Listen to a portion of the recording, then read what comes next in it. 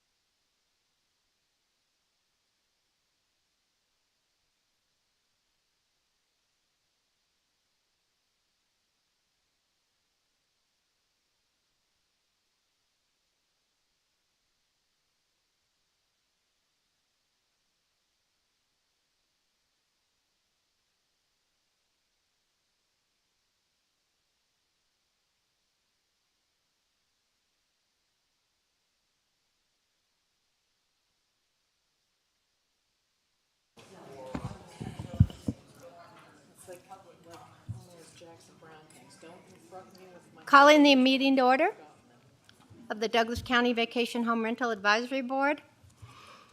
We have a quorum of 4 people here. One is absent, but he will be back shortly.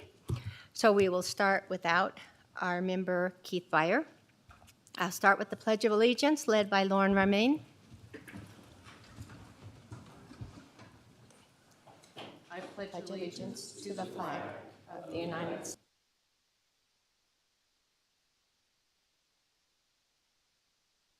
Timing, and we'll let you know when you're 30 seconds left, and when your 3 minutes are up, you'll leave the podium. In addition to opening public comment and closing public comment, there will be public comment periods throughout on the individual agenda items. I would ask that you save your comments if it's for a specific agenda item number. Okay, so we'll start with opening public comment. Go to the podium, write your name down, and speak your name first before you start your 3 minutes.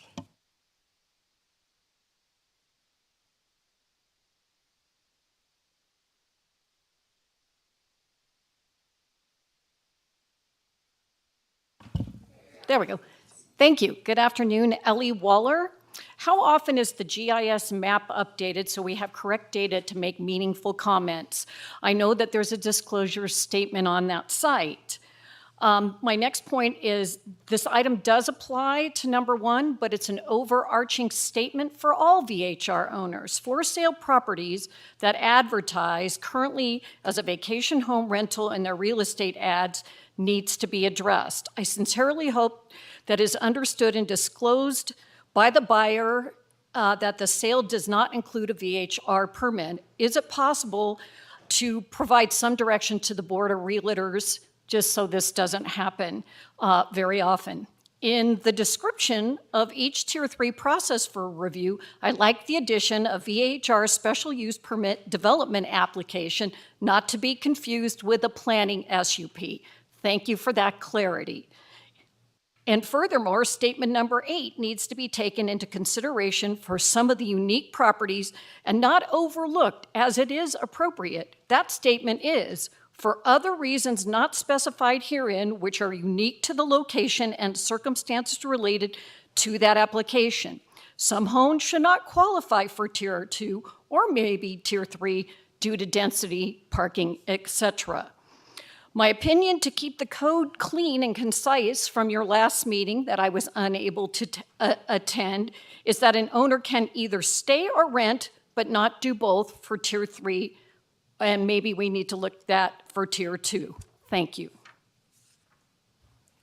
Thank you. Any other opening public comment?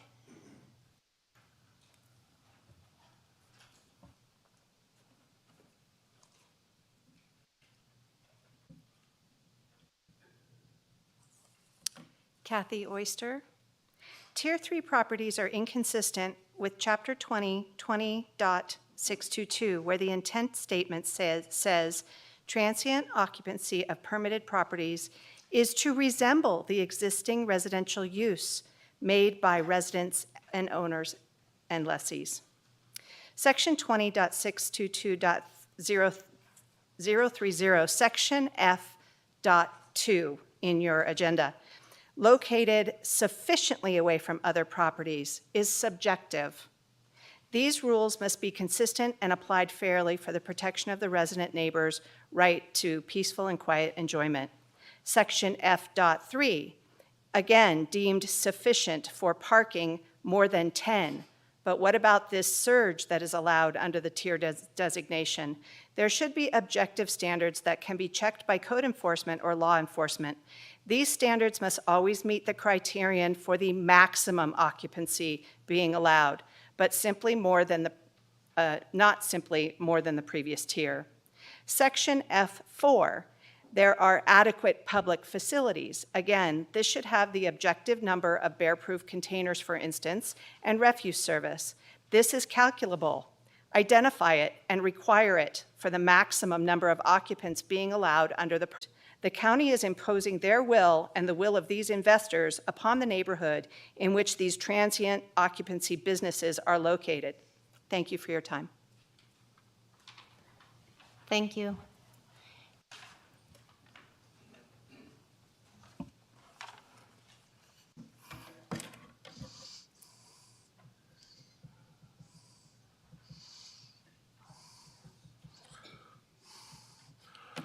My name is Harry Button. I live in the Heights Zephyr Knolls area. Our area is getting overrun with both permitted and bootlegged. And there's two sides to this equation. The one side is granting the permits, the other side is policing the permits. We don't see the policing the permits side. I'll give you an example, right? In our area a couple of weeks ago, as recently as a couple of weeks ago, we had two large RVs on the surface roads blocking the roads. They were outside doing their laundry on someone's property. We called code enforcement, we got nothing, phone the sheriff. Phone the sheriff, we could be dying, we're still waiting. So basically, what I'm saying, you have to balance both sides of the equations. If you're going to grant anybody permits, you've got to make sure that the actual enforcement is there, and I don't care if that's 2 o'clock in the morning. We need that other side of the balance as well. Thank you.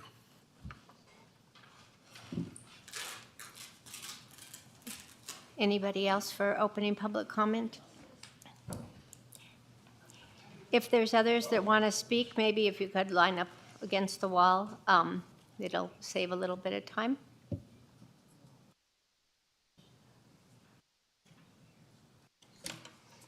Hi, my name's Laura Nelson. I live a couple of houses down or up on Dawn Drive.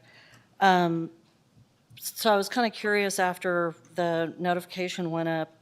On September the 15th, I requested that Douglas County send me a violation report for 610 Dawn.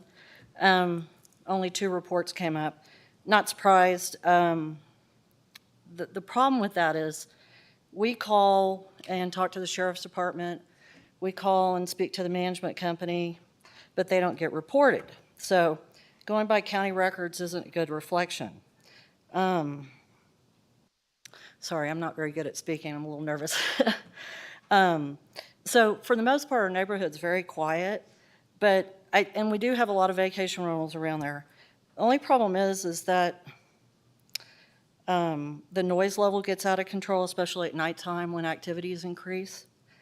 And for the most part, the biggest complaints that we have are noise level, number of cars that are parked in traffic on blind corners, multiple Uber lifts and taxi cabs picking up.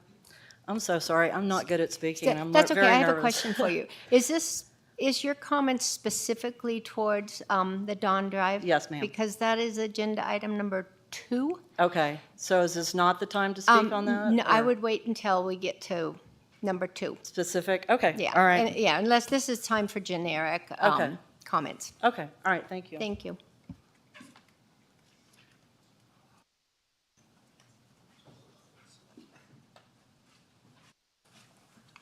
This is going to be funny, but do you have a copy of the agenda? Okay.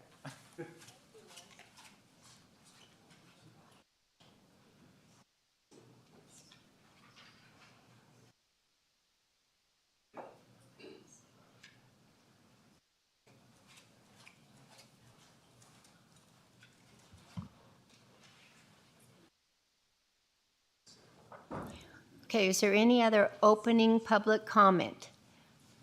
Seeing none, I'm going to close opening public comment, and we'll move to the approval of the agenda. For possible action, approval of the proposed agenda, the Vacation Home Rental Advisory Board reserves the right to take items in a different order to consideration and to remove items from the agenda or the agenda. Take this to the board. Agenda, do I have a motion? Madam Chair, I'd like to make a motion that we approve the agenda. Second? Okay, I have a motion and a second to approve the agenda. Any further discussion? Seeing none. All those in favor signify by saying aye. Aye. That's 4-0. Thank you. Moving on to approval of the previous minutes for possible action. Discussion to approve the draft minutes of the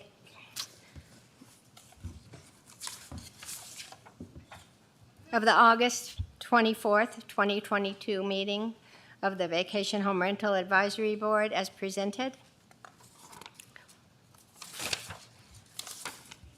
Do I have any discussion or a motion to approve? Madam Chair, before I'd like to make a motion, I'd like to remind the board and the public that minutes are basically a caption of what the general conversation was about. It's not detailed to every word, and I would encourage someone that if they really wanted to know what the exact wording was, that they would go to the audio-visual link that Douglas County has. That being said, Madam Chair, may I make a motion to approve the May 25th, 2022 minutes? I just wanted to make a correction because there was a Okay. typographical error, and it's actually the August 24th, 2022 minutes that were in our packet. We're not going back to the May. No. Madam Chair, on the agenda here, it said May 25th. But the minutes that were in our packet are August 24th Yes, minutes? Yes. So I believe it was a typo error on the agenda. I think I think, Madam Chair, if I recall, this was the meeting that we had at the gas station, I call it, that it was very, very poor transcription. I'm open to help me remember other board members. Is that correct? give me 1 second.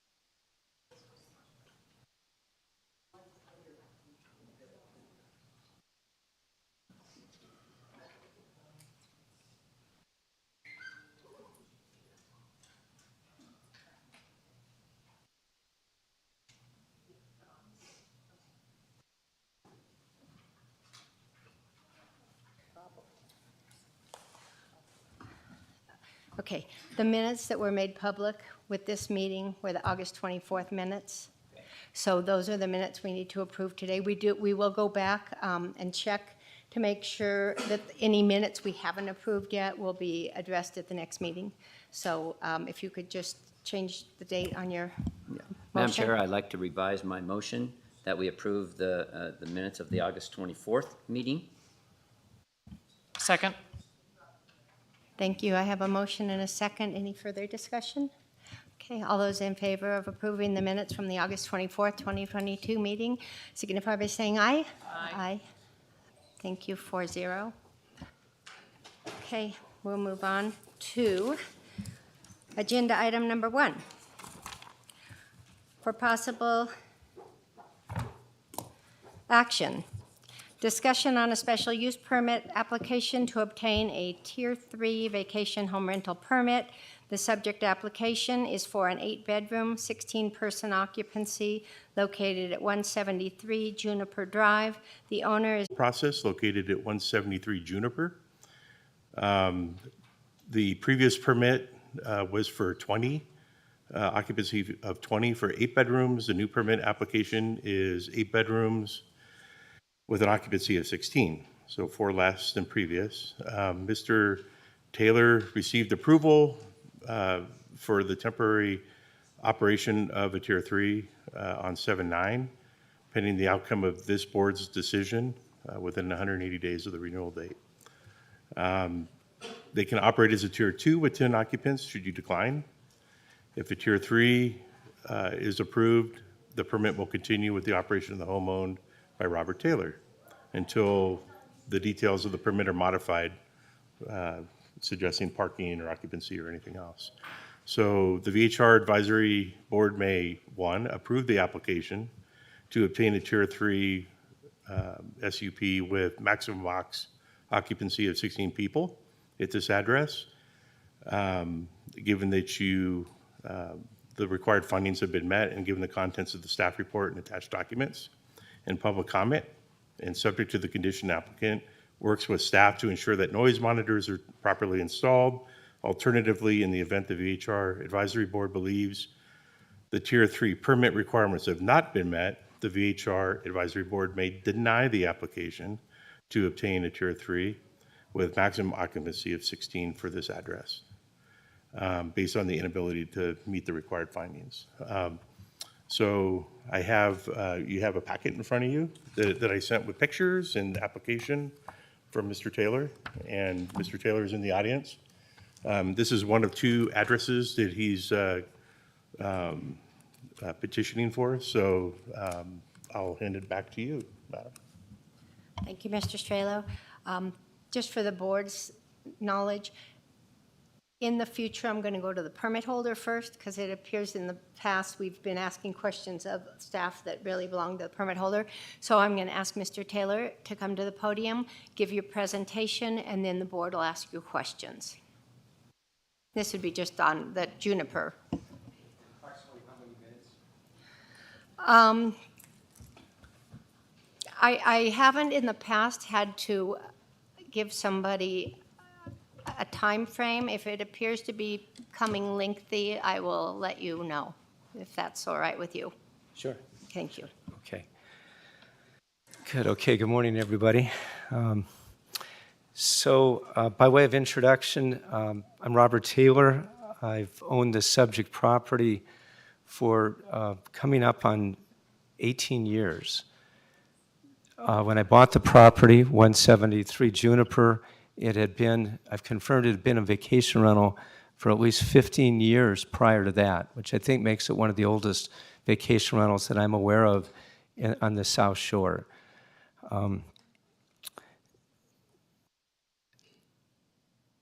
By way of introduction, this is Linda Rhodes, our office manager, and my best friend, who's also, by the way, the 6-time elected president of the Todd Douglas Senior Center, which we're proud of, and that's Nicole Ladd over there, who's the general manager for Grand Welcome, the vacation rental property management company that I'm in the process of turning over the marketing, sales, bookkeeping, day-to-day operations. My intent is to continue, I'm a licensed general contractor, that I would continue to do the maintenance operations with my staff of 4 full-time maintenance men. And they also have a very able staff of 6, I think it is, maintenance men available to help. So that's kind of by way of introduction. Getting into the property itself, I think what I'd like to do is tailor my remarks to, from what I can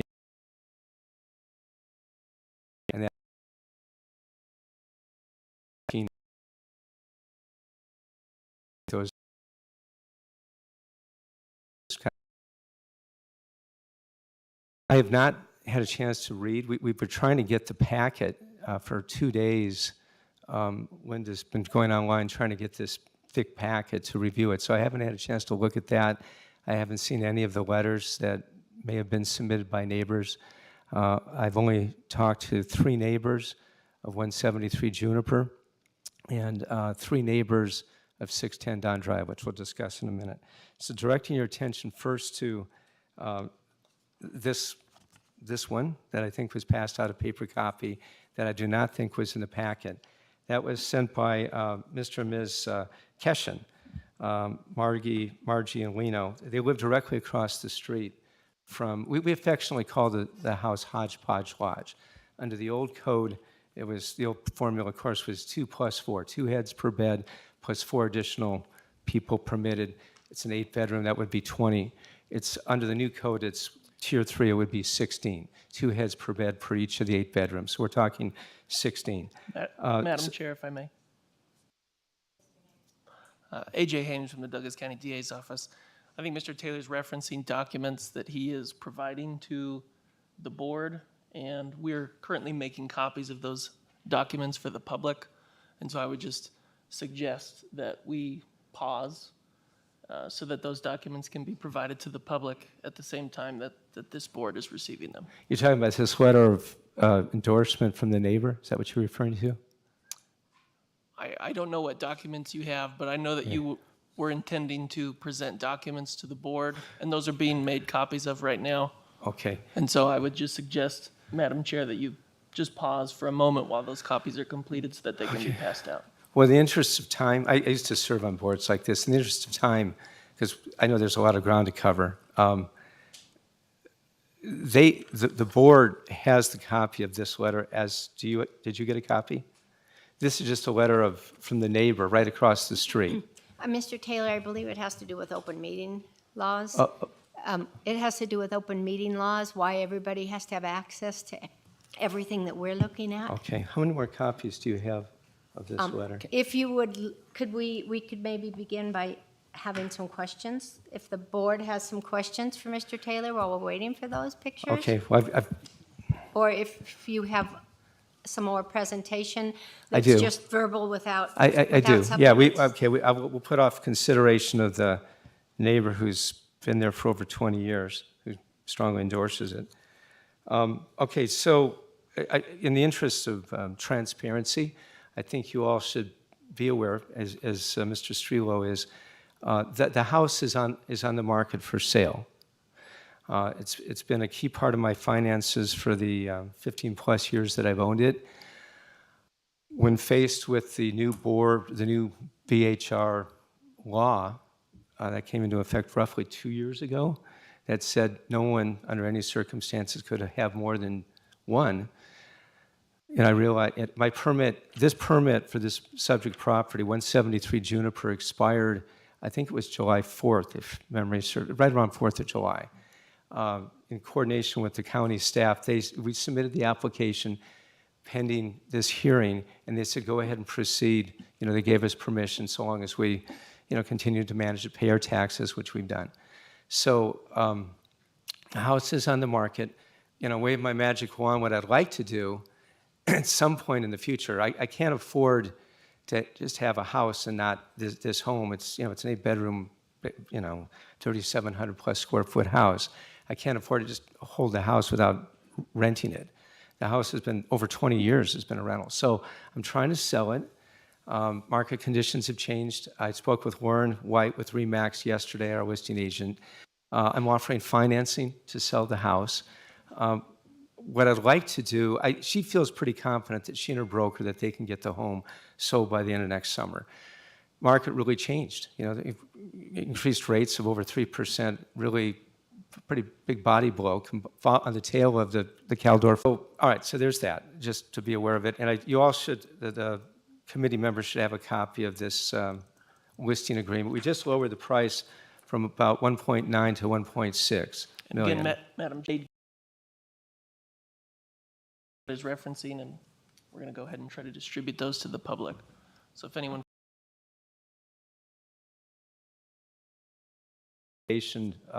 From the neighbor, Mr. and Ms. Session, which I think they've got. All right, so the Okay, letter. let's let the folks that want to get a copy of this get a chance to get a copy.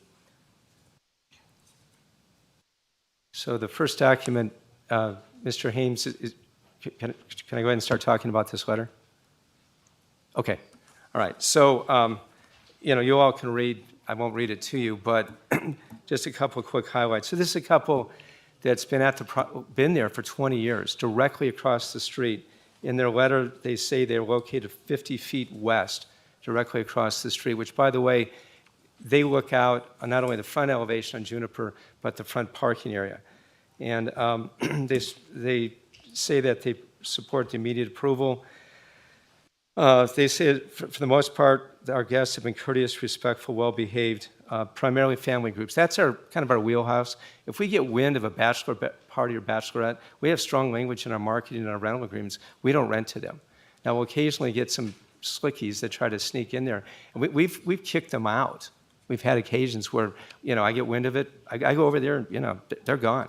So I'm pretty staunch about that. They talk about this house. They remember the days 20 years ago when this was one of the ugliest houses in the neighborhood, their words. And they watched me over a 20-year period fix up the house.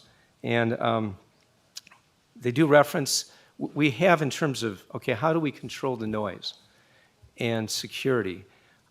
For 3 years now, we've had Ring cameras mounted, 3 of them, on the exterior of the house. In the front elevation looking out on the street, in the front deck, in the parking area, 2 in back.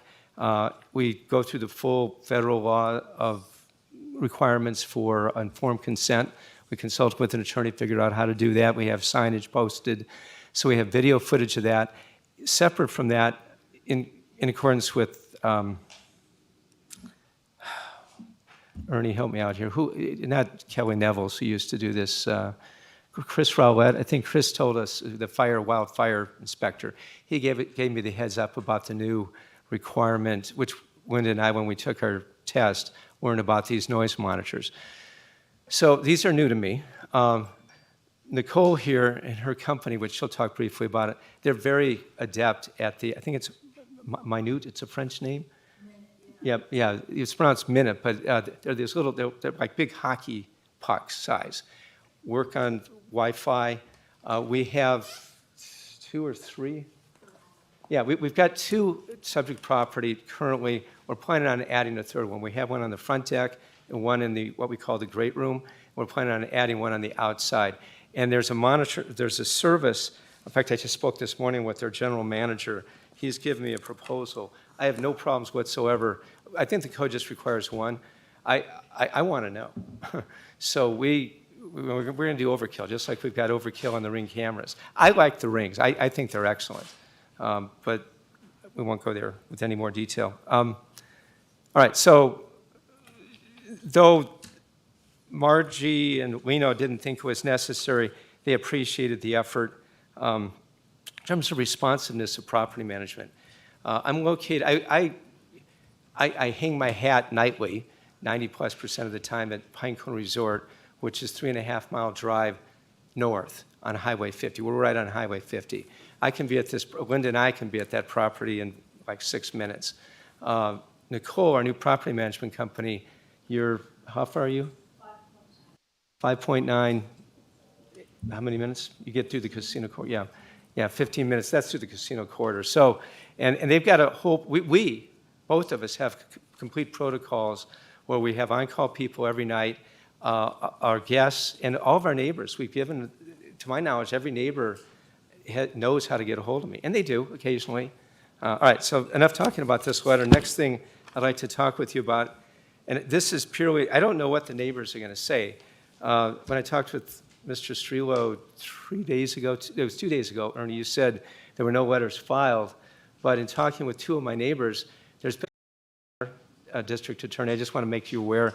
So we've had 2 new neighbors that have come in. There's one at 169 Juniper. Literally, they just bought the house like 2 weeks ago. It used to be owned by Mr. Carr.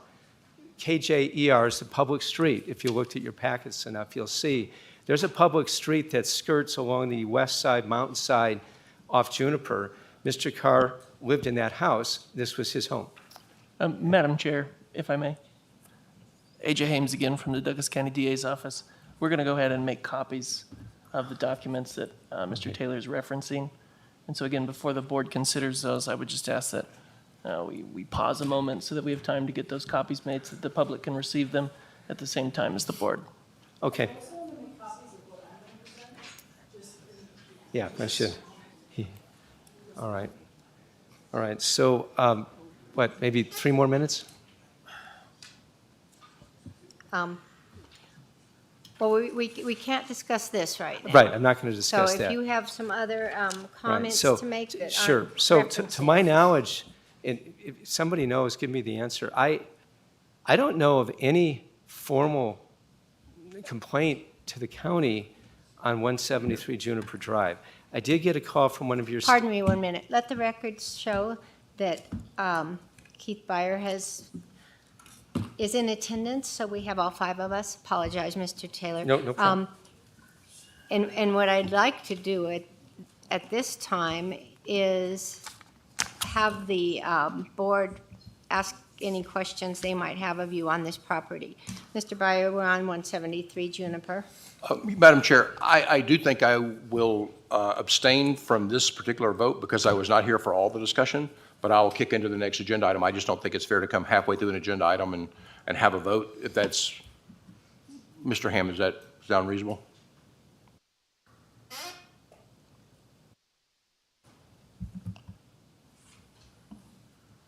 AJ Hames from the Douglas County DA's office. That would be fine as far as conducting the meeting goes. There'd be nothing wrong with that. If that's what the chairwoman wants to do. I don't know that you missed anything that's germane to it, but it is entirely up to you, Lauren. Madam Chair, Lauren Roman for the record, if I just could, if Mr. Byer, if you had questions, I think those questions would be great for the board to hear. Okay, okay. Yeah, we have not started. We're just now going to start the questions. Yeah, Mr. Taylor was just giving us his presentation. Well, Thank yeah, you. and I had a little bit more information. I don't know when I can provide that, but I wanted to address the Let's trash start with and the the parking. questions from the board, and because it will probably answer some of the questions that you're going to discuss. You say you do want me to address the trash and the parking? Which I'm prepared to do. Okay, address the trash and the parking, and that might Okay. resolve some All of the right, questions so I'm I missing. know, as I mentioned, Carr Lane, it's a narrow street. It's only 1 lane wide, no shoulder. As you come off of Juniper, there are 3 relatively small homes, 2 tiny homes and 1 small home on the right, and 1 tiny home on the left. We're talking 2-bedroom homes. One of the homes has no off-street parking. People have effectively been parking on their lawn for a long time. For years, we tried to get Kingsbury Grade Improvement District to do snow removal, and they wouldn't do it because it was too narrow for their snowplow trucks. And we had some new neighbors come in and join me, and we petitioned them, and now they're plowing Carr Lane, which we have paid. We have paid for that street to be repaved. Kingsbury Grade doesn't do it. We pay for that. So the current, years past, we've had 4 cars parked, and this is in the board members' packets. In years past, there's been parking, ample space in the front for 4. We have a 3-car garage. One of the garage spaces I have set aside for over 14 years to hold nothing but trash. I don't mess around with the outdoor bear-proof cans, because the bears, we just keep them away. So we bury the trash deep inside the garage, which leaves 2 garage spaces, and then there's space for 4.5, 5 cars outside the garage. The staff came up and they've downgraded the parking in front, historically where there's been 4 cars, to 2, based on the argument that there's code requirement for the emergency responders have to have access to get in. I'm not going to fight that battle. I think it's important to note that the first responders, we did have a first responder come 6 years ago somebody had something that required an ambulance, and they came up Carl Lane. These responders, they know where the roads are. To go up from the front, you have to climb, I'm not kidding you, 20 feet of stairs to get up into the main entrance. Nobody uses it other than for overflow parking in the front, just so you're aware. So the main entrance functionally is from the back, okay? They've downgraded us, I believe it was to 6 parking spaces, whereas there's 11 spaces for people to park. I'm not fighting that. I'm not, I respect the downgrade from, we used to be able to put 24 people comfortably in that house. It's a big house. We're not fighting that. So we're at this point, under the new code, it's 8 bedrooms, 16 residents, or 16 guests, I should say, and I think it stands at 6 parking spaces. 2 in the front, 4 in the back. The 4 in the back are composed of 2 in the 2-car garage and 2 additional cars across the 5-car parking apron. So that's the parking. We did have one incident that I'm aware of, the only incident that I'm aware of requiring county involvement, and that was about 4 months ago. I received a call from one of the nice ladies in the staff saying that they'd received a call, and I know who it was the neighbor to our immediate north, one of the relatively new owners, complained that there was a big pickup truck, the back end of which was one of those monster pickups, and he had his bumper apparently was sticking out, impinging on the car lane. By the time she got there the next morning, she said the vehicle had been moved. I don't know whether they ever filed anything formally, but what we've decided, we've talked about, our plan is to have very strong language, not only in their guest check-in envelopes, but have signage, when people enter, that reinforces the need to keep their cars where they belong. And I think the expanded Ring camera system, we're adding a 4th Ring camera to the house. There's 3 now, we're going to add 1 to the south deck. So that's, as far as parking, I think we're making reasonable support of the county's wishes on that and the neighbors. Regarding trash, I mentioned that. To my knowledge, we've never had a problem with trash anywhere at that property, anywhere. We had a mama bear with 2 cubs that was working in the neighborhood, never got into our garages, nothing. All right, then noise, and we talked about the noise. I mean, basically, we've got cameras out there. We're adding these new Uba-Duba, what are they called, the French thing? The noise monitors. We just upgraded to the 5G system in the house, so we've got good, strong connectivity. All right, I've got little things I could say. I think briefly I'd like to let Nicole just say a few words about how they're going to do things differently, and I think, I dare say, better than we just celebrated our 40th business year anniversary, Tahoe Management Services Company. My company, when I bought it, spring of 2007, 15 years ago, how time flies, we were managing 128 properties, and long story short, I'm working hard on retiring. Okay, and we are down literally to my 2 vacation rental homes, one of which I have for sale, and I think 3 other very small properties in my little resort. So I know, it is a small county, I know who these companies are. I think. Mr. Taylor, I'm Okay, going to so- stop you and let the So, come on board up here, Nicole. ask some questions that they might have Okay. about the property. And just so you know, I know we all do drive by the properties, and so we're familiar with the layouts of them, Okay. other than what the pictures Nicole, look come on like. up here. I'm gonna need your So help answering some of these questions. I'll open this up to the board with questions for Mr. Taylor or his representative. Michael? Thank you, Madam Chair. Thank you for attending today. So are you an active VHR rental right now? I mean, is there people that stay on a monthly basis the last 3 or 4 months? The short Because your answer- house The short answer is yes. And I made the erroneous assumption that I was going to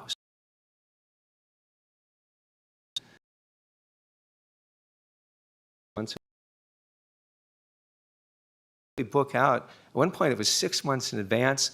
I had one of my staff do a study. They now book out about 3 to 4 months in advance. And I told my staff, we're going to sell the home. Strong market indicated we'd probably get offers and sell it.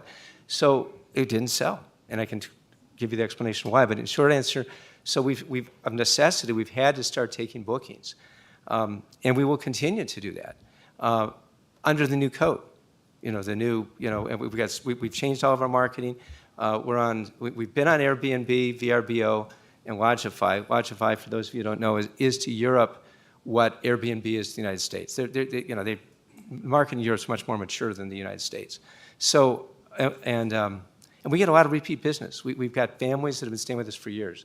So yes, we have bookings, but not many on this home, not many. Linda, I think we currently have, like 6. This morning I heard her talking to a family that wants to come in for Christmas, New Year's week.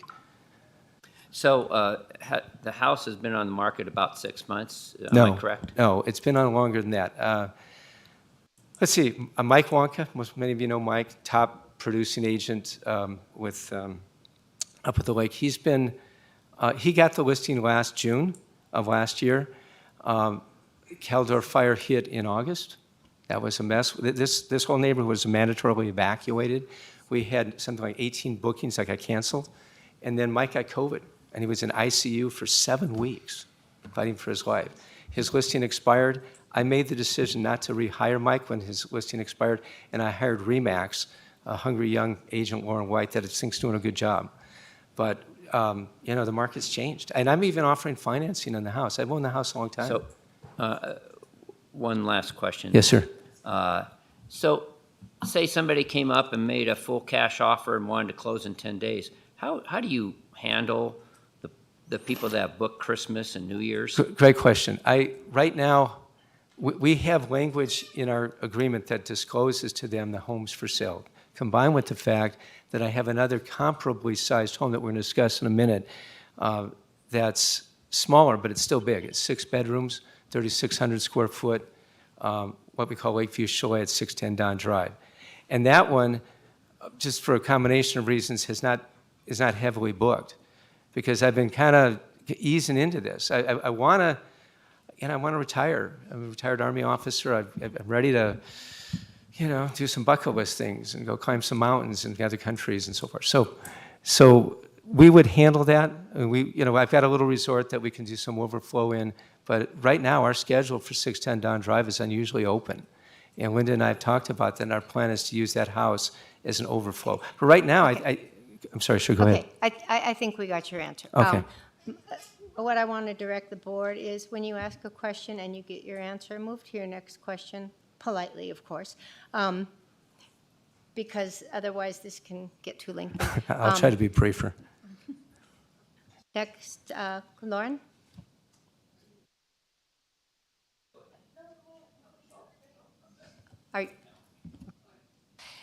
Lauren Romaine for the record. My question kind of is to the staff. Can you explain, there's 6 parking spots, is that right? 2 up front? 2, and 4 out back. The 4 out back, does it use the garage? Yeah, they counted using, it's a 3-car garage, they would use 2 garage spaces plus just 2 of the additional 5 spaces that are in back. They've cut way back on, as part of their plan to downsize the density. So 2 in front, 4 in back. In general, in the 4 in back, 2 would be in the garage, and 2 would be outside the garage on the concrete aprons. As you're facing the garage, ma'am, on your left, there's a double deep tandem space, and 3 cars can go right across the front of the garage. And then there's another space that can handle an RV, small RV. Okay. And then where, you don't have bare boxes? No. You don't? Not at this property, because we take it one step further. We've got a box truck. We call it 27 TT. And I have maintenance guys that work for me 7 days a week, and they know we have a board. They're there the morning that the guests check out. Guest checkout time's 11. Linda's just changed it to 10. And what we try to do is have our guys there. They pick up the trash as the guests are leaving. That way we do an inspection to see if there's any damage, all that. So they take the trash out that day. And they take it where on Sundays? We keep it in our truck. It's Oh, an you keep it in enclosed a truck box for truck. that, okay. It's a U-Haul truck. Okay. Yeah. On page 88 of the packet, there's a picture of a bunk bed. And we don't have our fire people here today to answer questions for us, but the picture kind of, it probably is deceiving, I don't know. But it looks like it blocks the door. It doesn't. So what we've got here, Ernie, I think you'd asked for some additional copies of floor plans. I have them here, if you could pass these out. These are in the original packet that was submitted No. with our application. So the bunk bedroom has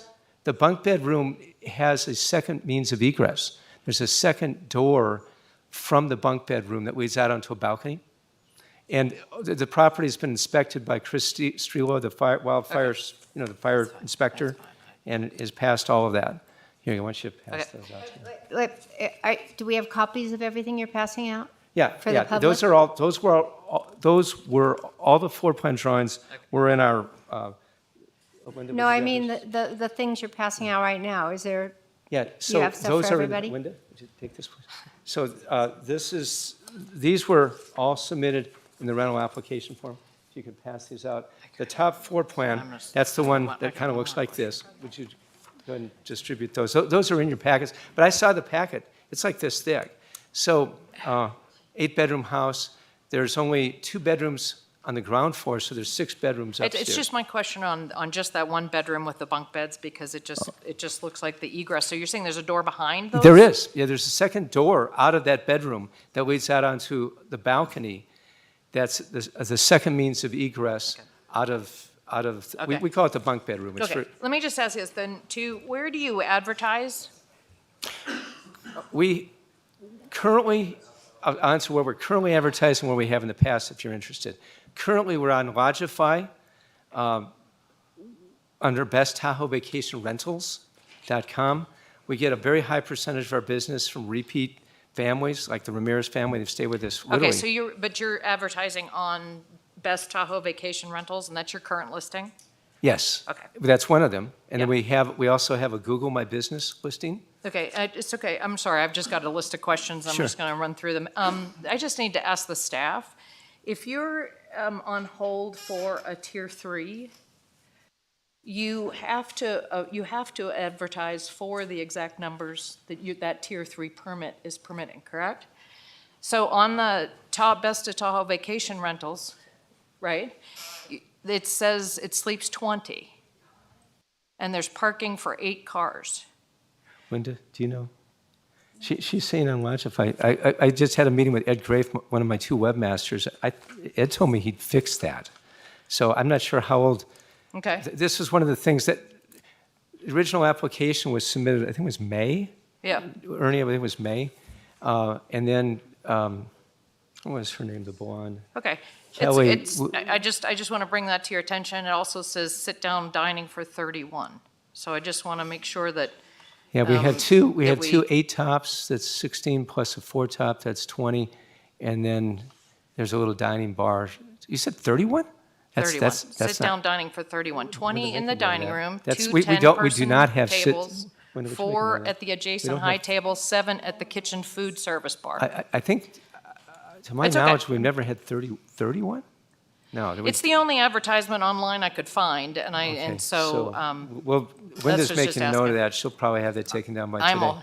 I'm set with my questions, thanks. All right. Yeah, I think, Thank you, Lauren. Are you the owner of Tahoe Management? yes. Okay, that's. Keith? Thank you, Madam Chair. Keith Byer for the record. Sorry, Dick. Under the code, you're required to include your permit number, which is a lot of times how I find these things, the number of permitted guests, the number of permitted parking spaces. I don't see your permit number in your ad on Tahoe, Best Tahoe Vacation Rental.com. And again, your number of permitted guests and your parking are higher than your permit allows. I do go see every one of these properties. And when I pulled up, your property, there's a road and there's a road before and in front and back. So if you're, what I'm calling the front, there's an adjacent property, looks like it's also a VHR. But the day I was there, they had cones surrounding their parking area. Do you know why they would have coned that off? And let me ask you the direct question. Do you have people who park for your VHR in their parking area? And is that why they would have had it coned off? The property you're referring to, and I anticipated a question about this. I have a packet about the property. The short answer is the world according to Robert. A wealthy oil man out of Oklahoma bought it 10 years ago, immediately partitioned off his parking. Across Carr Lane, he put a big gate, one of those power gates, which blocked the way. Okay, we do Okay. have a bunch of questions. But So yes. is it an indication that people who rent your VHR park on his area? I have not seen it. I've been told some of them have. Okay. Whenever it's been brought to my attention, we get over there and shoo them Okay. out of there. Thank you. But they occupy the house less than 10% of the year, Okay, thank for you. what it's worth. So So you I- own Tahoe Management Services, By the correct? way, and I spoke with the owner of that house last night, and I've offered to pay for it gladly, to put in what ballards, most people probably know what a ballard is. They dig an engineered hole, and they use them all the time, TRPA does, and you put a removable cone in, and you can run chains across. So when they come and want to use their house, for whatever it is, 1 or 2 months a year, literally, they can remove the cones, or the ballards, Okay, and the thank you. chains. Thank you. I'll pay for that. I've Okay, offered, so I so- don't want my guests to park there. All right, thank you. So you own Tahoe Management Services. I think someone asked that question, there was a yes. Do you have staff in Tahoe Management Services? Yes. It's not just you? No, it's Okay. not just. So me. when you are traveling, Yes. who is the emergency contact and who do they call and how does that work? Okay, currently, I can tell you what it's been in the past. I've downsized dramatically. So, I've got Linda Rhodes, okay, who lives upstairs, literally above our office. I have Priscilla Garcia, who lives in the building next door on the resort, who runs our laundry room and helps with system property management. So I pick up the phone, I think there's a problem at your property, there's an emergency contact, I call Right. a number that's on your permit. Who does that go to? Well, we have a call forwarding service that who's ever on call that night. Okay. So we have that. And, perfect segue. No, so what I'm saying is, so you you went have a through when I call introduced- service, the- that when I call that, when I call that number, you've allocated someone to be on call that Absolutely. night, and it goes to their cell phone? Yes. Okay. Yeah, and we also, Nicole, who's the general manager of Grand Welcome, they have a very robust system. It's one of the reasons why I hired them, because I love, they're younger than we are. Yeah, they're in their 30s and 40s, very IT savvy. They use the keyless entry system, which we're relatively new to. And they are all over how to have on-call responsiveness. And since the county has set up this new, I think they call it the VH hotline, that the neighbors know about. All of my neighbors, as far as I know, every neighbor knows how to call me, and I've asked them to call me if there's ever a problem.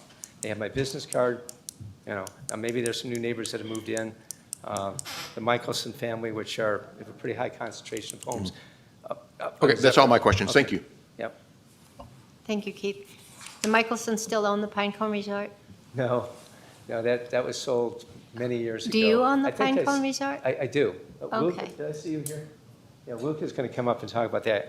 So that's where, That's all. that's only germane, that's where my headquarters has been. Yeah. That's where our laundry operations are. We have a Yeah. 200 dedicated amp service. No, I just wasn't laundry sure, operations. because I just wasn't sure whether you owned the Pinecone Resort also, so I you do. do. Thank you. Yeah. No questions? Any further questions? Michael? Thank you, Madam Chair. I have a question for Ernie. On page 74 of the packet, where you list the number of homes, and it's mentioned here, but none of the houses on the back street, Karger, for lack of a better Carr, way of- KJER, the original developer of the neighborhood. So there's probably other homes, just for the record, that are way closer than some of these other homes on Juniper. To my knowledge, the county, they do the goose egg, Ernie, what is it, 100 meters, 200 meters around a property, send out the notices. And then one of the neighbors in 173 Juniper canvassed the neighborhood and distributed the notices to every door. I got word on that last night from Bruce Taylor, one of my neighbors there. Thank you, Mr. Taylor. Keith, do you have any other questions? No, ma'am, thank I just saw you. your light on, so I wasn't sure your deal. Yeah, okay. I don't see any other questions from the board, so if you don't mind, I will take public comment, and you Well, could take your There's one seat. final thing. Oh. So when the people come up, do I have a chance to respond to what they say, or is this it for me? Do I have a chance to respond to whatever the neighbors' complaints might be? Probably not. Okay, so I just want to close by saying, 2 days ago, I got a packet from Mike and Erica, who work for DHL, the company that administers the vacation rentals for the county. And I've got a report, which I can give to D if you're interested. This property in 6 years has generated an average of a little over $70,000 a year of income for the county. At some point in these discussions, I personally think, as a taxpayer who cares about the county, I think that's germane at some point. The homes that are near us are small in general. I'm not saying they're insignificant by any means, but, we're paying a lot of money in taxes. And this home that just sold, the 169 Juniper that used to be Mr. Carr's residence, the developer, the whole neighborhood lived, about 100 feet away. That home just sold in September. And it's a big house. It's bigger than my house, but it's only got 4 bedrooms. And I've been told that this person already, in 2 weeks that they've owned it, has been marshaling the support to take away our permit. That's what I've been told. I don't even know who it is, but it reminds me of that analogy, these people that buy homes near airports, and then they move in and want to shut down the airport. All right, thank you for your consideration. I aspire with Nicole and Grant Welcome's able support to continue to manage the house in a professional manner and to be responsive to the neighbors' concerns. I'll stand by to answer any questions that people might have. Thank you, Mr. Taylor. And if, on your next one on the Don Drive, are you going to have handouts that haven't been Yes, yeah, we've got a few. That have not been I'll get those. That's a great idea. made public? Yeah, and we'll get Okay, those then- given to, I would ask Attorney. that you work that out. Okay, let's take this to public comment. Is there any public comment? You have 3 minutes. Come on up to the podium, put your name down, state your name, and your 3 minutes will start. I'm sorry, there's nothing to sign. It walked off. Oh, where's the sign-in sheet? Oh, I'm so sorry.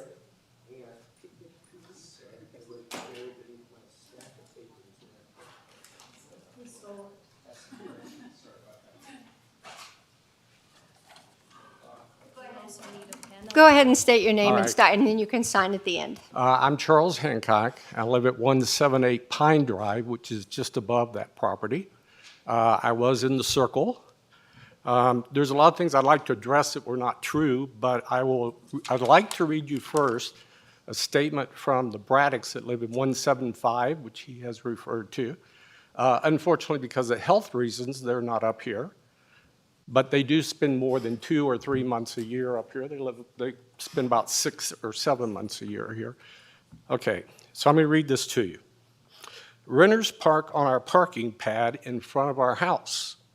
That's why the columns are there, even though it is marked with parking by permission only. I actually have some text I could show you to Robert complaining about the people parking in their parking places.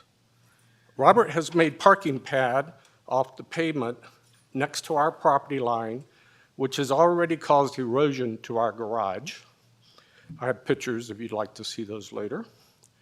There have been as many as 15 cars at one time on the rental property and our property. We have often had to ask the renters to move their cars. This has happened as late as this summer. The renters allow their children to sled down the front of our yard over our perennial plants under the snow. The noise level is horrible. And until all hours of the early morning with partying, drinking, yelling on the front deck, on numerous occasions, we have had to go over there and ask the renters to keep the noise down. We toured this property with the intention of buying it. It was in such bad repair that we decided not to pursue it. Examples: there is no safe escape during the fire except jumping over a balcony. There are numerous rotten areas in the floors. Sleeping conditions do not meet code. Not enough square footage in bedrooms for the number of people sleeping there. Renters sleeping in excess in areas that have no doors or safe egress.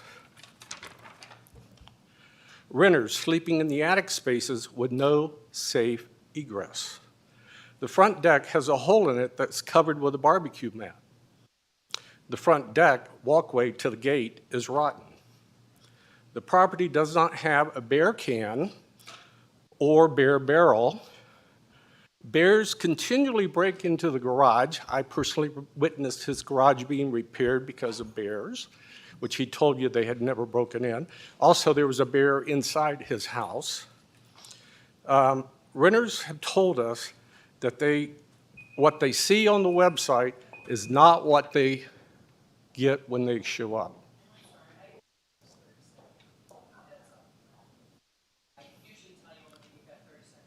That's okay.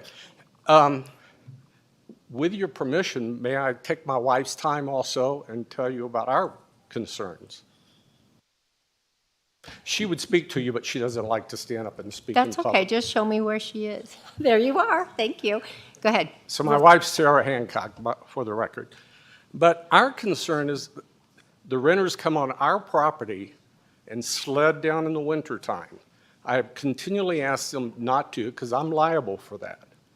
Now, have I ever called Robert? No, I don't even know how to call Robert. I don't even know how to get a hold of his business. So therefore, he said all the neighbors know. I certainly don't. The other thing is we're concerned about fire. I don't know if you've seen the place, but it is a fire trap. And it allows 16 people. We've counted over 20 people there, and we've counted over 15 cars between the parking area down that doesn't belong to him and the parking on the area. The reason the neighbors put up the fence is because they have a huge parking pad at the end of Car Drive, which, by the way, is a private drive. It is not a public road. They put up a gate because they got tired of all the people parking on their property there. I've had them back up the slope onto my property on the side of the gate so that they can have another car there. The noise is loud. It goes on all night long. I have yelled over the balconies several times, please keep the noise down. Those are the comments that my wife would like to make. I do have pictures that show a whole lot more, like all the cars, but I know they're not public record now, so I'll just put them out if anybody wants to look at them later. Thank you. Liability is a big concern to us because of the people that come on our property. So, thank you. We found the sign-in sheet here, so, but thank you for your time.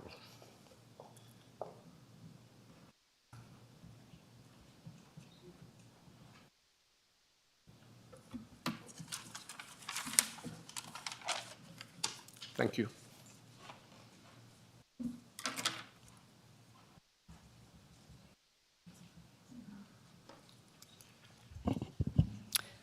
Thank you. Ellie Waller. I mentioned earlier about ads.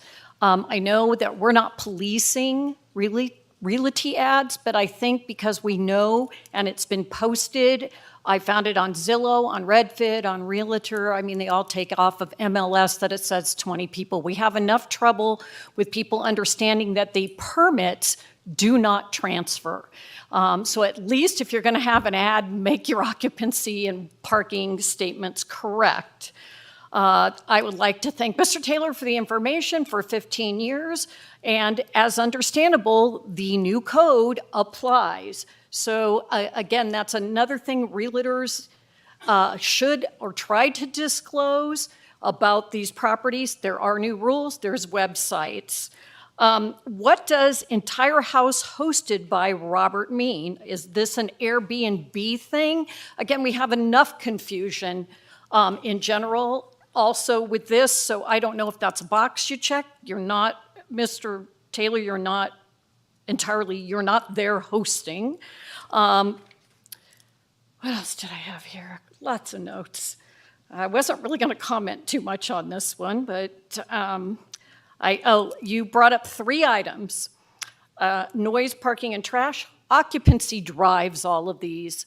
I think when looking at these properties, everybody needs to understand all of that. I too couldn't find any other place. This Airbnb ad was put in here by staff. I couldn't find other than Pine Cove Lodge where you list these homes and how you rent them, so it's confusing for verification. And this is not an entitlement. Everybody needs to be reminded of that. You have been granted Tier 2, and occupancy should be related to that. I'm looking forward to the code being changed and having more clarity, so we're not here for hours. Thank you.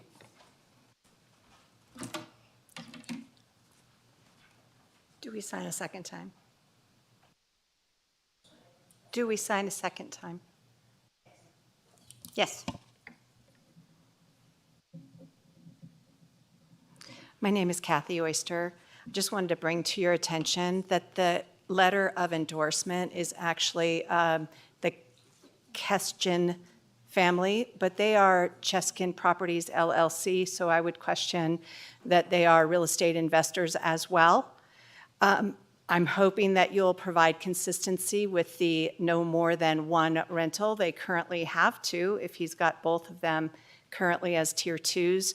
So there's confusion on my part, if that's even allowed. How did that happen? And so I look for clarity from the board, the advisory board at this time.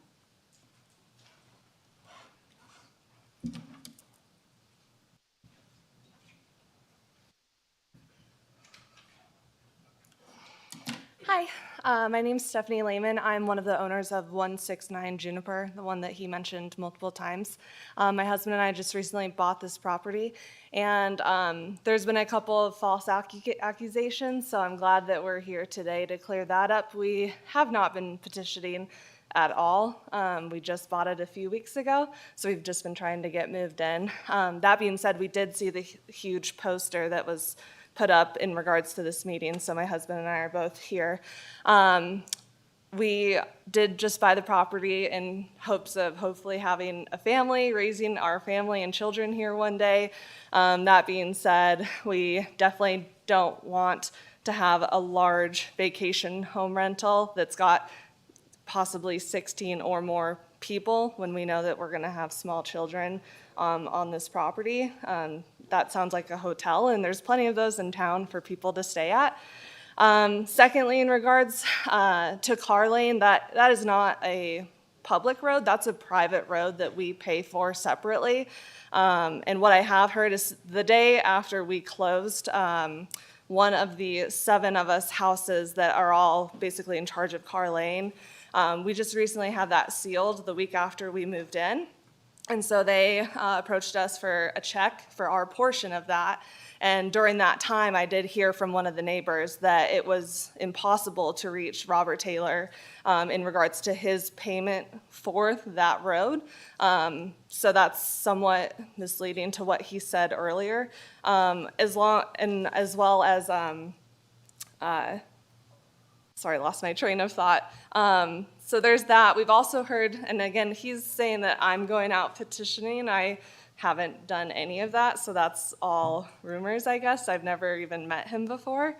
And also, I would like to say that we've heard from neighbors that, as he mentioned, do have one, and neighbors have told us in the past that the vacation rental people have gone and put their trash into our bear can, which is at the bottom of our driveway.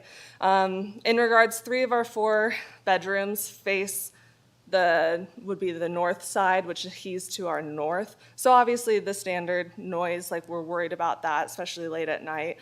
Parking is a concern. We're both professional airline pilots, so we have to come and go at very odd hours. And so if we have any kind of parking issues in the middle of the night, if we have to catch a 5 a.m. flight out of Reno, that's gonna be a huge concern. He said himself, it's a basic one-way road on car. That's the only in and out of our house. So yeah, it's the standard noise, parking, safety issues that we have. So, thank you for your time.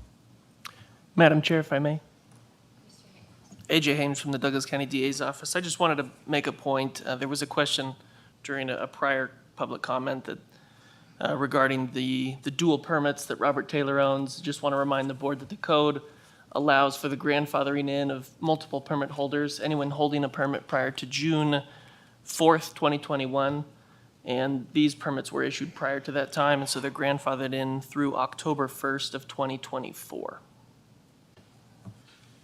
Thank you, Mr. Hames.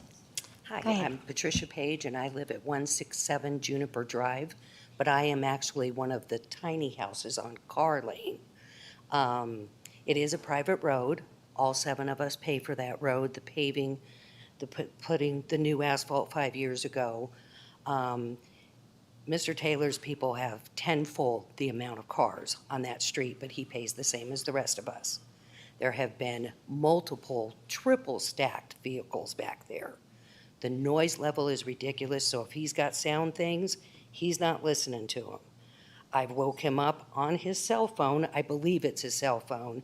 It says this is Robert Taylor at 2 a.m. saying this is what I'm listening to on a weeknight. I get up at 5:30 in the morning. It's unacceptable. None of us park on our lawns. First of all, there's 2 lawns on the whole street, the whole 5 houses. My neighbor does not park on his lawn. The other one doesn't park on his lawn, and mine is a parking pad. So we don't park on our lawns. That's ridiculous. It is almost impossible to get emergency vehicles through there. There was an ambulance needed up above me at one point with a vacation rental car stuck between the tree and the hill to where they couldn't get the ambulance up there. They come up here with 2-wheel car drives, or two-wheel cars. They can't get in out of that road. The bears, I was a witness to the bear ripping his garage door off. I was a witness to his renters putting their garbage in their bear bin prior to them owning it, and I reported it to the owner at the time because it's unacceptable. I would like to read for the neighbor that lives at 171 Juniper, directly next to Mr. Taylor's place. And this is from the parents. They live in Minnesota, so they can't be here. And Mark got stuck working. Thank you. My husband and I own the house at 171 Juniper, next to Taylor's house at 173. Our son Mark lives in it full-time. We are not sure what the special use permit entails, but if Robert wants to continue his weekly weekend rentals, we are definitely opposed to the idea. He added bedrooms onto the house, telling us he was going to take in foster children. This never happened, and it immediately became a rental. His side yard, where his barbecue table and chairs face the back end of our property. The trash, broken bottles that is thrown up onto our lot is a constant occurrence, and the renters also climb over our rocks, making us responsible and liable for their injuries. Further, there is not enough parking space to the back to accommodate the large noisy groups he rents to, for example, bachelorette and bachelor parties, and yes, he does rent to those people, and the noise of the loud groups. Thank you very much. I did want to say, too, that pretty much nothing he said was the truth about the street. He's never been there. We live there. Okay, is there any other public comment? Because I know, sir, you've already made your presentation. I'm going to take this back to the board now. I really don't think that's right. That they've basically been allegations that have been criminally negligent, blatantly disregarding the code. I don't think it's right that I can't respond to some of those. You basically called me a liar. Sir, she's already answered you.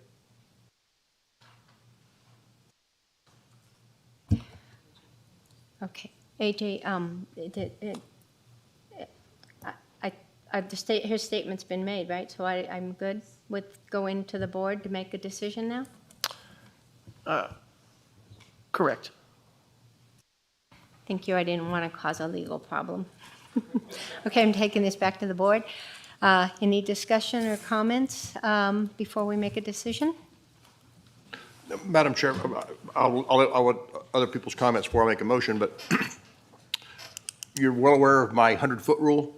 There are 2 within 30 feet 30 feet, there are no geological barriers to the sound. I have absolute belief that the sound travels from this. The cones are physical evidence that there has been a parking problem. I'm not in favor of granting this permit, but I would, like other people's opinions for motions made. Thank you, Michael. Thank you, Madam Chair. I think this board's been very consistent what Keith said, that you were trying to keep it a neighborhood and trying to make these rentals more like a neighborhood. I think 16 in this neighborhood is not consistent, and so I would not be in favor of granting this. Thank you. Patty? Patty Graff for the record. I agree with both Keith and Mike, the close proximity to the other homes. Also with the trash. For Tier 3, it specifies that there needs to be bare box cans or something like that. And I think with the tightness of the street, I really feel uncomfortable with a large rental on this. Thank you, Patty. Lauren, do you have any comments? Okay, I'm ready to take a motion. Madam Chair, Keith Byer for the record. I also forgot to mention that it was disappointing to see an ad renting more rooms, and more sleeping areas, and more parking spaces than the permit allowed. Madam Chair, I move that we deny the special use permit application to obtain a Tier 3 vacation home rental for the 8-bedroom, 16-person occupancy located at 173 Juniper Drive, owned by Mr. Robert Taylor, with the Douglas County issued VHR permit account number 084000971. I second. Okay, I have a motion by Mr. Byer, a second by Mr. Sloan. Any further discussion? All those in favor of denying this permit signify by saying aye. Aye. Aye. Okay, that's 5-0. Thank you. We're going to move on to item number 2. Mr. Taylor, I'm going to ask that you keep your comments briefer. We have a really large agenda today, and we have to be out of here at a certain time. So the next item is for possible action, discussion on a special use permit application to obtain a Tier 3 vacation home rental permit. The subject application is for a 6-bedroom home, 12-person occupancy, located at 610 Don Drive in Zephyr Cove. The owner is Robert Taylor, who currently has a Douglas County issued VHR permit, account number 084000901, APN 131810416-015. I don't know, Mr. Strelo, if you have any comments you want to make. I'm turning it over to you. All right, so administrative point of clarification. So we have no permit? You have you're a Tier 2, 10 persons maximum. And how many parking? The parking is addressed by the county staff, so whatever they've probably...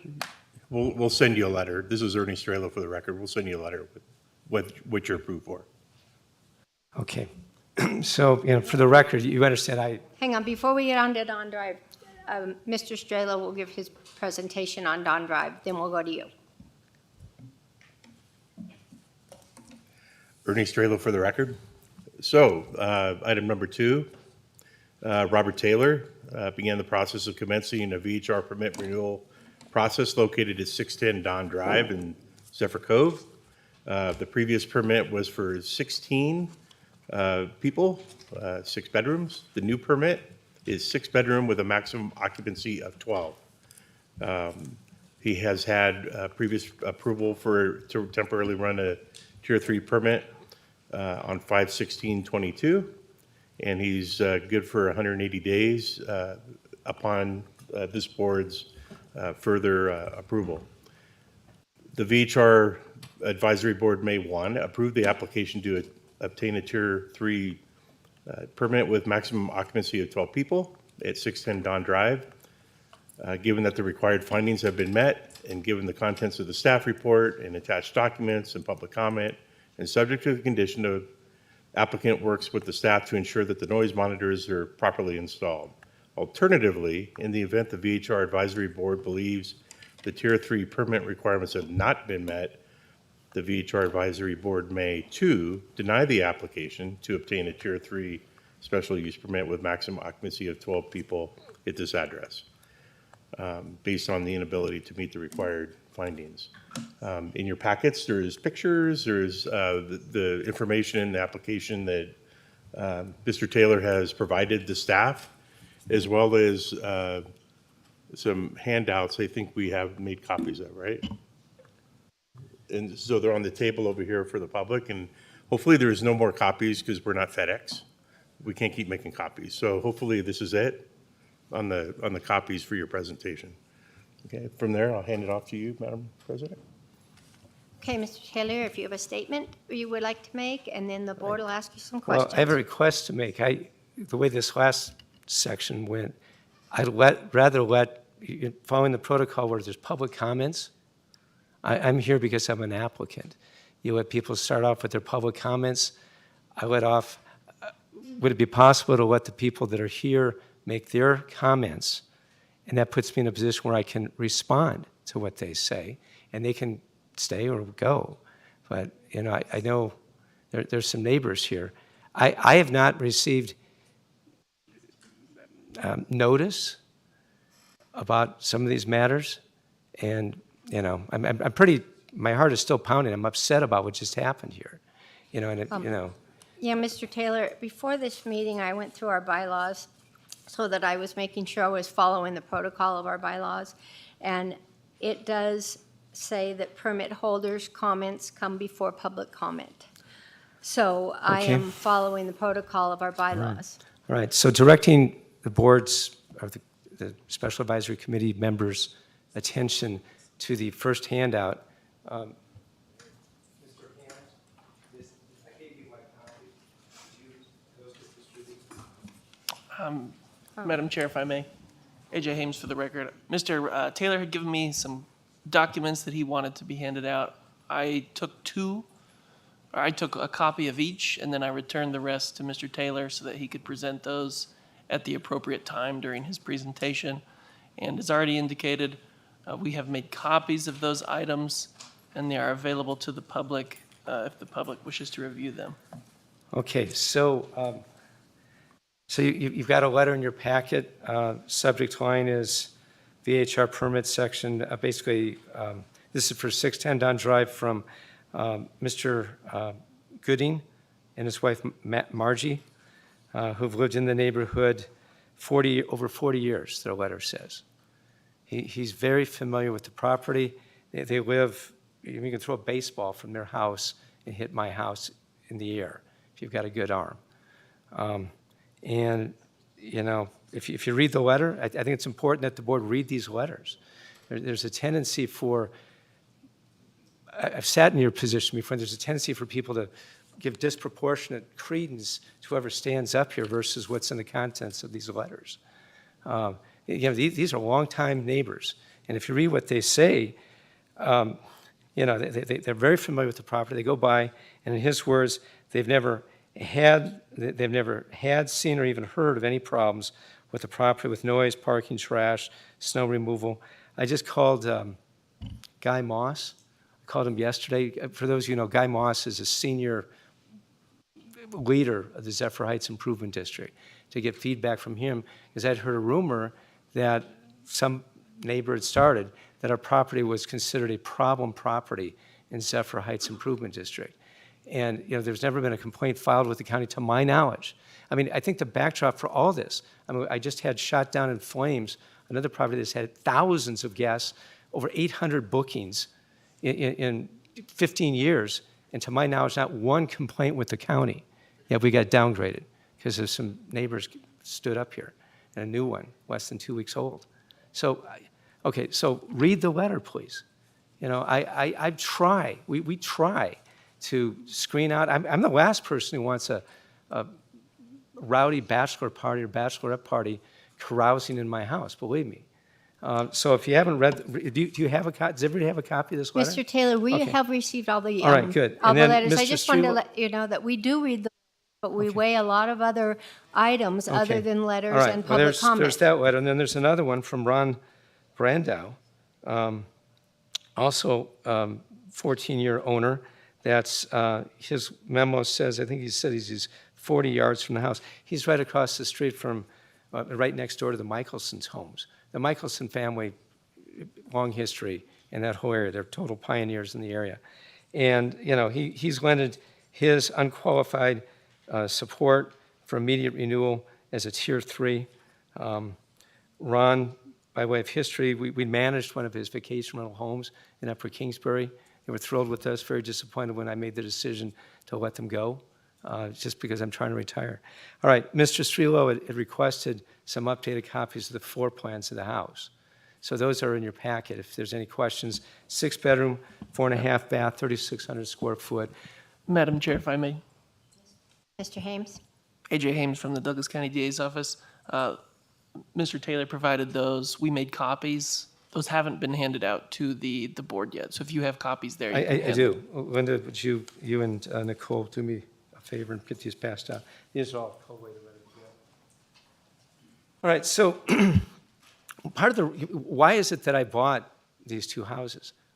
I looked for homes that had ample on-site parking.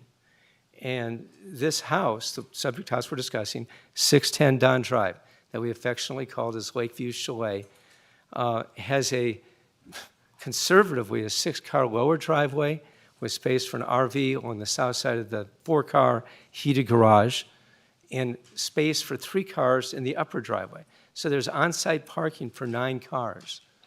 The Tier 3 permit, I believe, is, Ms. Hempler, I think you can clarify this. I believe one of the staff told me that they were approving it for 7, as I recall. It was 1 more parking space than a Hodgepodge Lodge, because they recognize that it has so much parking.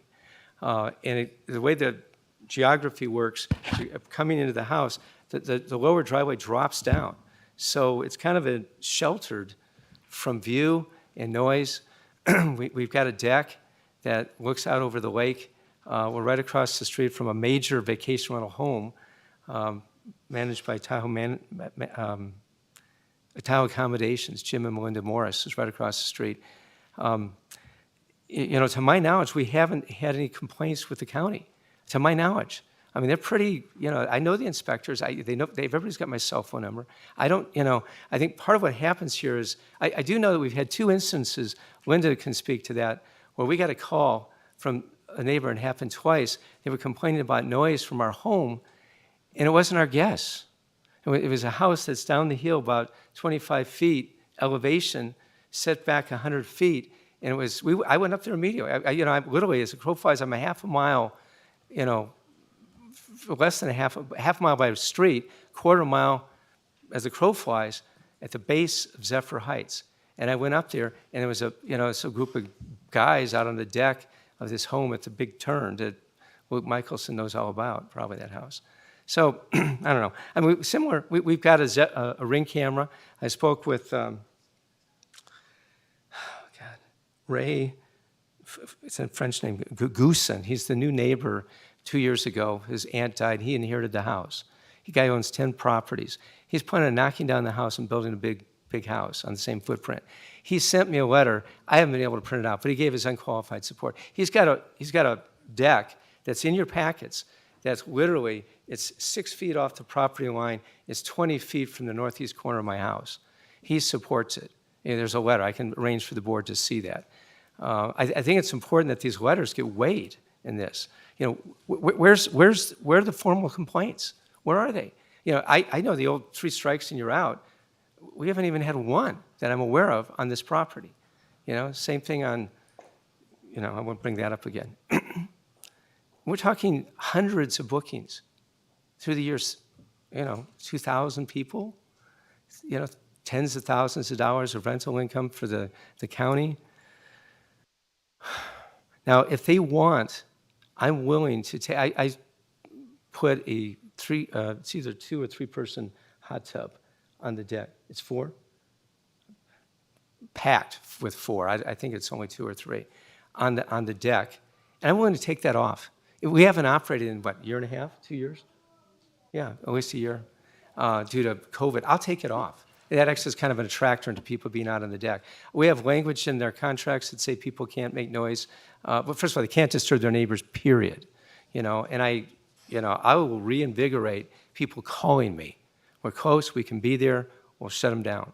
I mean, I'll be the first person to call the sheriffs and file a noise complaint with these guests. Mr. Taylor, Yes. Are you ready for the board to ask questions yet? Sure, absolutely. Okay, I'll be thank happy you. to, as All long as. right, I will go down the line and see who's, So everybody's got, all the board members have the 2 letters from neighbors, right? Mm-hmm. Good, all right, that's important, I think. okay. Any questions or comments for Mr. Taylor? I don't see any. Oh, Keith? Keith Byer for the record. Same thing, this house, I think, is rented as Lakeview Chalet on besttahoevacationrentals.com. First of all, again, there's no permit number. It advertises for 16, not 12. It advertises for 10 parking spaces, not 7. And just to be blunt, I do look at this as your compliance with the code. I know it's probably just not updated, but it does mean something to me. But what I found particularly interesting about this one, because we have had past issues with motorhomes. In your ad, you say off-street parking for 10 cars, 4 in the upper driveway, 5 in the lower driveway, plus 50 feet RV space with electric, water, and cable TV hookups. What is the purpose of telling people that you have a cable TV hookup in the RV? And just bluntly, is that an indication that they can bring their RV and live in their RV on the property as well? It would be just interesting, your word choice there, why you're so specific that the RV would be fully supported in that parking space.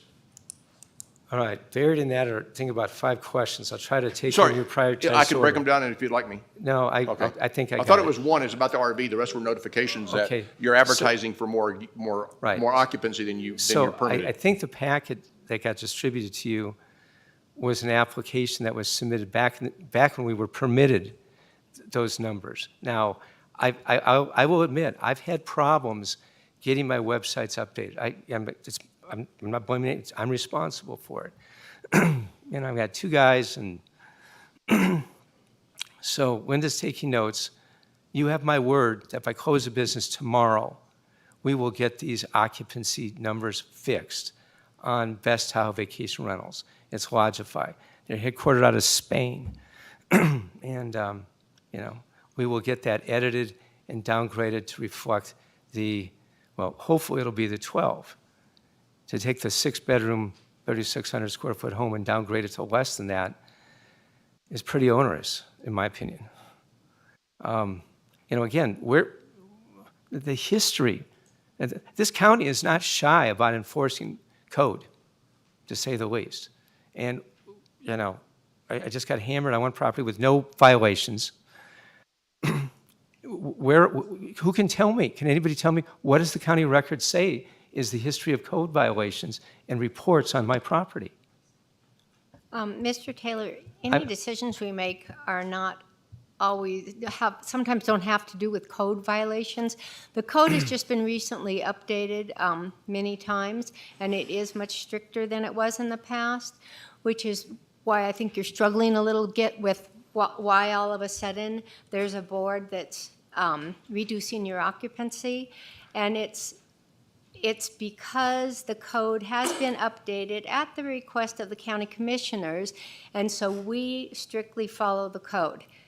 We're not making these decisions lightly. We're making them by what the code says. And in many cases, it's the portion of the code that says a tier 3 or all vacation rentals, they want them to resemble a neighborhood. And when you start putting in a lot of people in a neighborhood, they don't resemble the neighborhood anymore.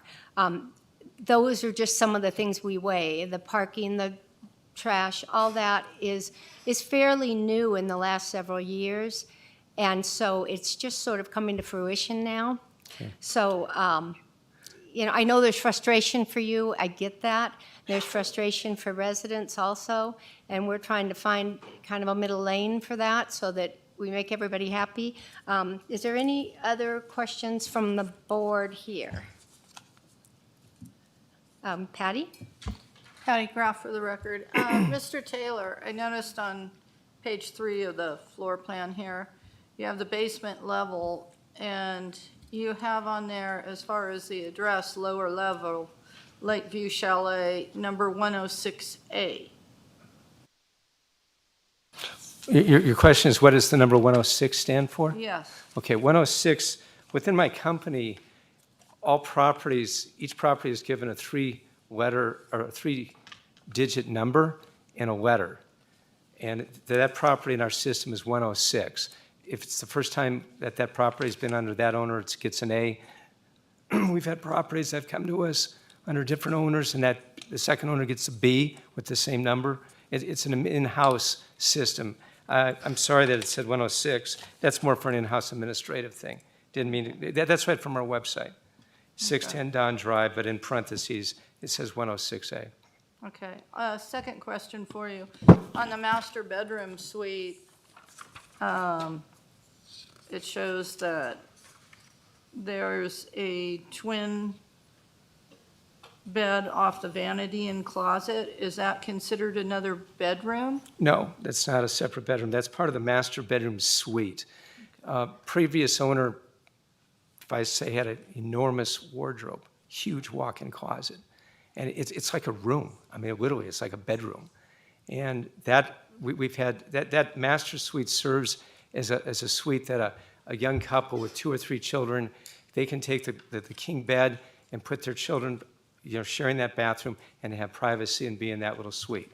That's what that's for. Thank you. And both of these properties were thoroughly inspected by the county. They went through, they don't give certificates of occupancy lightly. They went through, it meets full fire code, fire egress. Mr. Taylor, is that your primary residence, Don Drive? I mean, because there was a notation that when you have guests, you move to the Pine Cone? Right, let me clarify that. So right now, I have a driver's license, shows 610 Don Drive as my primary residence. I use the house when guests aren't there. It books out about 20 to, I'd like to get up to 30% of the time. At some point in the future, if and when I sell the home, under IRS code, to season the house as a primary resident, you have to stay there for, what is it, 6 weeks, a year, something like that. So it's my primary residence. I'm not questioning the Yeah. IRS part of it. I was Okay, just but- questioning, is that where you live primarily? No. When you're in Tahoe? No, when I'm in Tahoe, primarily I'm in my resort, a quarter mile as the crow flies, straight down the hill in my resort. I have an apartment there, apartment 324. Thank you. Yeah. Michael? Thank you, Madam Chair. On page 132 of the packet, there's a picture of 4 garbage cans that have cable wrapped to a post, and it says on there, 4 big bear-proof trash cans. Right. And so my question to you is, how does a cable around a post create a bear-proof trash can? It's a great, I'm glad you asked that. So they are special trash cans, super heavy plastic, that to open it, you have to take your finger, and it can't even be your thumb, it's tight, and you have to go in a little cylinder, and there's a latch that you have to open to lift the lid to even get into it. They are bear-proof trash cans. They've been up, they've inspected them. I had a problem. We've got bears up there, obviously. And the bear, they're attracted, they can smell the trash inside a bear can. And they've got metal box and it attracts them. So unlike Hodgepodge Lodge, where we experimented, I buried it inside the garage. No bear ever got into my garage. He tried, punched a hole, yay by yo, trying to get in, but didn't get into my garage. These cans, the bear was coming up there and he would wrestle with these cans. He'd knock them over. At one point, he pushed it over. There was a little escarpment that goes down about 20 feet to a neighboring house. So to stop that, I took steel cable, sheaths of vinyl, and wrapped them around, these iron posts. and that has stopped the problem completely. Thank you. Yeah. That's good. Thank you. It works. And they're big cans. I mean, you can't even get your arm down to the bottom of them. They're just not the cans we're used to seeing. I think that's why the question came up. Yeah, they're good cans. That's unique. Questions? Any more comments? Otherwise, I will take it to public comment. Okay, so I would just respectfully ask that, out of consideration for the years that we've been doing this, this isn't a little flyby. We've been serious professionals about doing this. My company just celebrated our 40th business year anniversary, making us the oldest vacation rental management company at the lake. We'd still be in business, but I'm 60, pushing 65, and trying to retire, retired Army officer, and it's time to, to do some other things. So I've hired this new company that I think they've got the right staff to do a superb job. And I would look forward to continuing to work with the neighbors and the county to preserve that property as a tier 3. I mean, it's only 12 guests. I mean, that's not that many guests if you're putting, our average guests come in with 3 to 4 people per car. Yeah. So do the math. That's not that many cars. Thank you, Mr. Taylor. All right, so thank you, everybody. And I would like to have the opportunity, if you'd ever permit me to do it, to respond to whatever the neighbors are going to say. And you've got 2 letters there that I would think make a pretty convincing argument that Public this comment? house Oh. deserves approval. Public comment, Thank you. 3 minutes. Thank you, Mr. Taylor. 3 minutes, sign your name and state your name, and your 3 minutes will begin. Yes, my name is Lori Bandera, and I live on Alma Way, right below it. I almost had a nervous breakdown after all the years of that home. I actually went down to the Pine Cone because we knew we did have his personal phone number. We had all of that, and I went down to the police to report it. I went to where they give you the permits, everything. I said, how do I control this? I said, I can't live on this mountain anymore. I went to a bachelor party at Monday night at 12 o'clock at night. My husband was furious with me. He goes, what are you doing going up there? Anyway, the streets were both ways. Cars, you couldn't even get through. And I'm thinking, if there's a fire or a burglary or you need an ambulance, no way. The cars were going everywhere. I sat there and I'm honking as loud as I can. And my husband thinks some nuts up there. It's me. So finally, some young, cute guy comes up and he says, 2 guys, they said, ma'am, can we help you? I said, see that house? And then I should have never said that, but I said, see that house right there? I live right there. It's Monday night. What are you guys doing up this late? I can't sleep. And we have 3 tiers. I went down to the basement just to go to sleep, okay? It didn't help. So anyway, they asked me, well, you look like a nice lady. Would you like to join our party? And then that was when I had it. I just backed the car up and I just said, you know what, this has got to stop. I went down and read all the laws. I read all the rules. And I tried to go to the police department and report it. And they said, you can't report it now. It happened last night. You should have reported it then. I said, I did report it. We're the ones that called. They said, no. And this is what you need to know. You have to let the police, it took me this many years. You have to let the police come to your house, sign the complaint, then you will get the report. And we've met you before, we've gone under your house, people thrown the flag on the ground, everything else, and you said you couldn't stand it. And you act like you're dazed, but I will thank you, I have to thank you. You guys have done a wonderful job because you have actually stopped some of it. And so we appreciate it. People that live here, I moved from Monterey, which is beautiful, but I wanted to live here because it is the most gorgeous place in the whole wide world. And I hike, I bike, so anything you guys can do, keep up the good work. Thank you. I'll sign in for her. Sure. I kind of got a broken wing there.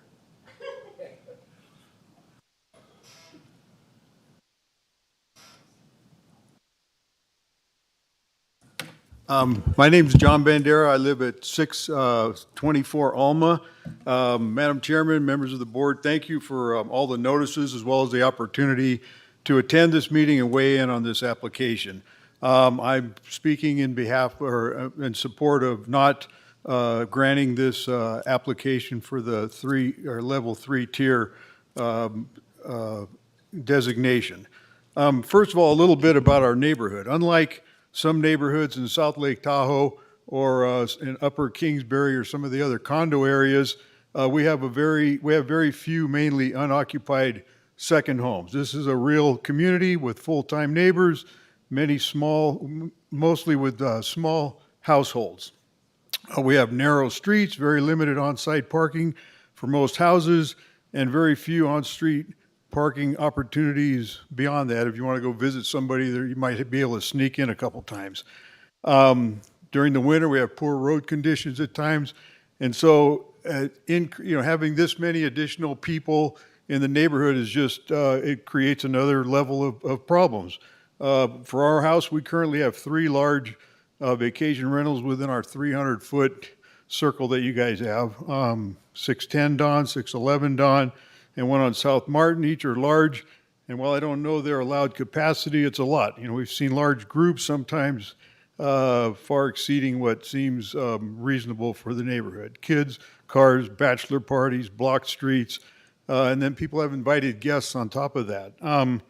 We have, as far as enforcement, Lori kind of hit on that. It was a whole process. We've lived there 8 years, been dealing with these sort of issues right from the beginning. As she mentioned, if you call the sheriff, unless they actually come to your house and you're contacted and sign a complaint, that nothing's done. We've called the code enforcement, and they said, no, well, if it's a noise issue, you have to call the sheriff. Then again, you got the whole sheriff thing. I've called. I actually have Robert's cell phone, and occasionally I've called, and he has taken care of things. Sometimes he didn't answer. Talk to him the next day. Yeah, I'm going to go up there now, talk to these people. But by then, the damage has already been done. And I've also had his call forwarding. And again, they mentioned, well, if it's a noise issue, call the sheriff. So that's kind of a circle jerk that you get involved with. A normal 6-bedroom house in this neighborhood, if you wanted to, if it was just going to be a regular use of a house, you'd have a couple, maybe a couple grandchildren and parents that visit. But maybe you got a home office in one room, maybe a gym, but you don't have 12 people packed into a house. That'd be maddening if you were at home doing that. So anyway, I'm opposed to this application. Your 3 minutes are up. I'll give you a couple seconds here. Please don't prostitute our neighborhoods for the benefit of one person at the expense of many. Thank you.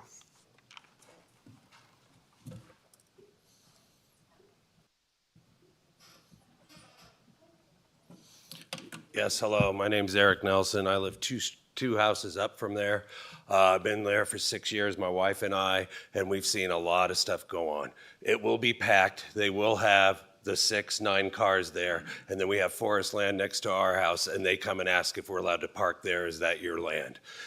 They say 16 people. I've seen up to 25 people come in. They don't know because no one polices it. So they book 16, and then there's 20, 25 people staying there. Families upon families, sororities, fraternities, parties, trash everywhere on the deck, beer bottles there the next day.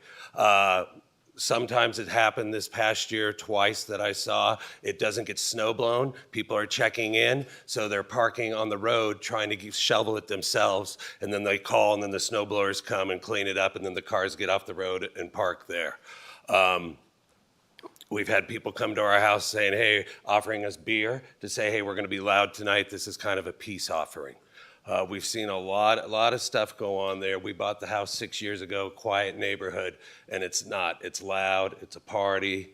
I'd like to know whoever, tier 1, tier 2, tier 3, who's policing that? So when the cars are there, how many people are really there? Because they may tell them, hey, there's only 12 of us there, but there's really 20, 22 people. So we oppose this. We get it. He's trying to make money, but we live there. There's trash. One more other thing, if it's not rented the next day, no one cleans up until someone's coming the next day. And I've seen it more than 10 times. So if it's not getting rented that night, no one's cleaning it for the next day, 2, 3 days, maybe a week, well, not a week, but 3, 4 days until it's getting rented again. So you have all that trash sitting around, and the people leave, and there's trash that blows down all around with the wind and all that. So it's not taken care of. So I oppose this. Thank you.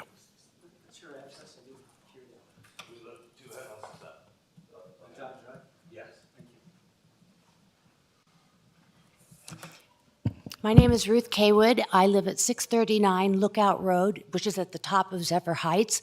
In order to come down the hill and get onto the highway, I drive by this house every day. And this house is one of the most occupied vacation home rentals in Zephyr Heights. When I moved to Zephyr Heights over 7 years ago, I immediately became involved in the community because I care about it. So I got involved, started going to meetings. I was appointed to the GID because of my interest in the community. The number one complaint I hear from people, and the GID has nothing to do with VHRs, but they want to come to somebody. Someone please listen. And it's the number of VHRs, the parking. According to this gentleman, that house can accommodate 9 vehicles. According to this gentleman, he said most of them have 4 people in each of those vehicles. That's your real number that's staying in that house. It is not 12, it's not 10. I've been at the Nelson's home 2 doors up, and you can barely hear yourself talk over the noise from a bachelor party that's taking place 2 doors down. It's consistent, and it happens all the time.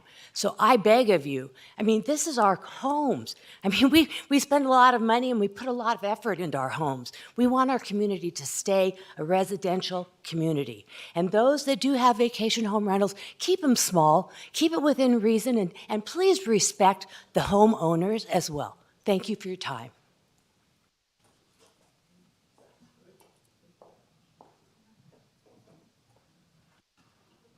My name is Kathy Oyster. I'm going to speak to 2 things. I'll try and keep it brief. The first one is this notion of grandfathering that A.J. Hames brought up, that it's allowed, it's been grandfathered in. How about some of our rights to peaceful and quiet enjoyment? Those should have been grandfathered in first. The rest can go. The second is this gentleman has had violations. Mr. Byer found them himself. Not only is his statement on this application false, but I think his current Tier 2 should have all of those items as separate complaints levied against his current Tier 2. Thank you.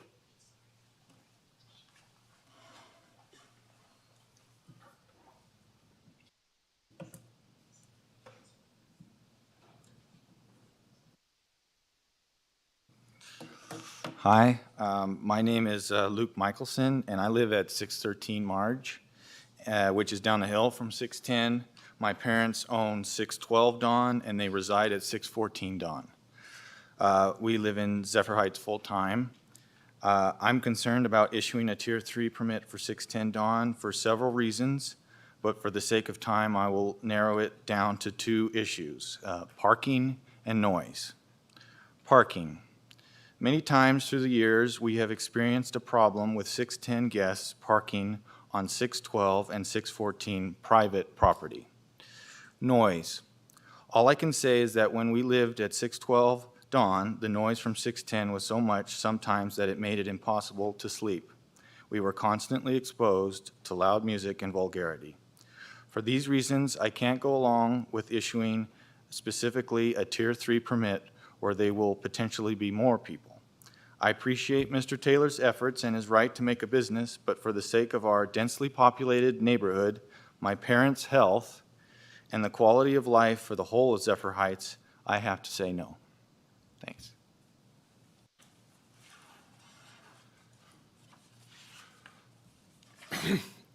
Again, my name is Harry Button. I live on Inspiration Drive, which is not impacted by the noise, but definitely impacted by the parking. The road is our major egress from the hill, right? We have 2 ways out. That is a major way out. The roadway is 18 feet wide, right? Mr. Taylor might have 9 parking places. I'd like to see people use those parking places. We had a motorcycle gang there a couple of months back. They were forcing people to come over to the other side of the road on a blind corner. It's all very well having these words in place of what you have, what is out there, all the parking that we have, but if that's not policed, it's worthless. I just want to go off on a tangent here. Mr. Taylor talks about how much money his business, running businesses in a residential area, brings into the county. My wife is on the GRD. The GRD has to pay for road maintenance and snow removal. None of that money comes back to the GRD for that. The roads are getting ripped up. We don't have the infrastructure. We don't have the infrastructure to support the amount of people that are coming into our area. Thank you.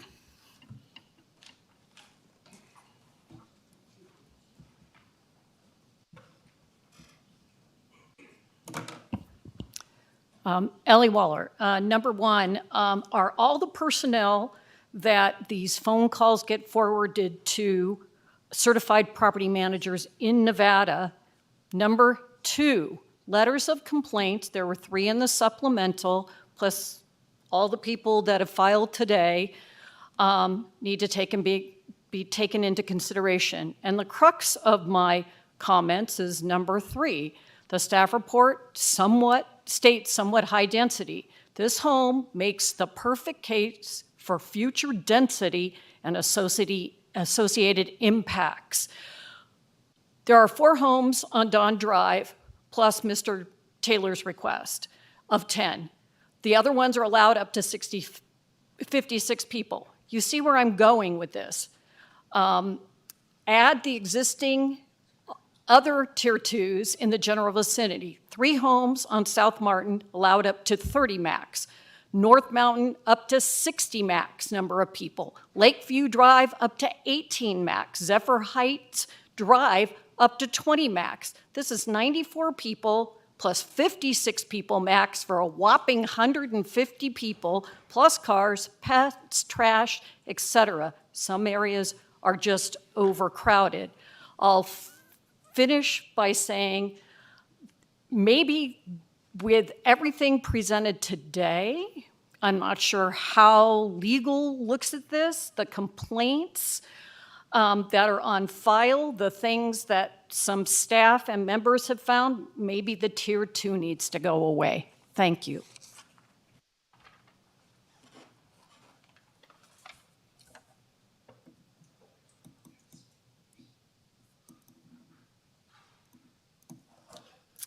Hi, I'm Shirley Batten. Like Ruth, when I moved into the community, which is a very close community, most of the people walk daily, so we get to know most of our neighbors and the goings-on.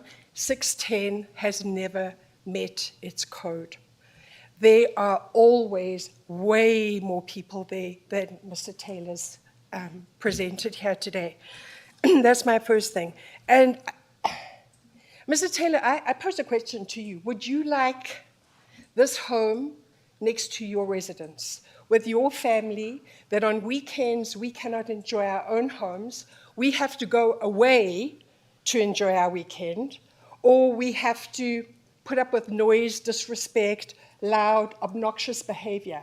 It's not a home. We bought our home here as a retirement home where my family can come and spend time with us. And I can assure you, we respect our neighbors. We respect our environment. We found that one thing that hasn't been mentioned here is the speed. We have a tremendous problem with the speed that people are traveling on the road, which presents people can't even walk their dogs. You walk in your dog, you've got to move right off the pavement because you may get knocked over. There's security issues, people coming in and out of the area that we don't know of.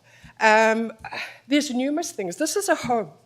And I don't know where county has ever, I actually don't know how the permitting came about, because to me, these are like businesses.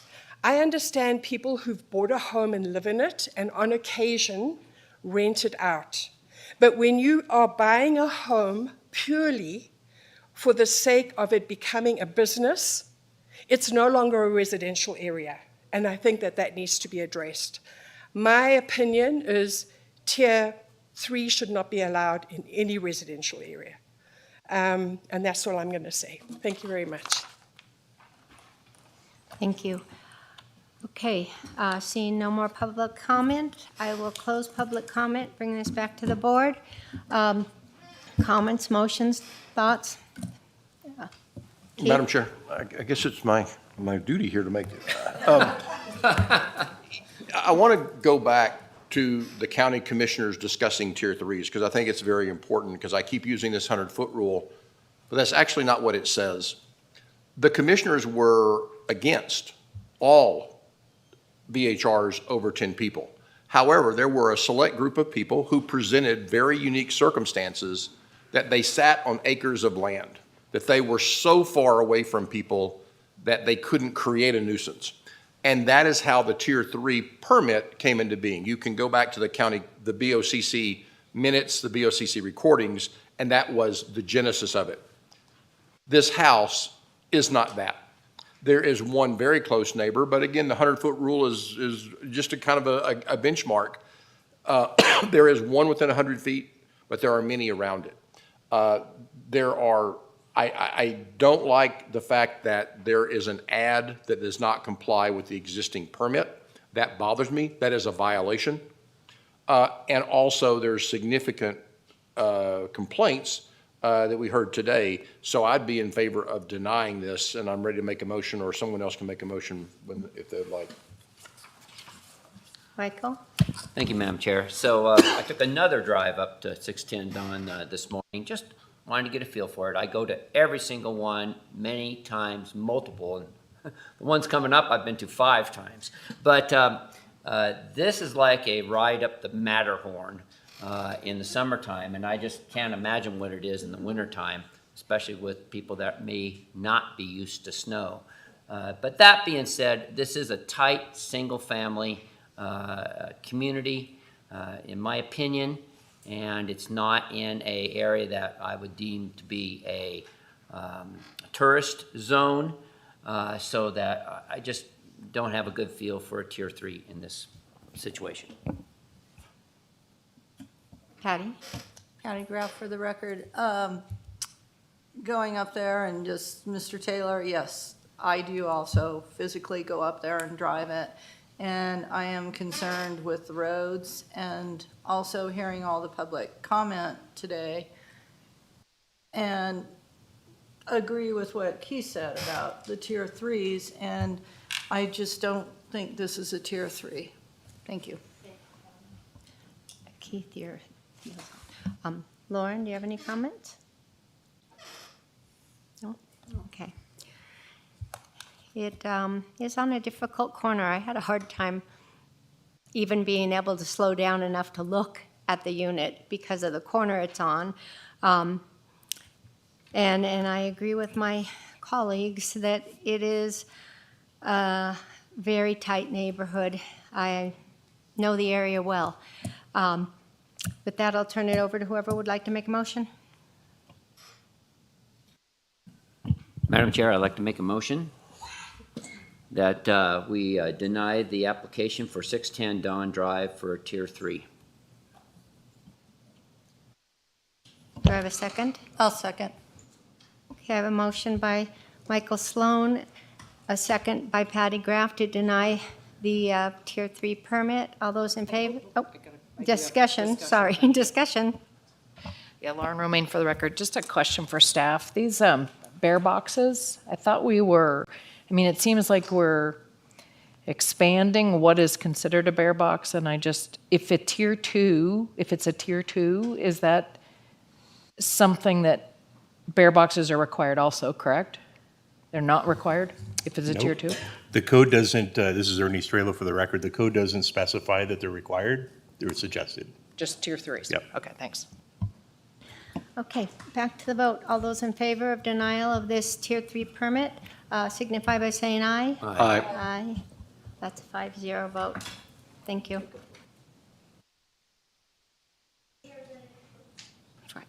We're going to take about a 10-minute break, so we will reconvene here at 3:15 roughly. Thank you.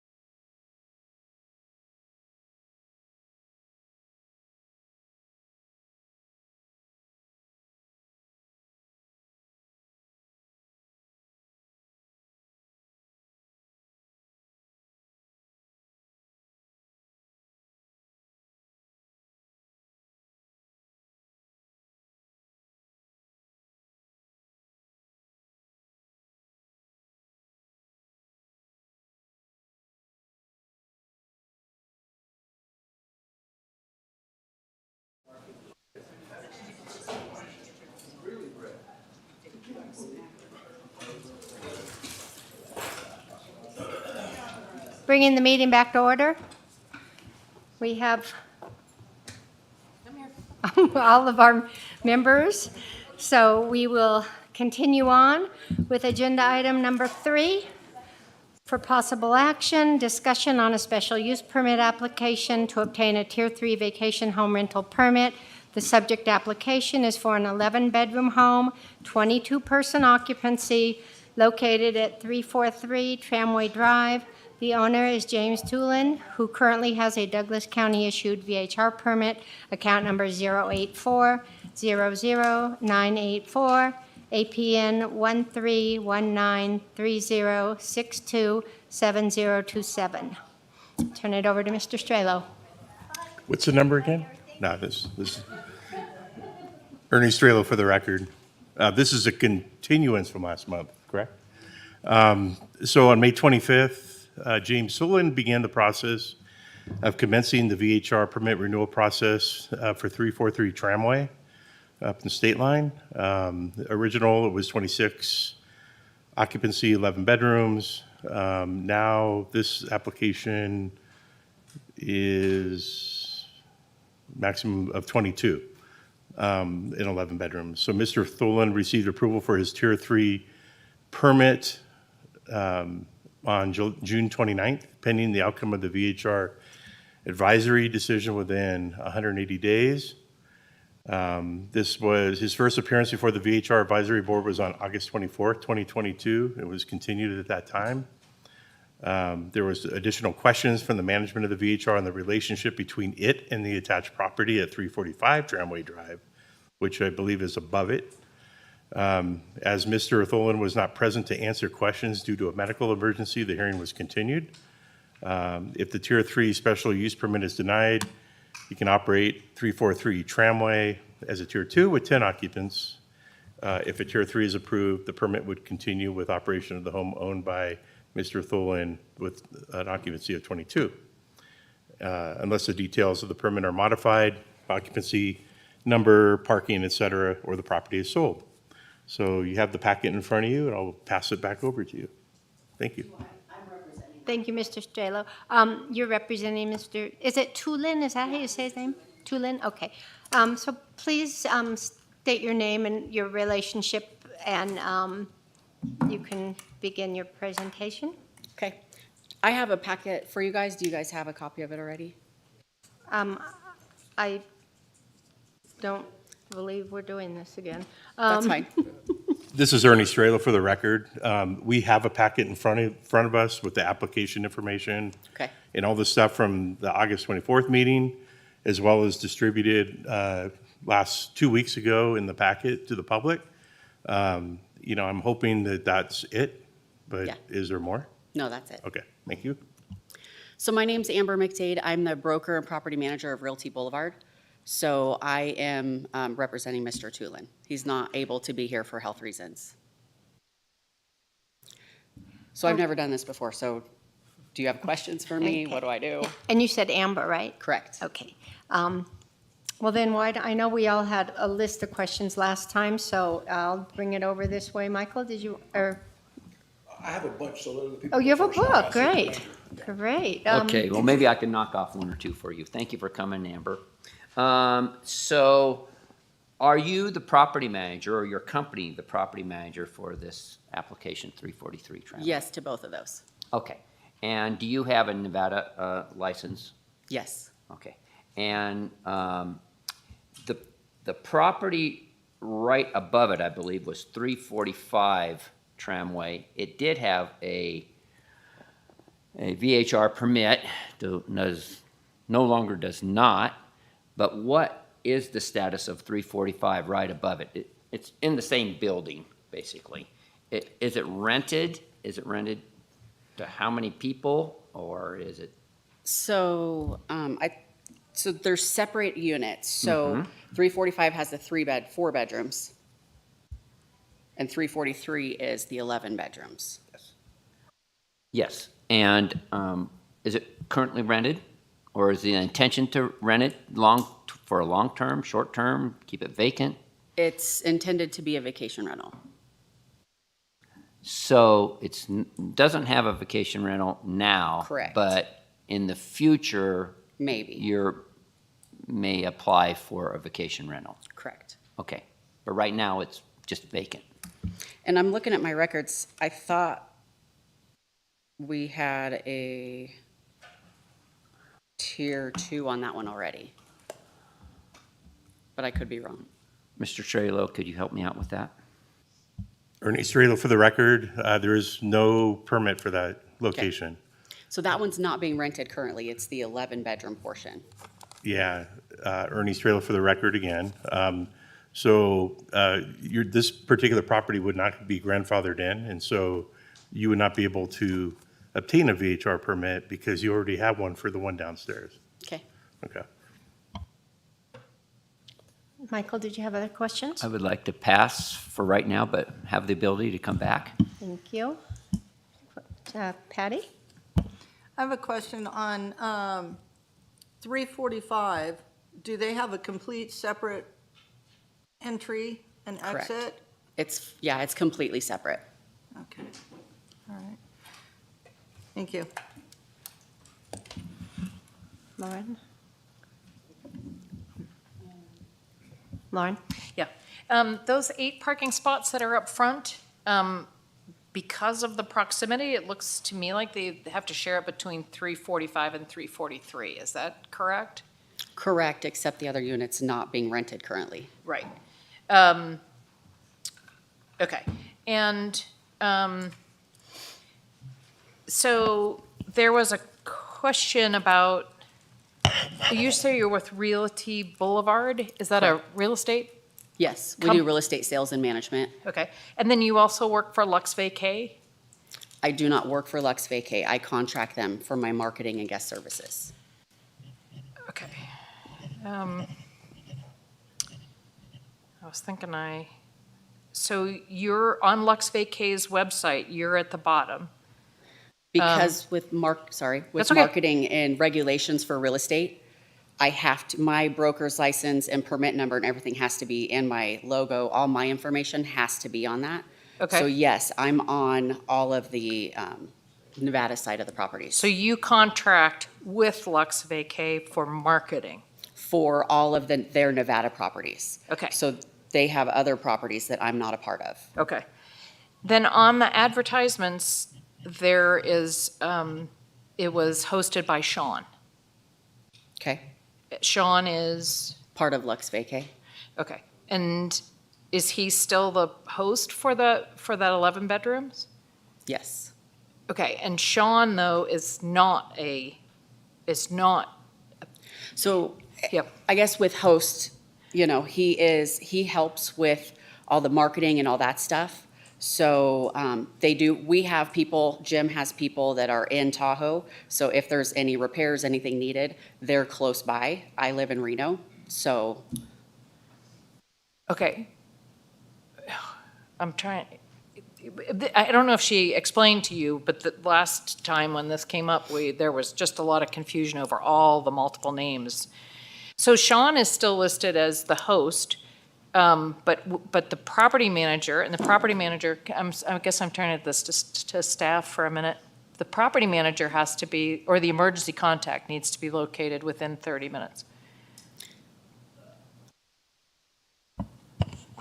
AJ Hames for the record.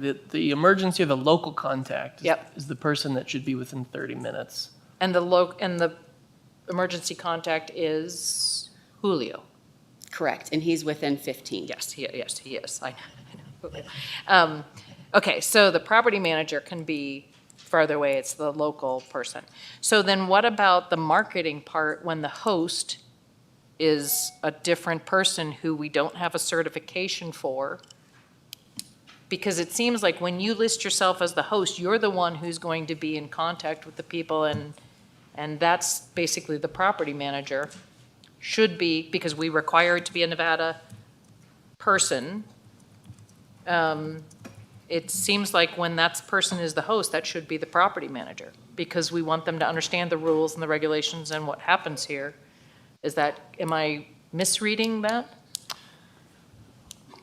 AJ Hames for the record.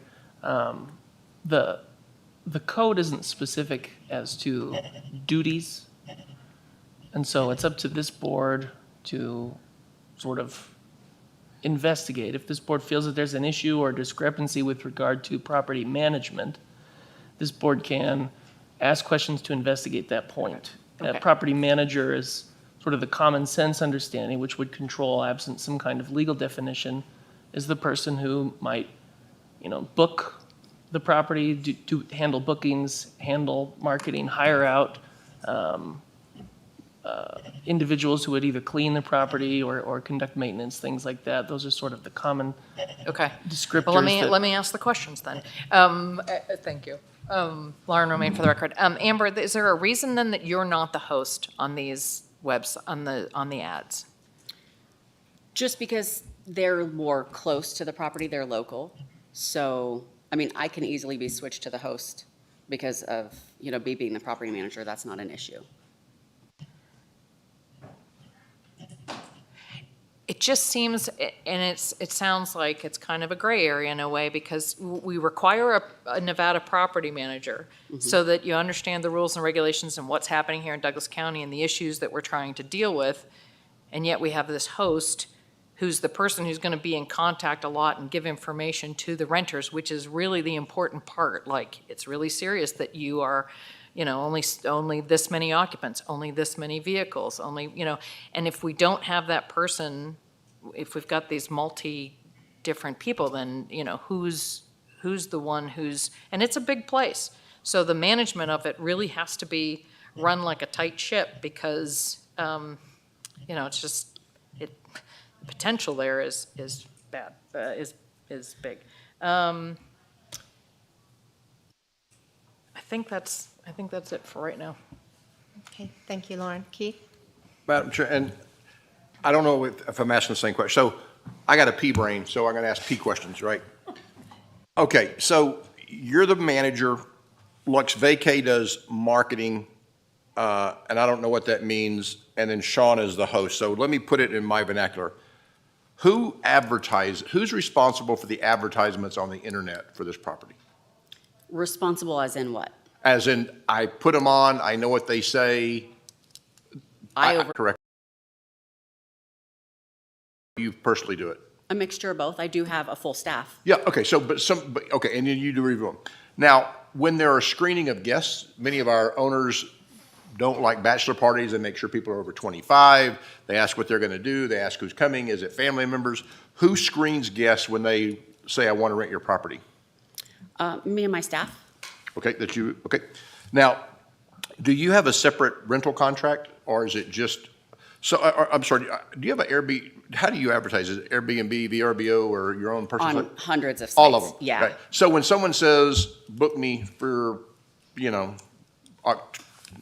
September 28th, is there a separate contract they sign, or is it just all? So when I book these before, I can do it on the internet, and I get a thing back that says, okay, you can, I'm going to send you a contract. Do you have a separate contract, or is it just the standard terms and conditions of the site that you're renting on? We have a separate contract. It's not always used. It is dependent upon the site that it's on as well. Okay, and who physically sends that contract and receives that contract back? Typically, me and my staff, if it's a separate contract. Okay. And if there is a customer issue, and I'm not talking about a neighbor issue, a renter issue, who do they contact? So there's a 888 phone number for Lux Vacay, and it's facilitated between different vendors, depending on what it is. Okay, so I show up and the place is not plowed. I can't park in the spots. I've signed a contract. I said yes on the internet. There may or may not be a contract. How do I know as a renter who to call if I get there and I can't park in the spots because it's, and I'm not accusing that of ever happening. I'm just saying, right. I'm a renter.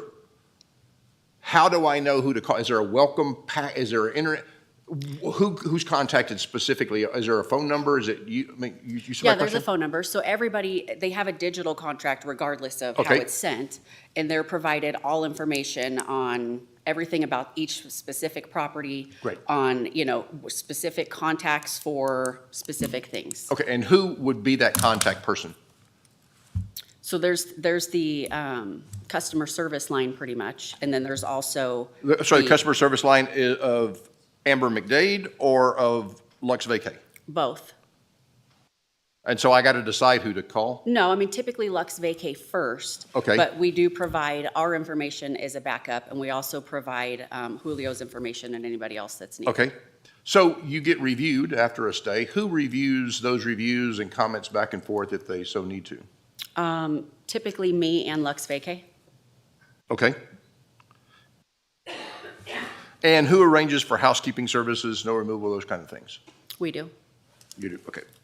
Because there is no definition of what a manager does, so I'm trying to build a definition of what a manager does. So thank you. I'm sorry it took so much of your time. Now, there are times that, depending on staff that's available, whether my vendors, other vendors, I do have my staff, and then Lux Vacay does sometimes help facilitate any type of maintenance vendors, any of that. Okay. I don't know if we go from a pack, and that's what Ernie prepares, and it's normally things you have provided. On page 173 of that pack, all of a sudden the name Jerry Williams pops in. Yeah. I don't have that whole pack. Okay, there is a document that says letter of authorization from Mr. Thulin. And it creates an agency authorization between Mr. Thulin and Jerry Williams. And it was dated May 27th of 2022, so recent, right? Do you know what does that agency do, and what does Mr. Williams do? So I'm pretty sure they left us for a short period of time, I think like 45 days. Mr. Thulin? Yes, to Okay. a different management company, and I'm pretty sure that's someone with them that they left, and then I don't Jim think was you're in- crazy. That probably was a bug. Go ahead. Jim was in, yes. Jim was in his accident, and then they came back. Gotcha. Okay, so that was just, it's in the pack, but that's an expired relationship. Mr. Williams doesn't do anything on this property now, correct? Correct. Okay. You advertise you're permitted for 8 spots. I don't know if I ever saw your advertisement, but on your advertisement, how many beds do you advertise for and how many parking spots do you advertise for? I have that. Sorry, say that again. Oh, sorry, I don't think I was able to find your advertisement, but your permit is for 11 bed, 22 people, 8 parking spots. Correct. What does your advertisement say? I believe it says that, and we always meet the guidelines per property. Okay, cool. So what happens when I come up here with 8 cars and I can't park there because it's first come, first serve? So within 100 feet, there is additional parking. But what happens if all that parking is full? What happens if I bring 8 cars? I mean, you are renting 11 bedrooms that I expect to come put people in, and you're renting 8 parking spaces, which I anticipate when I rent, to go put 8 cars in, right? So how do you, because it's first come, first serve, I do understand the proximity. We did all tour it. I get the 8. It is a little weird that there's 355. I'll get to the property to your left when you're facing it in a second, but what happens because it's first come, first serve? And I believe that this, I don't have the numbers in front of me, but, your HOA doesn't have any assigned parking or anything else. It's like, and it works out to about 2 per space, 2 per unit. Now, you obviously got a bunch more bedrooms and a bunch of units, right? But there's nothing that does that. So what happens if I have 8 people, if I bring up 8 cars and I can't park them? We're very strict, and we also have cameras, and we have all the noise, machine. I guess my question is a little bit different. I'm not saying that I'm having 9 cars. I'm saying you rented me 8 spots, right? But you actually can't guarantee those 8 spots to me because it's first come, first serve. So when I show up with my 8 cars that you've advertised, and I think I've paid for, and all your parking is full, what happened? We advertise the space that is available per our unit. But if any person in your HOA could park there if they wanted to. In front of our unit? Is that not true? Am I on the wrong? It's on page 169. Yeah. I mean, it hasn't been an issue, but we've always advertised and had no issues with parking in front of our unit. Okay. Okay, but there is nothing to prevent anybody in your HOA from parking in front of your unit?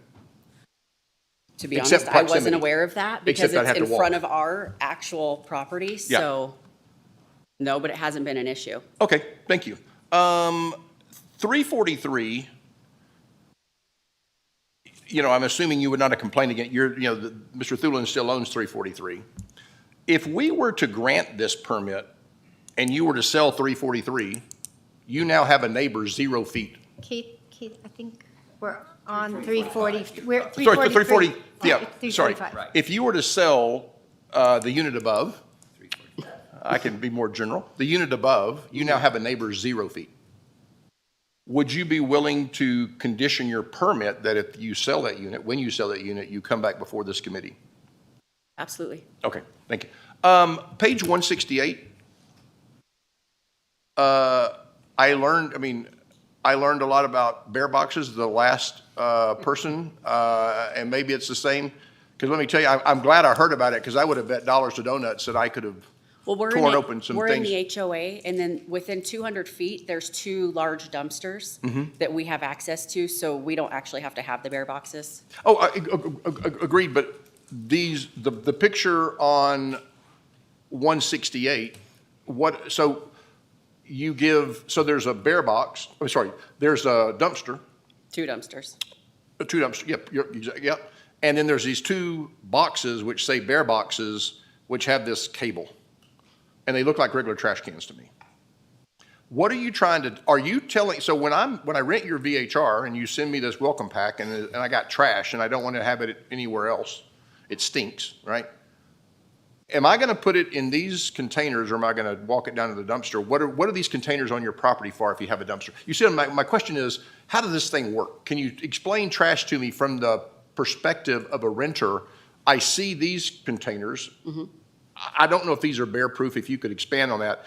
Am I going to use this or am I instructed to take it to the dumpster?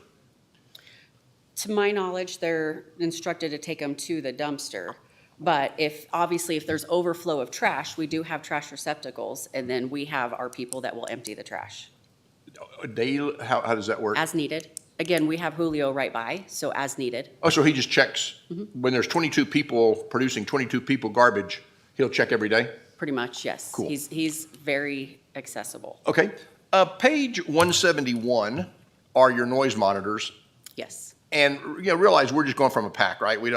I can't get in your house. I don't think you want me in your house. My wife didn't even want me in the house. But it looks like this is in the kitchen. Do you only have 1 noise monitor in the kitchen? Or because I can't see, I kept looking from the street below you trying to see how many. There's 2 per floor, 1 inside and 1 outside. Okay, so you do have 1 outside on each patio? Correct. Great. There's also cameras. Okay. So we also have cameras. So we do monitor to see the amount of vehicles, the amount of people, to make sure that the occupants are in compliant with the agreement that they set with us. Okay. All right. That's all the questions I had. Thank you, Keith. Lauren? Okay, and in 343, there's 11 beds, correct? Correct. Okay, and I'm just on Lux Vacay's thing right now. Until like just 2 days ago, there was still an advertisement for 15. So I don't see it anymore, so maybe somebody caught up with that or whatever, but, we're talking about 343 does not have a VHR permit, so 345 does not. And then, so I can't remember what my other point was, so.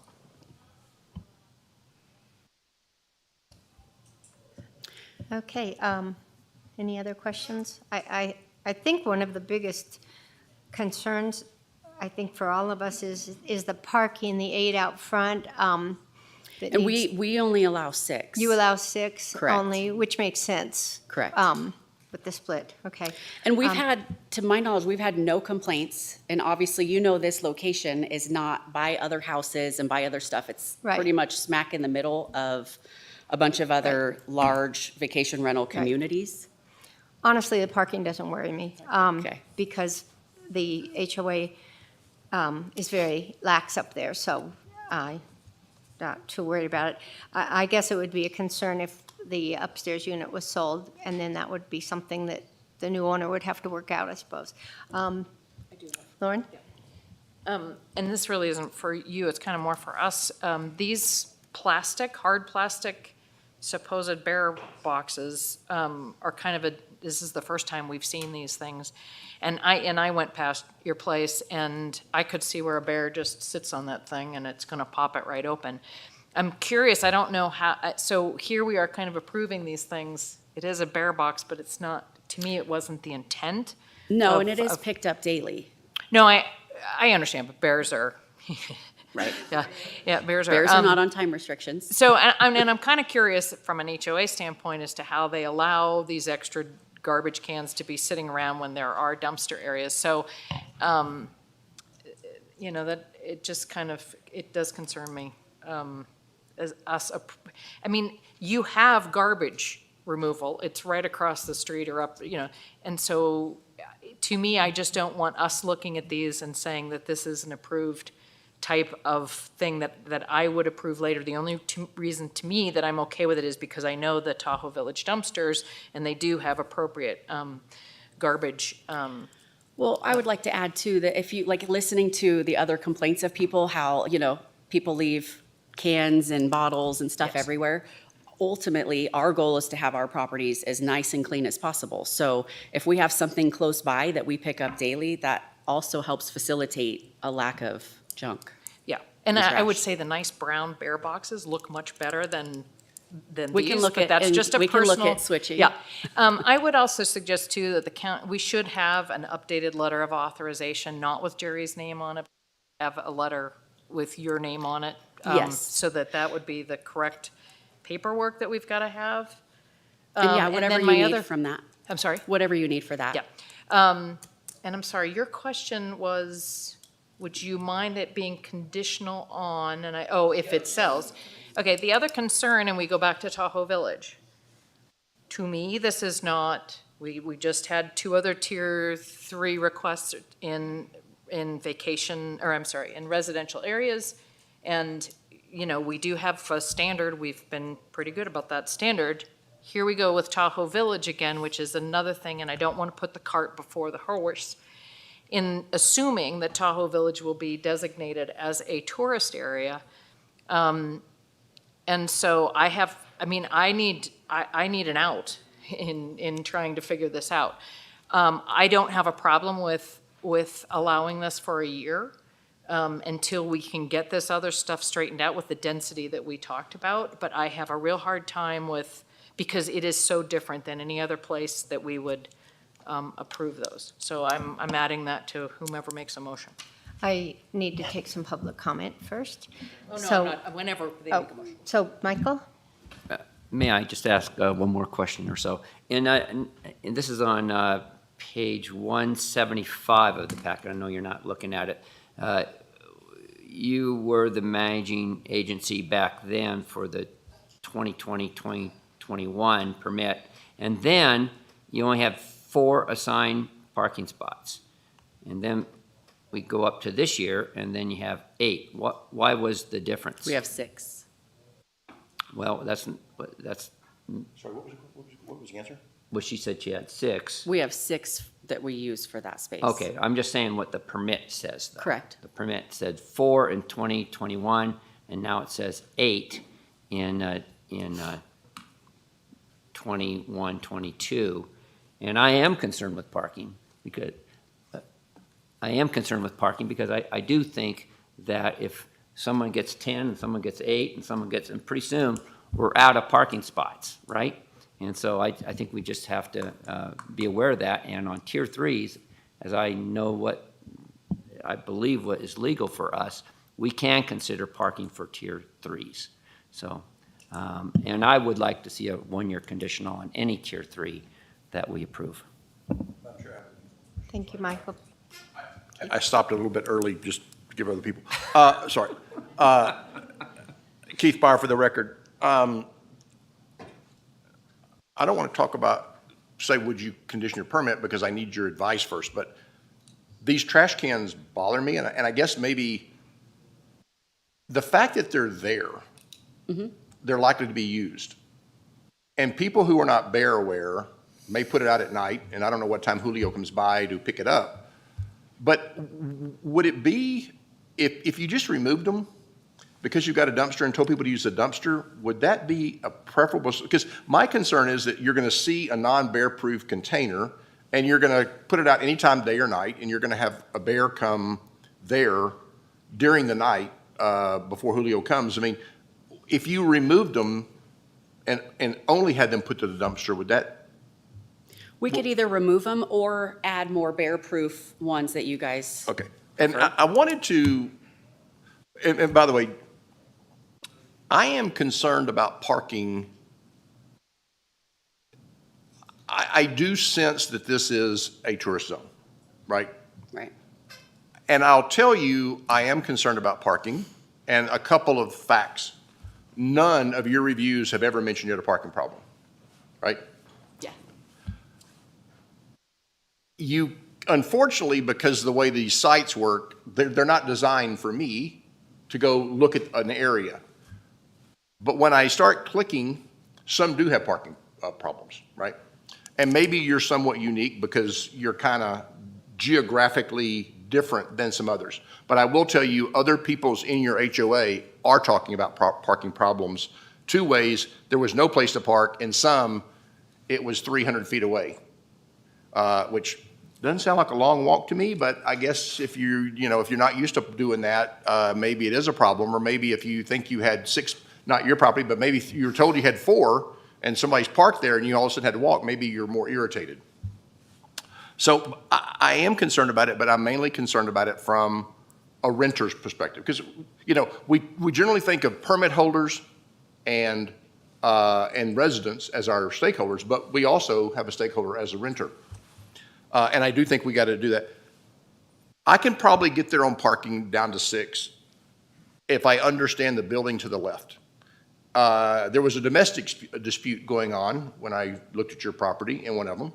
So there was a lot Not of. ours, though. Not yours, over here. What is that? Is that, it looked to, I thought it was an apartment building, but apparently it's a VHR. It's up here too, by the way. We are neither one crazy. There is a fly around both of us. Yes. We are not. What is that building beside you? Multi-family building to the left, because if I can get, and I'll tell you the reason, if I can get comfortable with them parking, then I can get more comfortable with your parking. Right. So what is that to the left? If you're looking at your property, maybe it's a yellow building, it's a little bit lower than your property, and it's like 2 floors and 6 doors per level. So I'm pretty sure that one, it is another vacation type rental. And I don't know, because there's all different ones around there, and I don't fully pay attention to what everybody else's is. Yeah, because see, they would be the ones close enough to want your spots. Hang on a sec, Mr. Strelo. Ernie Strelo, for the record, I can answer that question for you. Thank you. They're VHRs. I know they are, I just don't know what kind. So they're VHRs, is that one owner that just has all these different permits because they were grandfathered, or they're all those are, you No. understand what I was looking at, right? And those are individual units that have VHR permits. Ernie Strelo, for the record, yes. And can you tell me how many spots, how many units those are and how many spots there are in front of them? I can do all kinds of things for you. And by the way, if you want, I'm sorry for that detailed question, maybe we go to public comment and I can get that information afterwards. I'm done with questions. Ernie Strelo, for the record, it looks like 2 and 3 here. That's what's on the record here, what's in our files.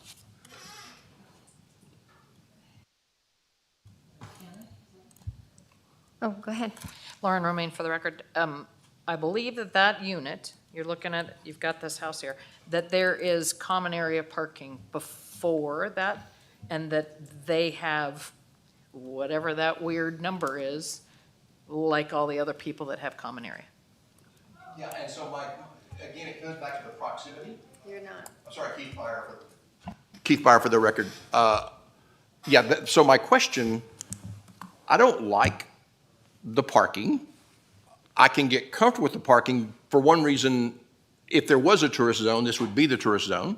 We've never had a neighbor complaint by any Tier 3 permit in this place, which tells me something.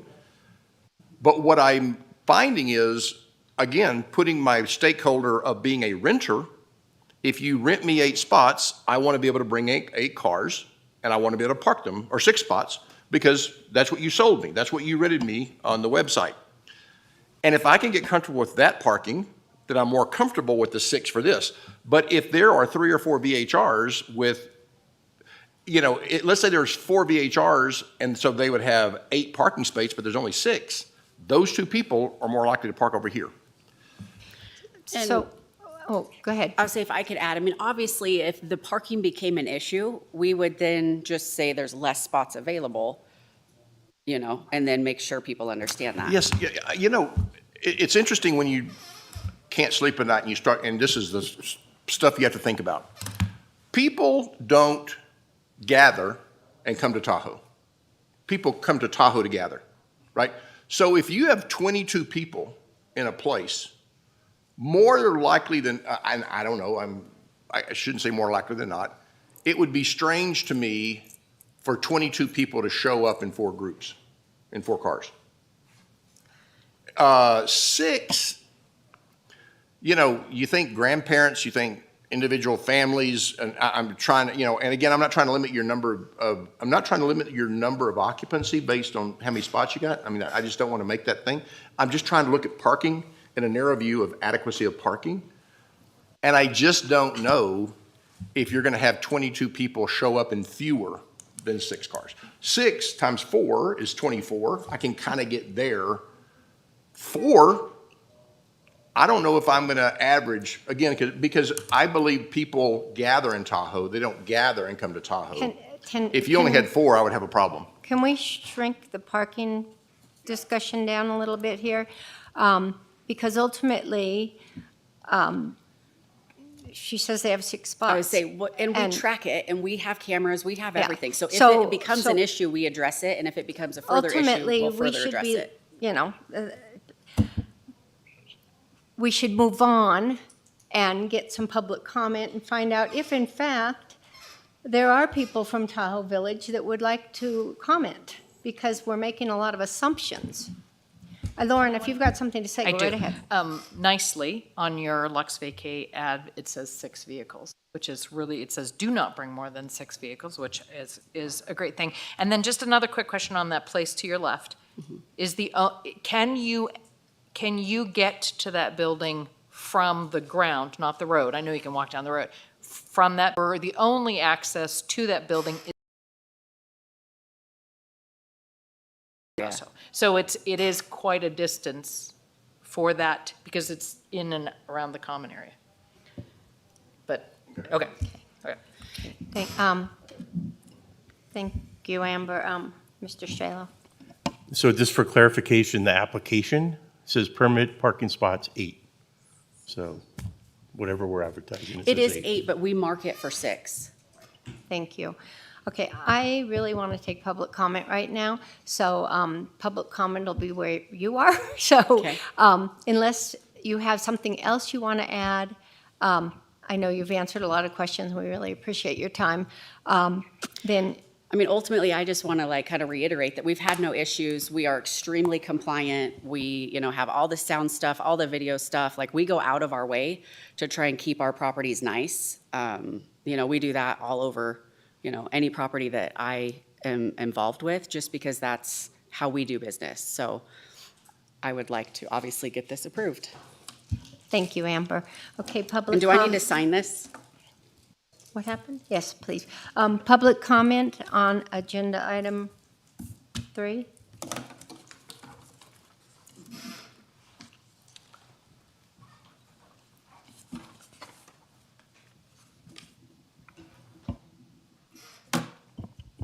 Thank you, Ellie Waller. Last meeting, it was asked to come back to identify the property manager. I think we've done that. I also asked who is the emergency contact. I think we've nailed that down. I suggest that you have the permit changed to 6 parking spaces, so there's no confusion that even though we may identify 8, 6 has been identified in an ad. All ads should be consistent. I have a question about the bedrooms. I count 10. I want again, the definition of the bedroom, the picture, which is a duplicative picture just from a different angle with the red chairs and the couches. And I know couches can be turned into beds with the fireplace. Again, we're still struggling with definition of bedroom, and I would say that it's 10 bedrooms, not 11. I don't think I had anything else on this one. Yep, thank you. Public comment, Kathy? Kathy Oyster, I want to say that I very much appreciate hearing your thought process all the way through. There were questions that were questions I had. I do appreciate the consistency, and Ellie brought up some inconsistencies that I hope you consider before you vote. One of my biggest issues with Tier 3 is just the sheer number of people that are being allowed to be there. Airbnb, a $74 billion marketing company, has capped theirs at 16. Everything beyond that would be considered a party house. I've said this before, that I feel like we're setting ourselves up here in Douglas County as being a great party venue. And that's going to open up a whole slew of other problems. And where this community may not be observant of parking at the moment in terms of identifying this set of parking stalls goes to that set of housing units, it is a problem for the renters. They're diagnosing this ahead of you. So, you know, if you have a standard that you use, you should be consistent. And you've already kind of identified that for yourself. But I would encourage, you know, the number of occupants to actually be brought down. I think it's too many. Thank you. Any other public?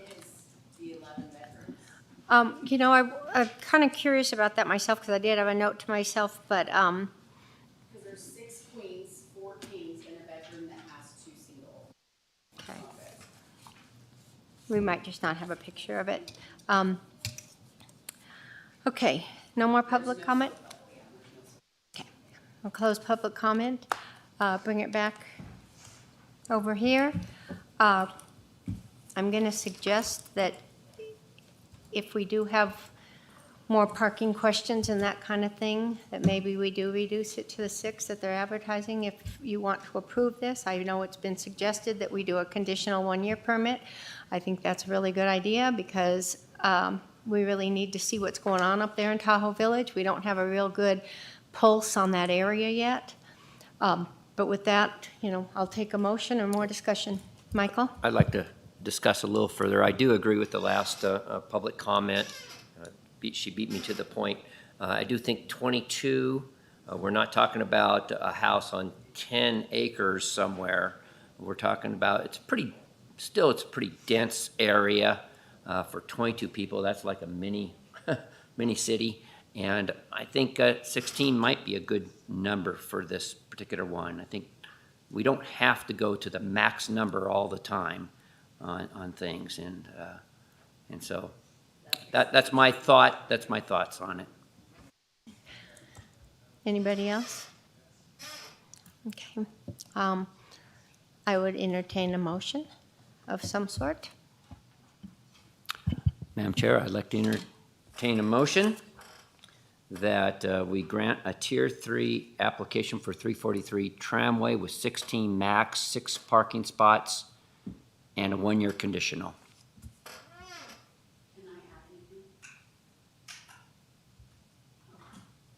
Do I have a second for that? Okay, do I have so this motion dies? If I second it, do I have to vote for it?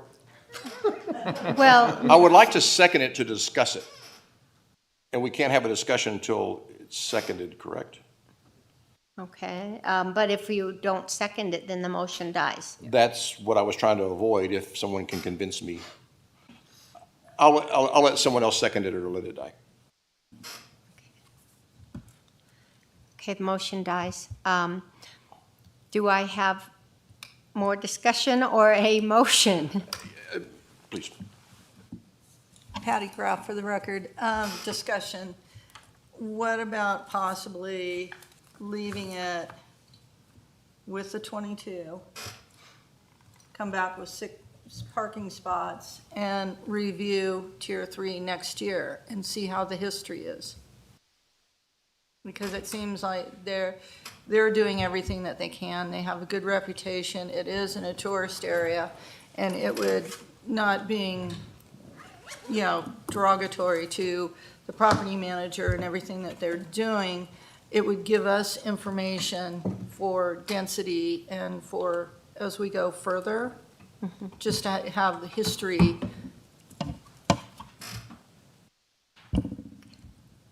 Lauren?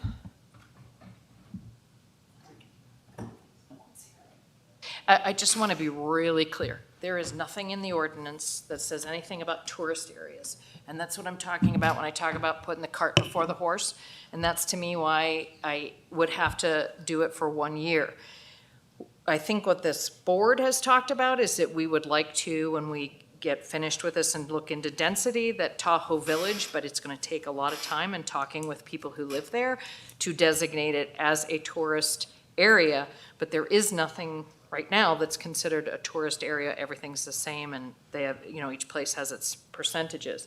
So I'm concerned about, I just want to make sure that the reason I would condition it for 1 year is not to go back. Yes, I want to see whether there's any problems with it, but to me, the real reason to do that is because we are allowing something that we do not allow in other residential areas, and I want that we need to then change the ordinance if it happens that way, because if it doesn't happen that way, then when they come back in a year, we'd have to say no, because this does not fit all the other residential areas we have. So I want to be clear on why I'm asking for a 1 year.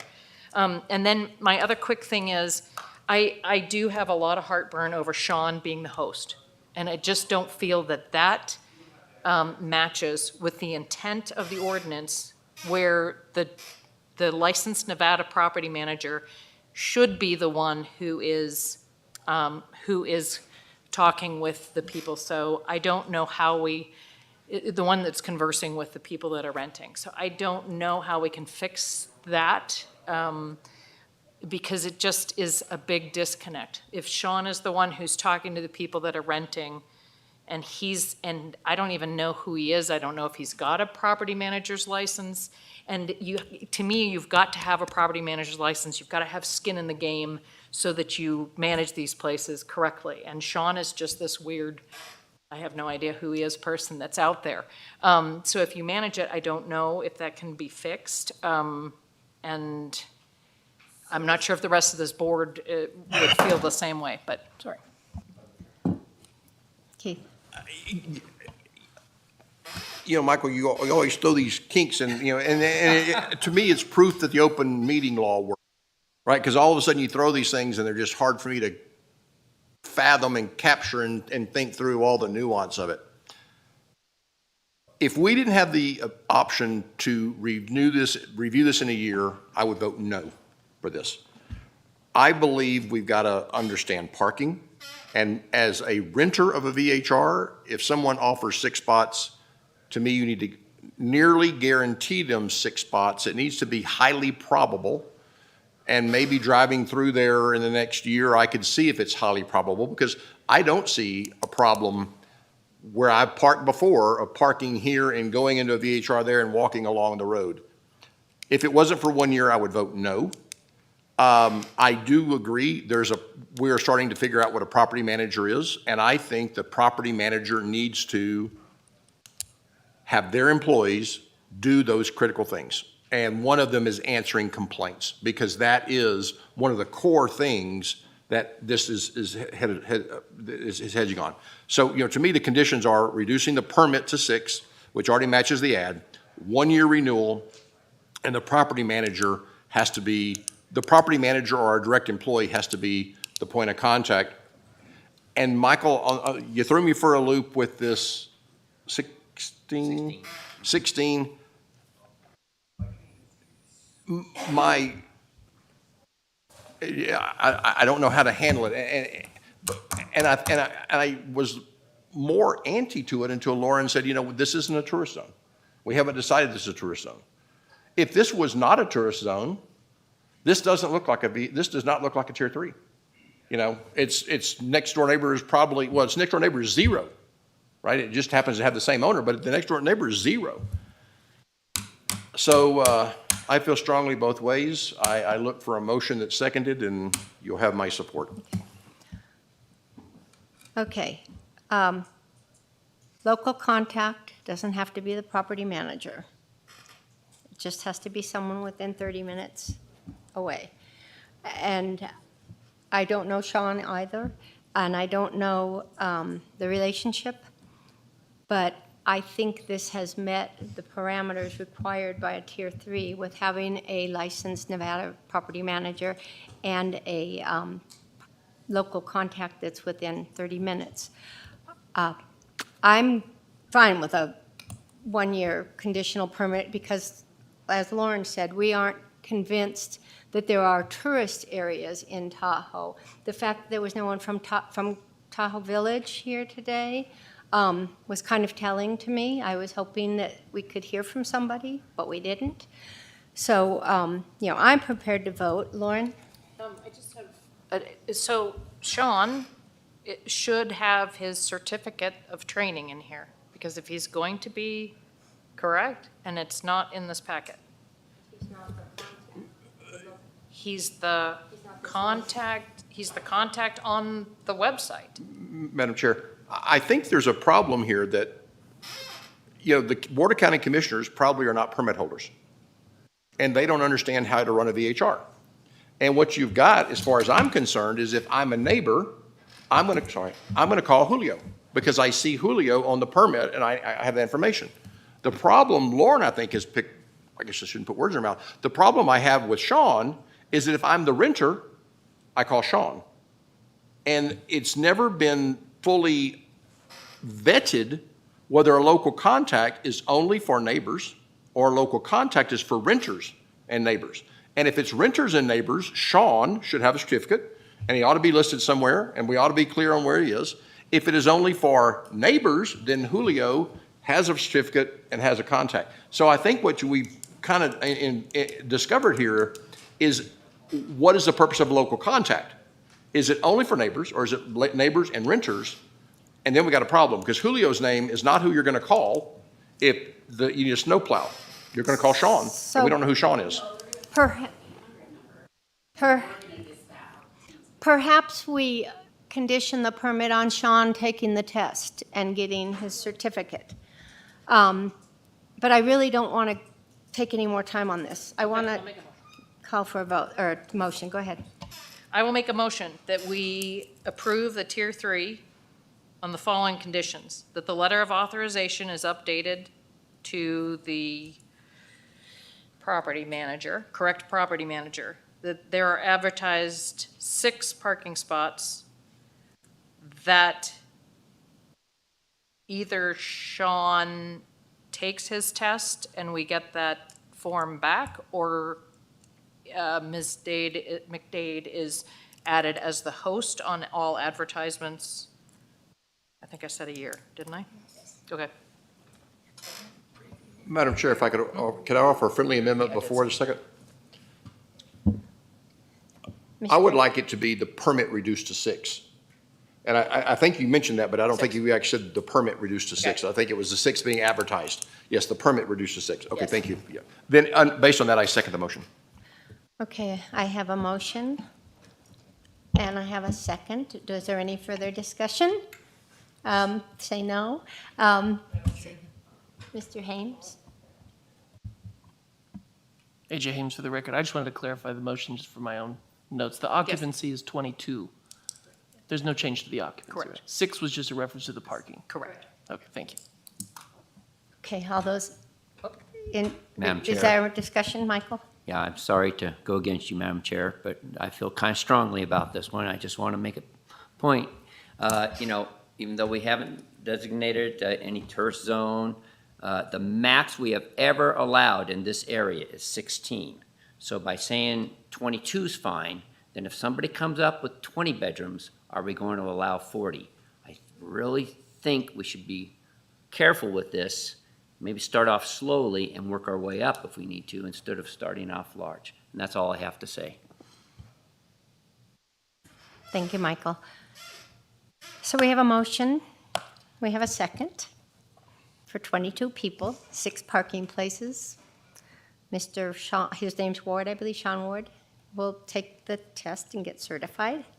And this would be for a 1-year conditional permit.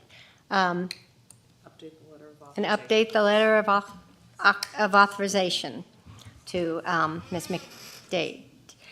All right, all those in favor of this motion signify by saying aye. Aye. Aye. Opposed? Opposed? Nay, yeah. See, you got me, you just got me too late.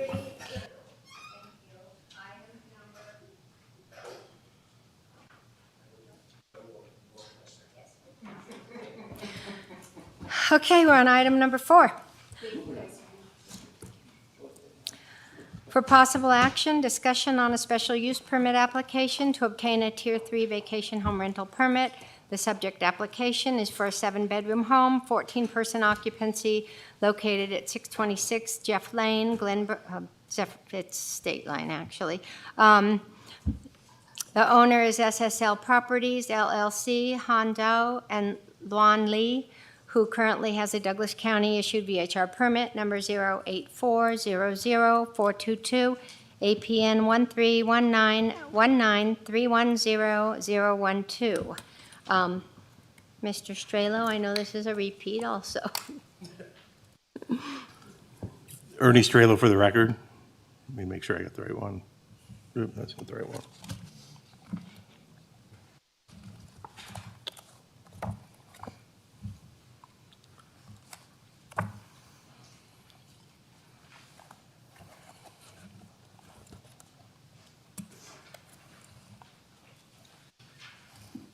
Finding the right packet. Thank you.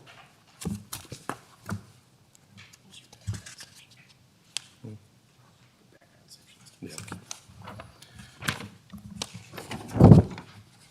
Okay. So on or about December 29th, 2020 or 2021? 2021.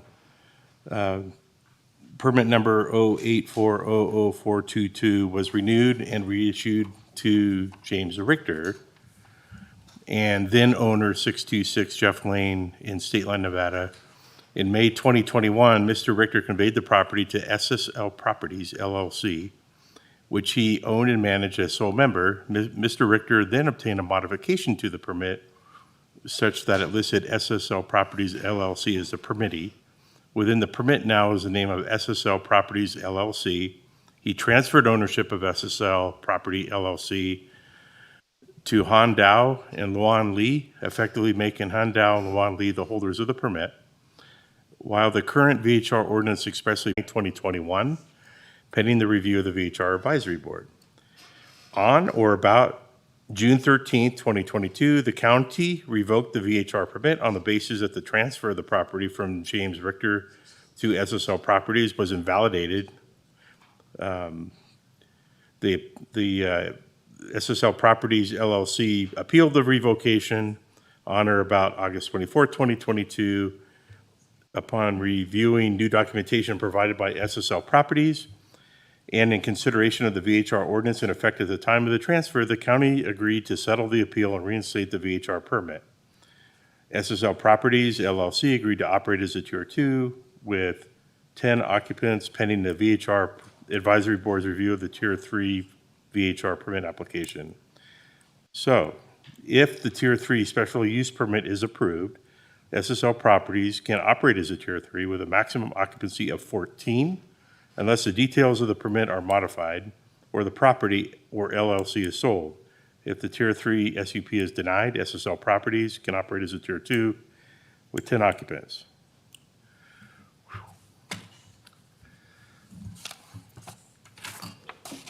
Thank you, Mr. Strelo.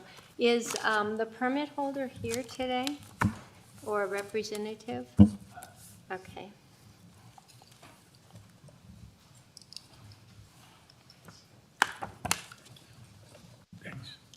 Wow, that's low. Mr. Byer, I found that Jerry Williams guy. Face to the name.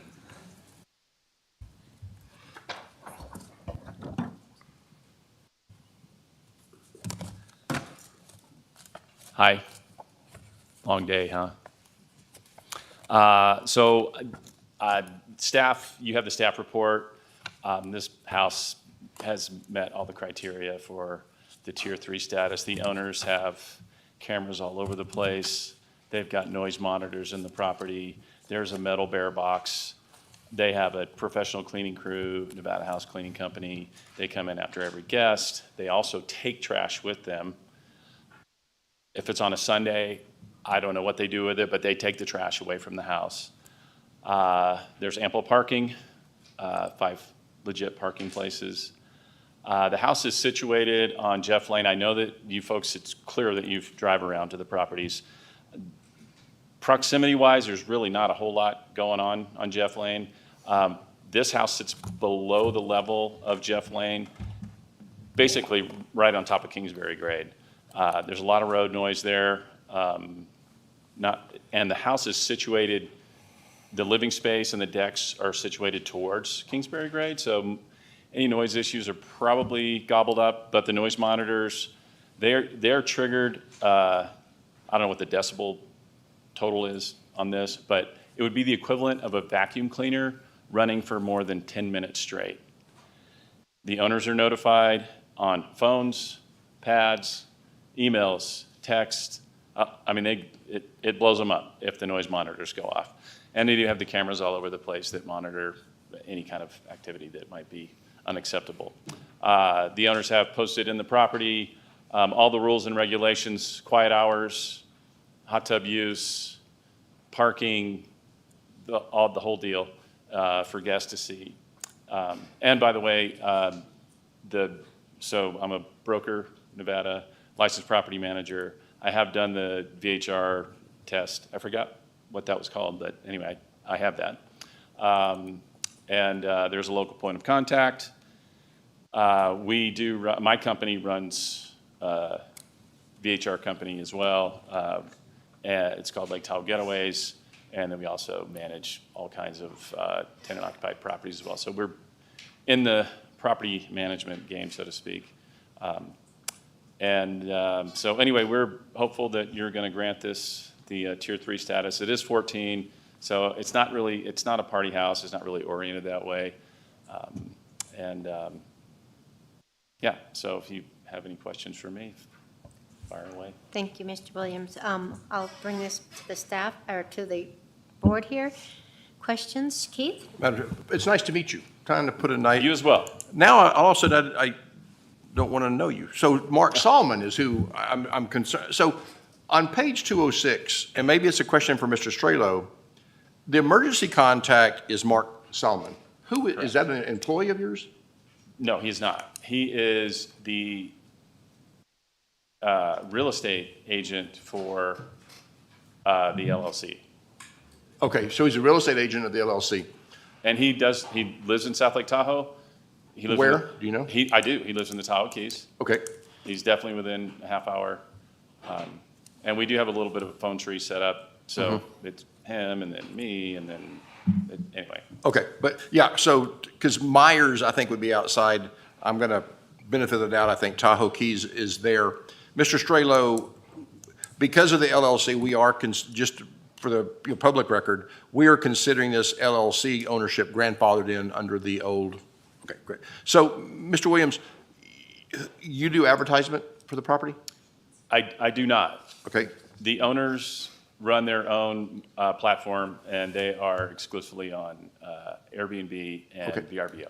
And so screening a guest, they do as well? That's correct. All right. And then contracts, they do as well? That's between them and the guests, yes. Yep. Sir. Dealing with customer issues? They get the phone call. Yeah. And weird question, all I can ask you is, I'm assuming you don't, responding to customer reviews in VRBO is not you? That is not me. Okay. Arranging for housekeeping and snow removal? That is the owners. They have Rob Cobb with All Seasons Snow Removal, who does a lot of, he's exclusively on Kingsbury Grade, actually. So let me reverse it. What do you do? I'm eye candy. I mean, I'm kidding. I'm And joking. well done, I'm well joking. done. No, it's a kind of an owner-operated gig, but they obviously need the licensing in place. They need the Douglas County test thing done and all that, and so that's me. I think I know the answer to another question, because one of the reviews on VRBO talks about snow removal. And the give and take is basically, well, we were not in town. And as soon as you called us, we called you. So it is, when there was a complaint by a tenant, it went to the owner. There was some miscommunication between the owner and the tenant, but basically the tenant is saying I had to park in the street until the snow was removed. Right. But did say thank you, because 40 minutes after the snow was removed, and we could move our 3 cars into the garage. I want to point out that the benefit of local management, because in the review they're like, there was a snow event, right? This was December, which I'm talking about. If you were the person who received, or if Mark Solomon had received a complaint, you probably wouldn't have received a complaint if you were managing that, because you knew what your driveway looked like. You knew someone was checking in, and you would have plowed the driveway before the arrival of guests. But since this was being, I don't use the word management, since those services were not being done by a local person, the owner might have seen a snow report, but they weren't looking out at their driveway knowing that you couldn't park in someone else's driveway with that amount of snow. You're also probably not going to, have you toured the property? Oh, yeah. Okay, cool. On the VRBO ad, there's a weird refrigerator. Now I'm too granular for you. No, I got you. It's down the staircase. The black you take a right, refrigerator, black which is refrigerator. not in the kitchen. Right. What is that near a game? What is there? My question really is there another kitchen, or what is this black refrigerator doing? It looks like in a hallway. No, yeah, it is in a hallway. So Okay. when you enter the property, you're on the main living area level. Couple bedrooms, hallway bath. Downstairs, there's another living area. So there's 2 living areas in the property. And on that downstairs level, when you get down to the bottom of the stairs, left is the living area. You hang a right, you go down to the hallway to the bedrooms. There's a bath on the left there, and on the right, there's just this weird little cubby hole. For the, and so that refrigerator serves that downstairs living area, so you don't have to go upstairs for a drink. Correct. You can stay downstairs. That's all my questions. Thank you, Keith. Michael? Thank you, Madam Chair. Thank you for coming, Mr. Williams. So all the things that you said no to that you don't do for this property, does your business or do that? Do We those do. things? You do everything. You're a full service. We are full service, top to bottom. Yes, sir. Okay. Why, in your opinion, would they not want to use your service? More expensive. You're too expensive. That was his answer. So in other words, they're trying to save They're some trying money to- on there and do it yeah. themselves. And the reason they have you is just for that broker's license and for the contact. Currently, that is the case. Okay.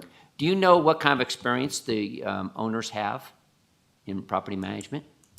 I don't. Okay. Let's see here. That's all I have. Thank you. Okay. Thank you, Michael. Patty? Do you know, and this might be for discussion a little bit later, is whether or not the owners did the certification of achievement? The VHR test, because the only one I see in the package right now is was Mark's. I don't see anybody else's. For the Douglas County VHR cert? Well, I should be there, for sure. And I don't know what you're looking at, but if I'm not, then, but I know that I've completed that.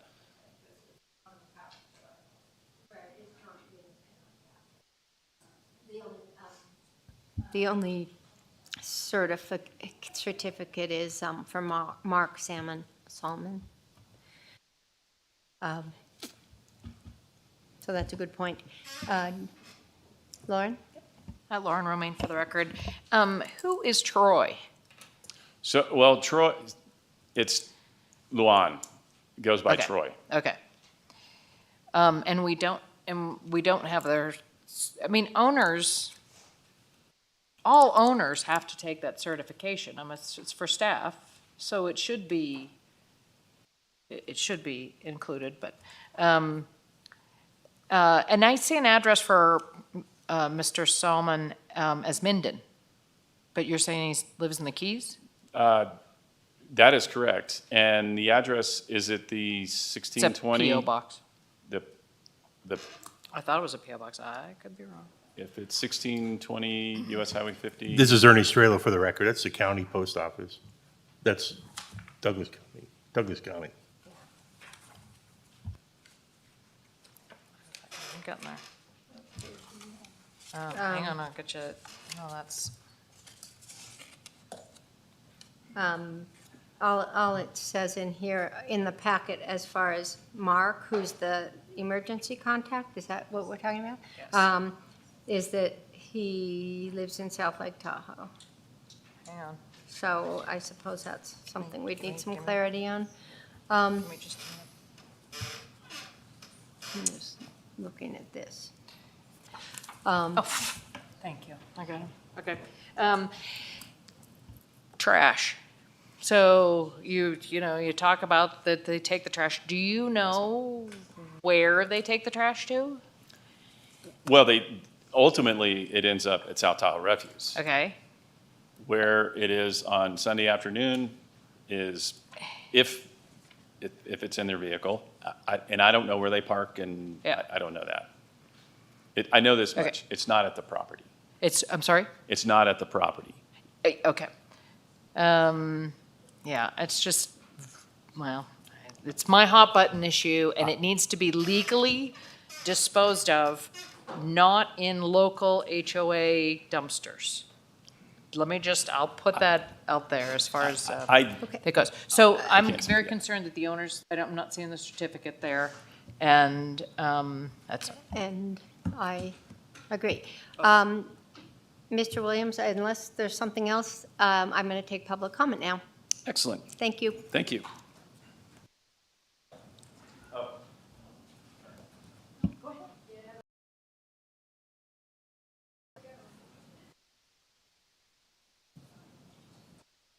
Hi, Mike Johnson, attorney for the property owner. Board may recall we had an issue that Mr. Strelo explained pretty well. I'm mostly here today in case any issues about that came up. I think it's been resolved. I suspect the district attorney would agree with me. My clients did wish to be here today. In fact, you may recall they were here last time around, or up at the fire station last time around, but it was not, I guess, properly agendized for this particular decision. So that's why they weren't here for that to be resolved when they were here before. Wanted to thank Mr. Strelo. I assume you're the staff member that made the recommendation that the Tier 3 permit be issued. I'm unaware, frankly, if there was a concern about whether or not my clients have their Douglas County certification. I don't know whether they do or not. If that's a concern, that would suggest that that'd be a condition of approval. I can't imagine that would be problematic to do. I'm here if there are any questions, but I think we're sort of past the portion of the matters that I was handling. Thank you.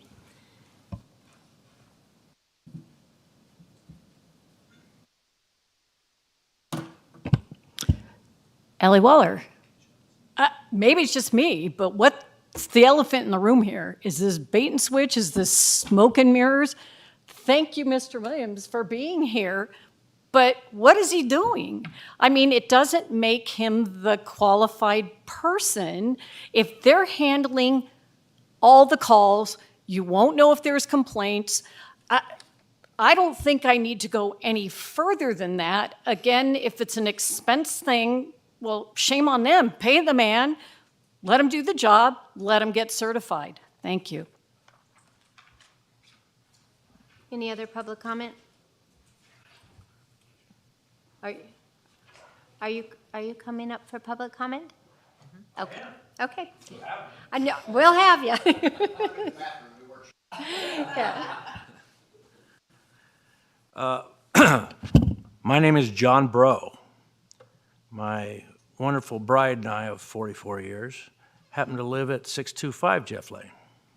It's our primary residence. And I got the letter, and I happened to be sitting at home today watching it on YouTube, and thank God I came when I did, because the first 2 hours were eventful, so to speak, right? But, so I'm watching, I see Mr. Byer here, he got my attention. I thought he had a little too much coffee, but, you know, that's just from watching it on cable, right, or on YouTube. You got my attention because you made a point that the county commissioners had a point in what was going to be classified as Tier 3, and they were talking about initially it was for, you know, people with big acreage and stuff like that. And it happens to be that my house, which is about, I'll say we're a little above, and I'll say building to building, we're probably 60 feet away, well within your 100-foot range. So you got my attention a little bit on that. However, I believe that every house in the basin, for the most part, is in a, what'd you call it, tourist zone. It's in the basin. I mean, I can't tell you how many people I have come in every year. It's unbelievable. I get guys I've known since 3rd grade, literally, that come in, and they act freaking crazy, just like the renters do sometimes, you know. It's their vacation. We have had some issues. I believe that expanding from 10 to 4 increases your potentials for problem 40%. I don't know if you can deny that. It's just a fact. My wife and I, in general, support vacation rentals. We think it's good for the economy. It's good for a lot of things. That being said, it's up to you whether you want to look at, you know, what you've gone over today. I've seen some inconsistencies with Mr. Taylor versus the last one that got approved, where you're approving a 22 here, and here you don't, but yet, like Mr. Sloan said, that's pretty much a resort area, you know, up there off a tramway and in there. So, on another note, you asked about the classification of bedrooms. By trade, I was a fire chief for years, and I was also a general building contractor for 36 years, kind of. You asked about the definition of a bedroom? How about a minimum of 90 square feet that has a closet, and it's air conditioned and heated like the rest of the house, and it has a window that's no less than 10% the size of the room? Is that close? Okay. Shoot. What was I gonna? The Uniform Fire Code was adopted by Douglas County Fire as part of the Uniform Fire Code on the western end. Basically, all the parking areas up there, for some reason, they're not marked no parking. But since the fire department has adopted the fire code, technically Douglas County has. Does that make sense? But there's no signs posted up there, and they should be roughly 100 feet apart.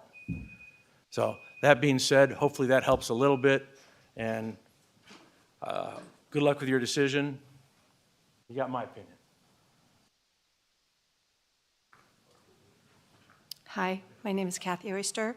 I would like to clarify that there is, in fact, a zoning. The zoning map is called Official Douglas County Zoning Map, Tahoe Planning Area.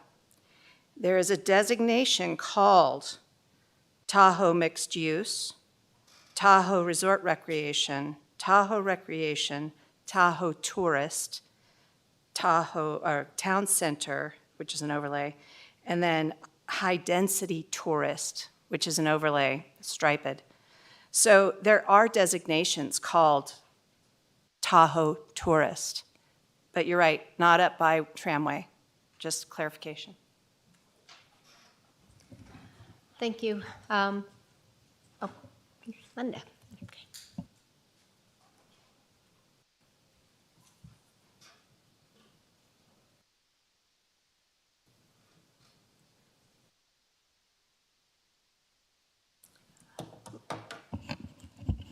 Linda Dangler.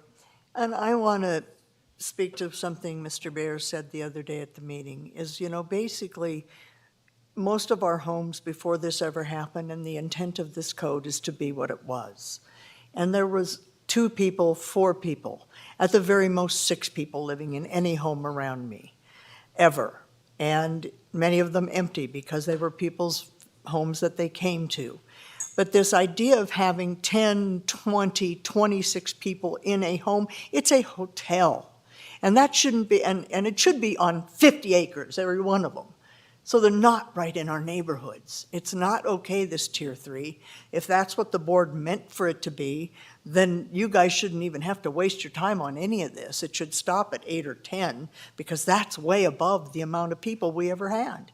We're not a neighborhood because now we're just a party house. I got 4 of them, and every one is a party house, and every one has got 14, 16, 20 people, and then they can have 50 people. And, you know, I know you've changed the 50. I hope the board will change the 50 because that's absurd. But this is absurd. You know, the whole thing is absurd to allow this many people. When you said it the other day, you were so right. It's like 2, 4, maybe 6 people. We have a nice Mormon family near us, and they've probably got 6 or 8. But it's a family. They're not there to party Friday and Saturday nights. So I don't know. I hope the code gets changed somewhere along the line. They don't even have these things in our neighborhoods anymore.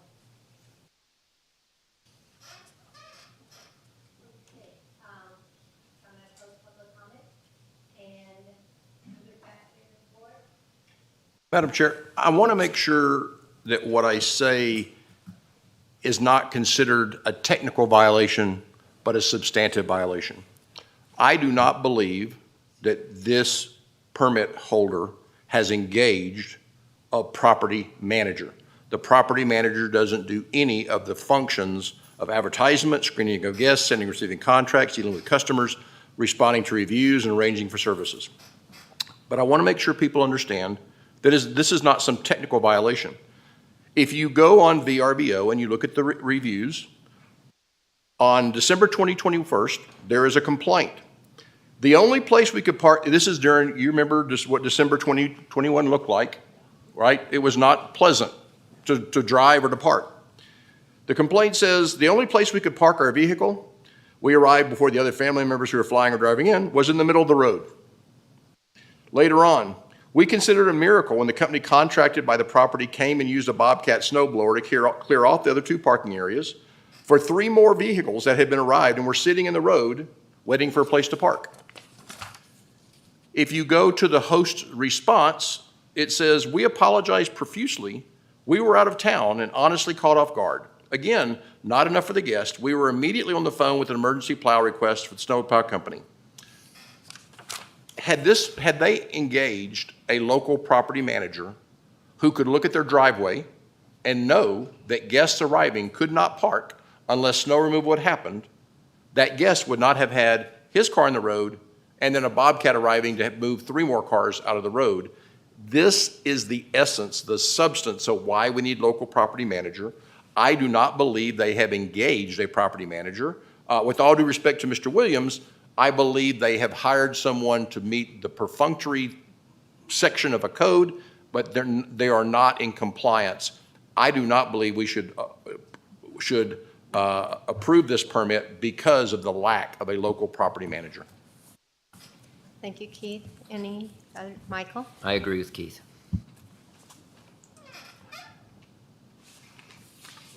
Lauren, Romaine, for the record, I would also say that the distance between is to me not enough of a distance also, and but I ditto.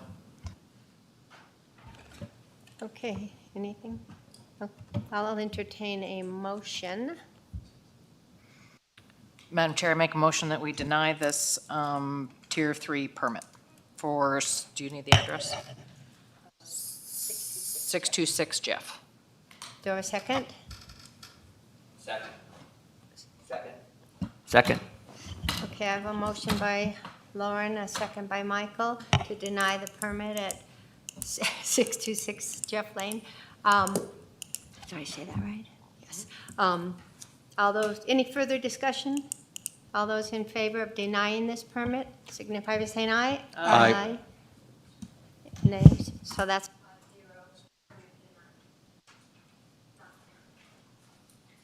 Okay, item number 5. Possible action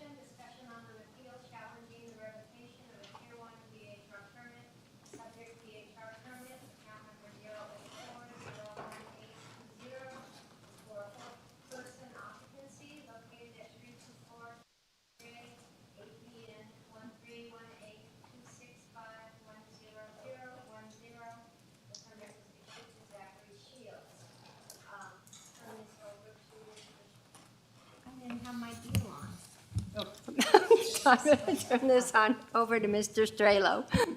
Madam Chair? Madam Chair, I thought we had to approve standing before, oh, I'm sorry, I think I did that to you last time, sorry about that. Yes. Okay, Ernie Strelo for the record. Last one.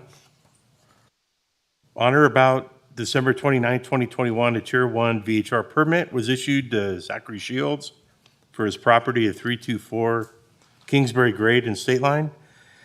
The permit allowed him to operate as a Tier 1 VHR with a maximum occupancy of 4.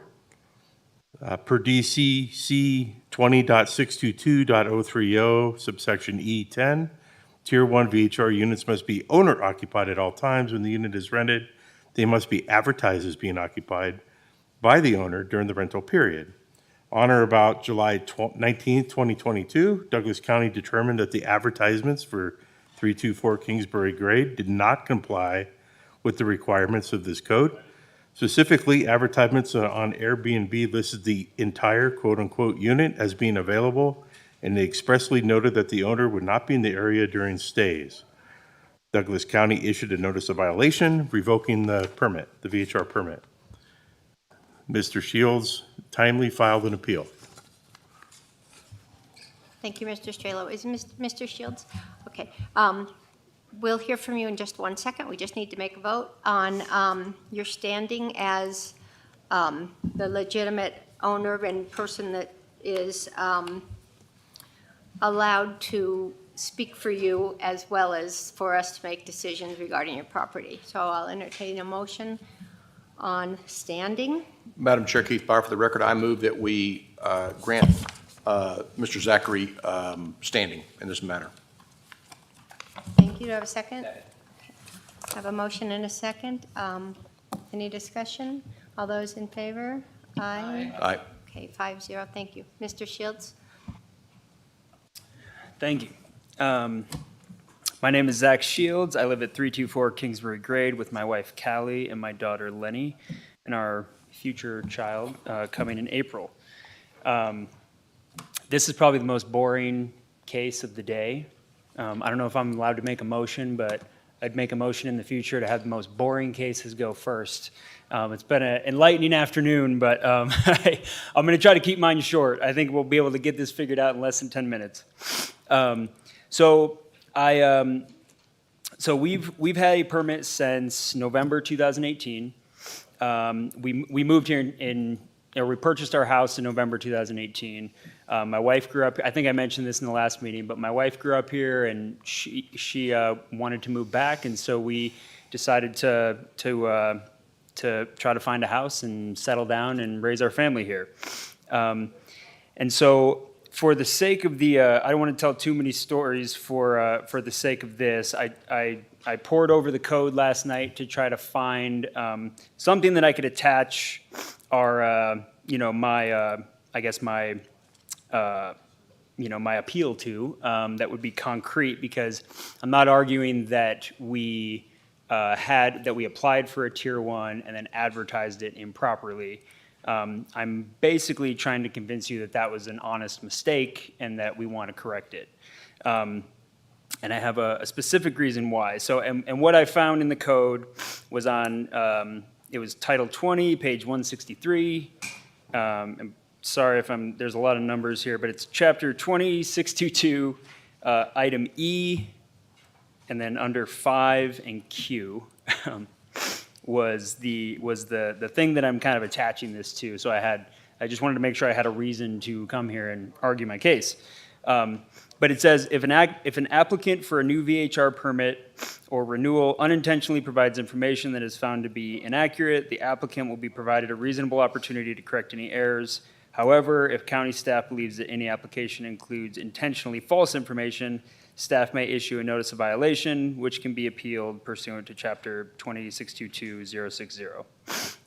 So obviously, we already had the notice, and we had our permit suspended, and we canceled all of our guests. And as Ernie said, we got back, I think, on the same day and took down our listing, canceled our reservations, until we could get this figured out. So what happened when we applied for our permit, and we had 3 permits. I think this is our fourth fourth permit, third or fourth, since 2018.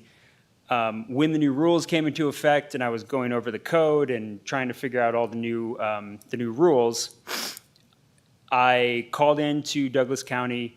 I just wanted to make sure we were doing everything by the book, and so Ernie's used to me calling and asking a million questions. I'll keep people on the phone as long as they're willing to talk. So I think I talked to somebody at Douglas County for 30, 40 minutes, and I went through the entire application, and she was asking me kind of qualifying questions about what tier we should have.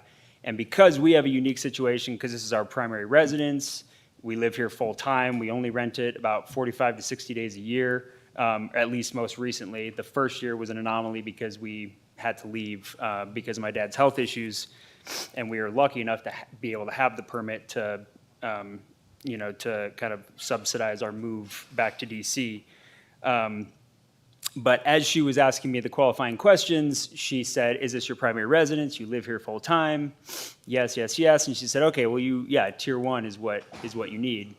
And I'm not blaming the person that was helping me on the phone. She was extremely helpful because I think all the other information that she gave me was accurate. But I think that there was an assumption made that because of all the answers that I gave her, she just said, "Oh, it sounds like you need a tier 1 because you live in your house and you rent it and it's, you're a full-time resident." And I think most of the time when people, I'm making an assumption, but I think most of the time when people are applying for tier 2s, it's either somebody who lives here who has a second home that they rent, or some other scenario. And so I think that we're unique in the way that we rent our house, because it's not a full-time rental and we live there. And so it was an honest mistake. I should have caught it. I should have verified the information. I accept our responsibility. I'm a business owner, and when we first applied for the permit, it was very I think it happened within 2 days, and it was super easy. There were barely any regulations, and it wasn't even a part of the conversation.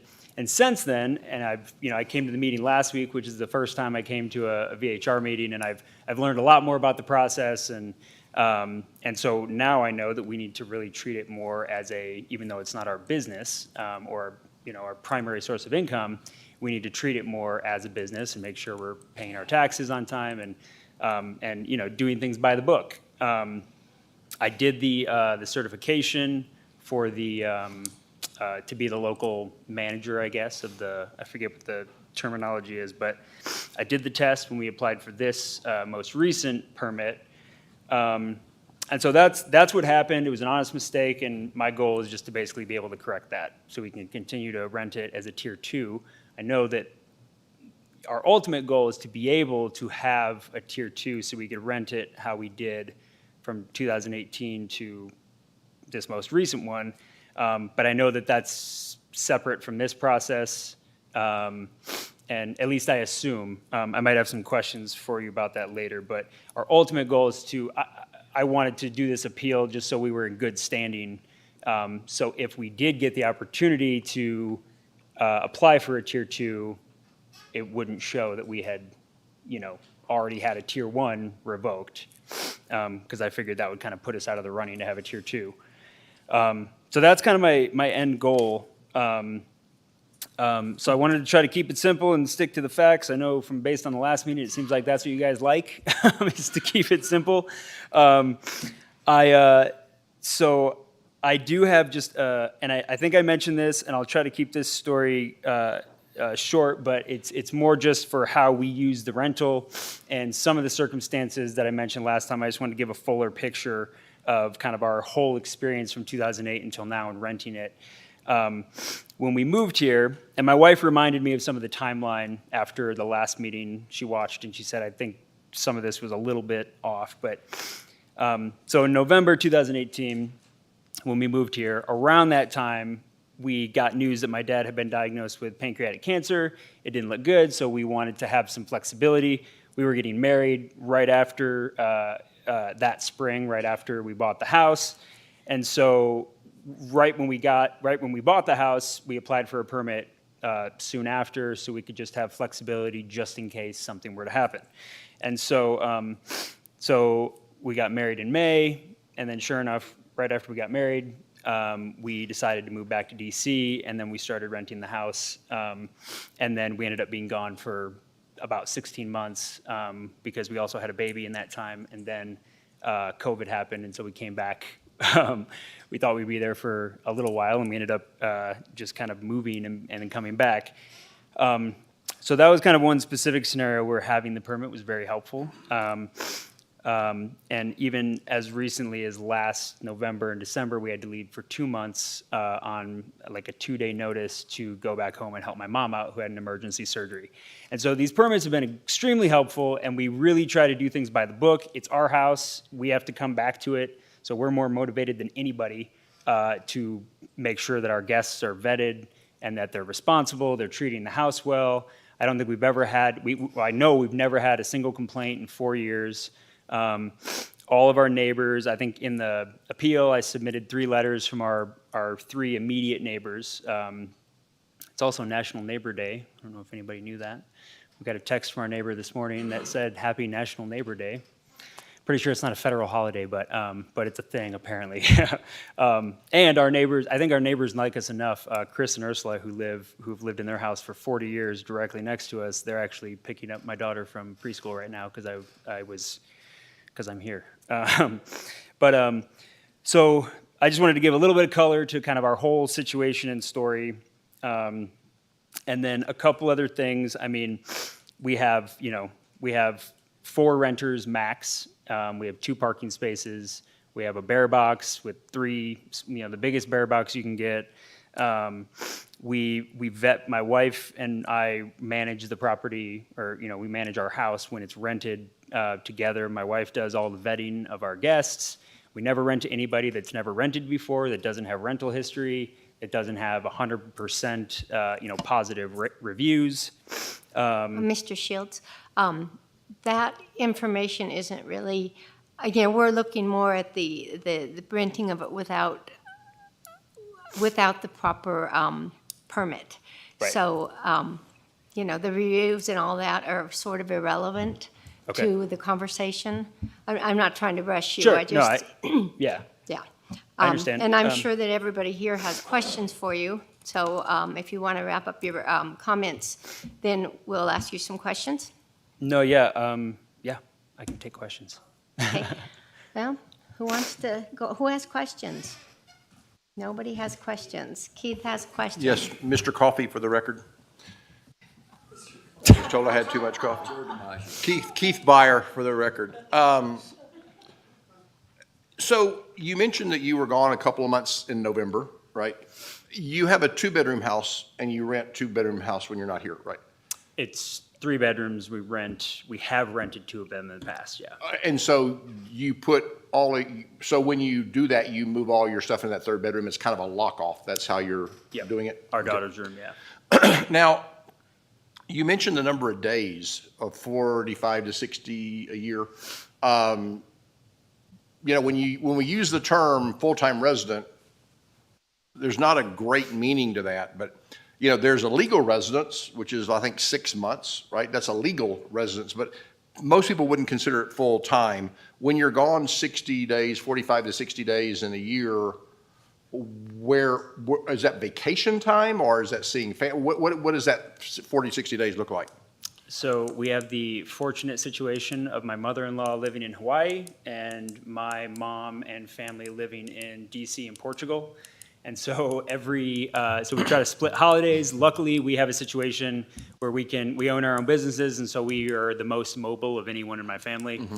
So we visit family during that time. So mostly either we're gone maybe 2 weeks during the summer. We may take our kind of a regular vacation, right. and then November, December, especially with another daughter on the way, and our daughter's in preschool here, 5 days a week, full time at Lake Tahoe Preschool.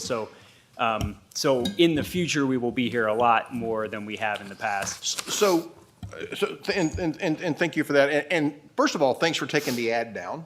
Ernie provided us screenshots of the ad, which I'm assuming that enforcement screenshotted when they first found the situation.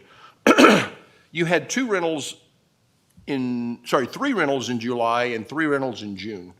So were you here during June and July, or were you moving in and out and in and out and in and out, or were you gone for June and July this past year? How did you had 6 rentals in 3 months? We were 2 on- months. We were on a 2-week camping trip in July. Well, we didn't have, I think the July rentals we canceled. Well, you got reviews. That's how I was picking it up.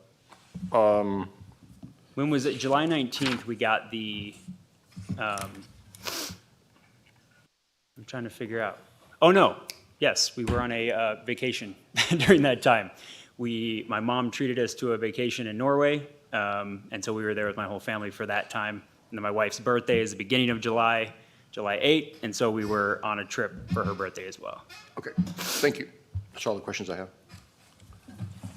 I just wanted to ask you a quick question before. Have you ever rented the home or the unit while you were in residence? No. Okay, thank you. Michael? Took one of my questions. We have been very close by. We have a little camper that we take out, yeah. Okay, so you were away for 16 months, taking care of family members, I understand, and 2 other months. So who was the emergency contact locally when you were away? Our cleaning company. Cleaning company. And did they receive any emergency calls? No. No. Also, and the cleaning company was a childhood friend of my wife, so they had a relationship, and so I think her name was on the permit as the local contact for the original, for the first permit that we got in 2018. Okay. And you mentioned that you're a permanent resident here, but on the ads it says, "Hi, I'm Callie, I live in Los Angeles," and "Hi, I'm Zachary, I live in Washington, D.C." Why would you say that on your Airbnb ad? I do not know. My wife used to live in LA and I used to live in DC, and so that's probably on our Airbnb profiles that we just haven't updated. Okay. This doesn't really have anything to do with the renting part, but I noticed on page, was it 228 of the packet? I don't think you have the packet in front of you. No. It says something that I think one of the staff members may have wrote you an email saying you haven't paid or you owe $10,000 in TOT taxes. To the best of your knowledge, are you current? We are current with our taxes. Those were fees that were, so during the initial permit, when we ended up leaving, we basically just lost track of everything. We didn't even know about the taxes or setting up the tax account. And so we just lost track of it. That was a mistake. As soon as we found out, we got a notice from the TOT office or Douglas County that said, it looks like it was something with our listing. And then at that point, we found out that we were delinquent on our taxes for that entire portion of time. So we sent all of our rental history. They calculated it all up, and they said you owe it was around $6,000 in actual taxes, and then they said you owe around $10,500 in late fees. And so we couldn't pay that at the time, and so I went back and forth with that office for maybe a couple months, and then they said, okay, we're going to put this issue on hold as kind of a separate thing, and then they granted us the subsequent permits, 2 permits since that issue had happened. So that issue, and that's something that I don't know actually who handles that. Well, Michael, I just want to interject something real quick here. Our appeal process has very little to do with the TOT. That's kind of handled through Douglas County. It's not really part of our appeal process. This appeal is about a home that was rented without the owner in residence.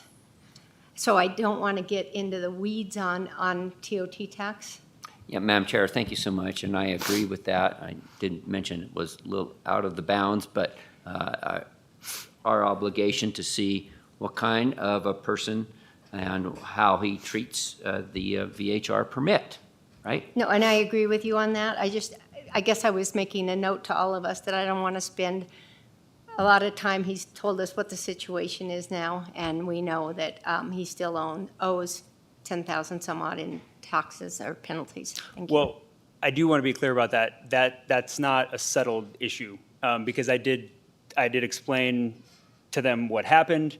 We paid our tier, so we paid our taxes. Those are not taxes. We paid every single dollar of our taxes from 2018 until recently. So we're not delinquent on any taxes. Those are fees that accumulated during that time, and it was a whole, I can explain more of it, but they basically said, okay, we can appreciate where you're coming from. We never notified you that those fees were accumulating for 16 months, and so that's what they said. And I was just asking for a middle ground. I just said, can we try to get the fees to be at least less than the taxes themselves? So I'm not unwilling to pay them, but they said, we'll get back to you, and I've been waiting for over a couple of years. So I have no idea what's happening with that, but the last I left it, I said, let us know how much we need to pay in those fines, and that's the last I heard of it. Okay, let's bring it back. Lauren? So I'm looking at your letter on page 239, and you do say, I mean, I'm kind of, this is the first one of these I think we've done, so I'm kind of grappling with what it is we're being asked to decide. And it says your ideal outcome would have our tier 1 permit reinstated while we wait on the wait list for a tier 2 permit application. You want the tier 1, so. No.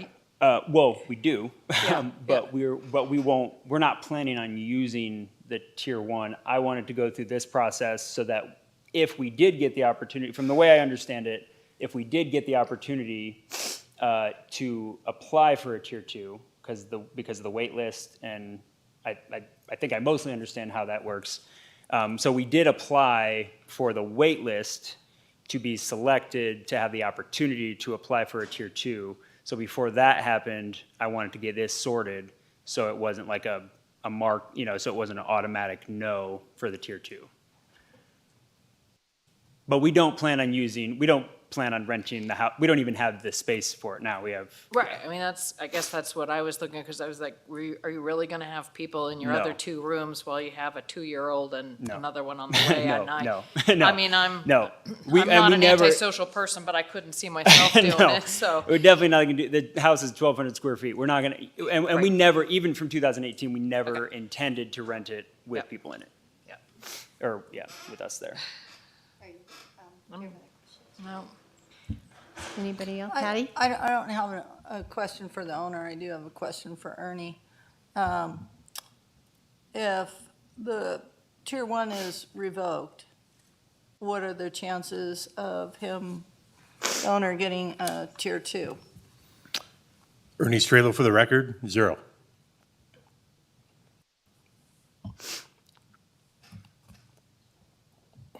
Well, I have a follow-up question to that. So we're just voting on if this is upheld or not. And my train of thought is, if he makes good with all his back fees and stuff like that, in the future, he could be eligible.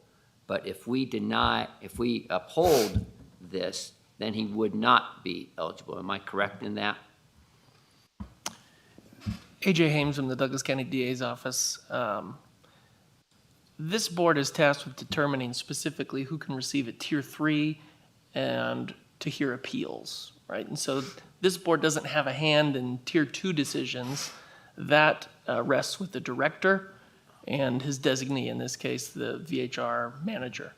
And so the issue on appeal is what this board should mainly be concerned with, and that is whether the county was justified in revoking the tier 1 permit that was issued to Mr. Shields.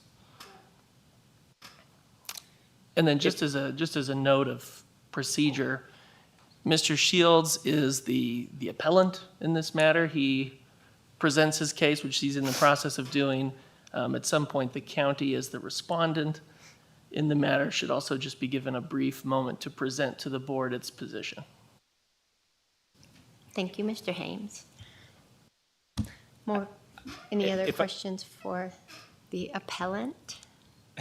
Got to get it right now. Yes, Lauren. I mean, I hear what you're saying, but at the same time, our decision has consequences. And I don't understand how you're asking us to not look at those consequences. Is that?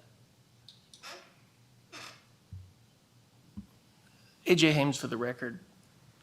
The board can consider consequences, but ultimately the board is tasked with applying the code. And in this particular case, with regards to appeals, the board is hearing the issues on appeal and determining those issues. And it may be helpful to just review that portion of the code.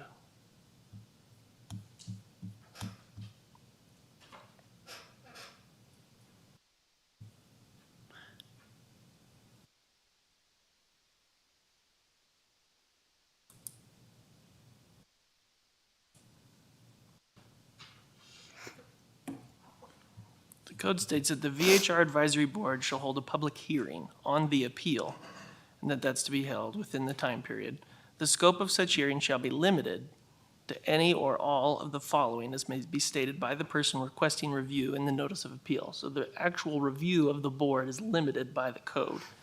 And then the issues to which this board should limit its review are, first, there's been a failure of the county to follow the procedures described in the title and/or chapter, and that such failure has prejudiced the person in respect to some substantial right. And I think Mr. Shields is getting to that, in that he is stating that the county has failed to provide him with an opportunity to correct his violation. So at the outset, he noted that. Section B, no violation and/or nuisance exists on the premises that is subject to the notice of violation. That's not at issue. I think the facts are not disputed in this particular matter. C, the time for or method of compliance required in the notice is impossible to comply with, or because of circumstances particular or peculiar to the person or property would work an unreasonable hardship. Again, there's not an issue of compliance here because the county did not offer that to Mr. Shields that revoked his permit. And then D, the imposition of civil penalties is inappropriate. No penalty has been assessed here. So it's really the single issue that the board can consider is that, which is, has there been a failure by the county to follow the procedures described in the code? And has that failure prejudiced Mr. Shields?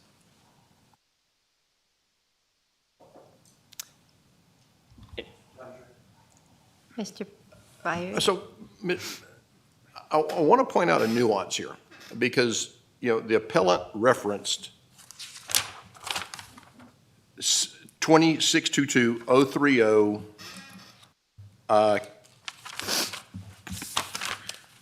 4Q. That's what he referenced.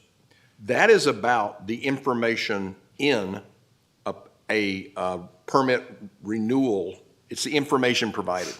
It is not so if you provide false information in a permit request, in a permit application, you are granted the right to change it if it's unintentional. That is not the matter before us. It is not the information that was provided. It was the operating under a tier 1 when you were a tier 2. So Q, the way I read it, and I'd like your opinion if that's wrong, it's talking about the information in the application, not operating a tier 2 under a tier 1 permit. But am I reading that too literally? AJ Hames from the Douglas County DA's office. In this type of situation, I sort of wear two hats. One is the representative of the county. I did author the response on behalf of the county to the appeal, but also in advising the board, I act in that capacity as well, and so I try to be neutral, and so it's sort of a balancing act for me. In answering your question, I'll try to be as neutral as possible. I think the county would agree with you that this isn't an issue of application information or renewal information, it's an issue of compliance. I think Mr. Shields, sort of giving him the benefit of the doubt, what he is asserting, his position would be, and he could, of course, correct me, I'm not his representative, but as I understand it, this all stems from information that I provided at the outset, me speaking on sort of his behalf, that he contacted the county to determine which type of permit he wanted and believed that the tier 1 permit was the appropriate permit. And so based on information that he provided at the time he received the improper permit. And so his argument, I think, to the board would be that this isn't about compliance. This all stems from an initial renewal application wherein he requested the wrong permit. Yeah. Those are the two arguments. And that's, when I read this section, that's what I was trying to get at, was that basically it seemed like to me the only thing I could do was convince you that this was a mistake, an honest mistake. And then by telling you our situation and how we rent our house, it's a judgment call on whether or not you believe me. I also think it would have been, especially with some of the issues we have with our previous permit, I don't think I'm an idiot, but if I would have tried to apply for a tier 1 knowing all the changes and code enforcement and all that stuff that was happening and have a public to do that knowingly would have been extremely stupid, considering how important this was to us. I'm a business owner. I'm not, it was an honest mistake. So from my point of view, I was just trying to get to the fact that my argument is just, do you believe that this was an honest mistake or not? Madam Chair, if I may, it's your second honest mistake, right? Yes. Your first honest mistake was renting something, not understanding that you had to pay TOT taxes, right? Yes. Yes. Not understanding that was the first honest mistake, and now this is a second honest mistake. And Madam Chair, that's why I understand Mr. Sloan's question about TOT taxes, because I'm concerned, and the reason I say it to you instead of just think it in my mind is to give you a chance to respond. But my concern is you have two unintentional mistakes that were relatively significant. Mm-hmm. Can you, I don't want to rehash the issues, but what would you have a statement about that, there's two pretty significant mistakes? Yeah, and I realize that looks bad. And both times that these mistakes have happened, the first one was because we just didn't know, and there was a lot going on in our lives at the time. We got married, my wife was pregnant a month later, my dad died 3 months later, we were in DC, we just lost track. Even when we got that notice, I looked back at how did we miss this? And it was mentioned one time in the bottom of an email after we got our permit, not that we shouldn't have read it, but it's not like we were ignoring monthly reminders to sign up for your TOT and start paying your taxes. And so we just missed it. It was one of those things, I kind of equate it to the fine print. It's like, how often do we miss stuff in fine print? And from what I could tell, we got one notification, and I also had assumed that Airbnb just collected the taxes. I didn't know. My wife manages the listing, and I think we just thought, well, if it's through Airbnb, then they have a partnership with the county and they do the taxes and we're all good. So, I know it looks bad, but I also want to state that for both of those circumstances, we owned up to it. We said this was our mistake. This is the reason we made the mistake. How can we make it right? This isn't a cash cow for us. It's a practical matter of us just being able to have flexibility, to rent one bedroom in the future. And so my argument is, do you believe me or not? Mr. Shields, have you ever read the code prior to this situation? Yes. The code is lengthy, and so It is lengthy. Yeah, and and again, I should have been more thorough and known every part of the code. And last night I read every single word to make sure I had all the information. Before I took the test to be the certified manager, I read the entire code then, but I clearly missed some things. Missed that. And I made, I assumed that I also got the information from the county representative. I wasn't looking for that. I wasn't looking for the tier, Thank you. Lauren, did you have your hand up? No? Patty, anything? Okay, any other questions? I'm going to take this then to the county to make their statement. AJ Hames for the record. Now I'm sort of putting on my county hat as opposed to my advisory board hat. The county's position is that this wasn't just a simple mistake, a one-time deal where an applicant provided some information that came to find out later on was not reliable. This was a a violation that was ongoing for a significant period of time. And even when conditions changed and the applicant moved to Washington, D.C., and then later to San Diego and spent significant time out of the area, there was no effort at any point in time to notify the county as to those changed conditions, no change whatsoever.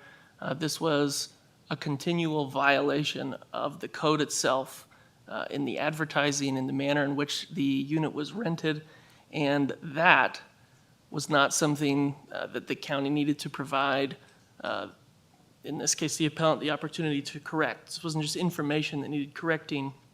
This was acts that had continued on for a significant period of time that were blatantly in violation of the code. Although the code is somewhat lengthy, it's typically, when printed out, it's about 16 pages. It's fairly straightforward on Tier 1s and the requirements with regard to Tier 1s. There's really no ambiguity or confusion in that portion of the code. It specifically states that a Tier 1 owner should reside, not only reside there, but also rent it out when present and to advertise it as such. And in this case, not only was it rented out that way, but the advertisements too were not compliant. And so really there was no compliance whatsoever with the requirements of a Tier 1. And it went well beyond just a mere informational misunderstanding at the outset. And so the county was justified in revoking that Tier 1 permit, and its decision should be upheld by this advisory board. Thank you, Mr. Hames. If I can add, oh, sorry.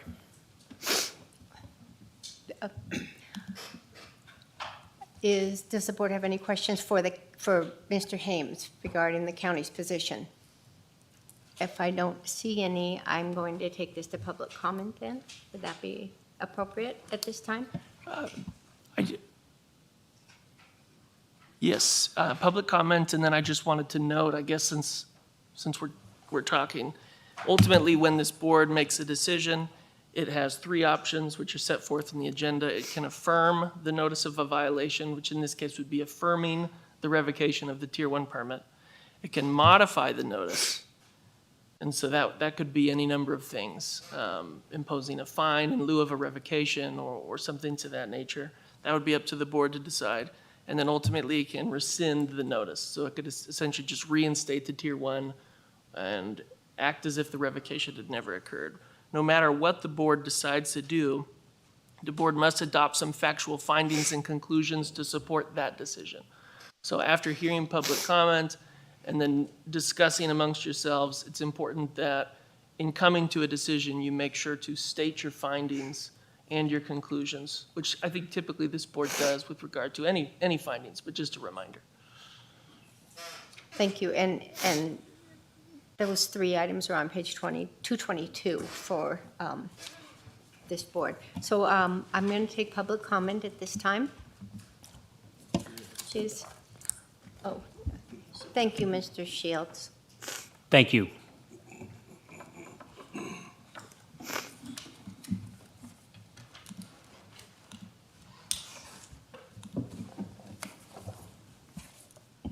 Ellie Waller, I just want to thank Mr. Hames for clarifying points of duration of non-communication on the property that he was or was not, or wife was or was not staying in. I think that helps define a decision, notwithstanding that the TOT is not in play, but is also outstanding. Sounds like there's some issues the county needs to resolve there as well. And just for future reference and everything to add to this process, is I worked for the post office for 8 years, and P.O. boxes in a location can be paid for. They do not quantify where you live. Thank you.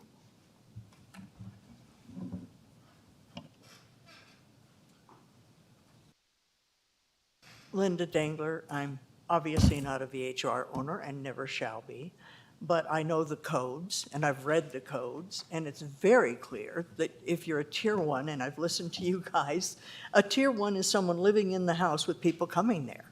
If you're not living in the house, you're not you're not a tier 1, you're being a tier 2, I guess, or whatever, but, it's just the most basic of basics that you live there, and otherwise you shut it down because you're not living there, and then when you live there, you open it up, or whatever. You don't run it when you're not there.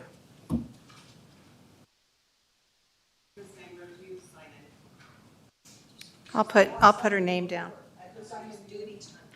I got you, Linda. Thank you.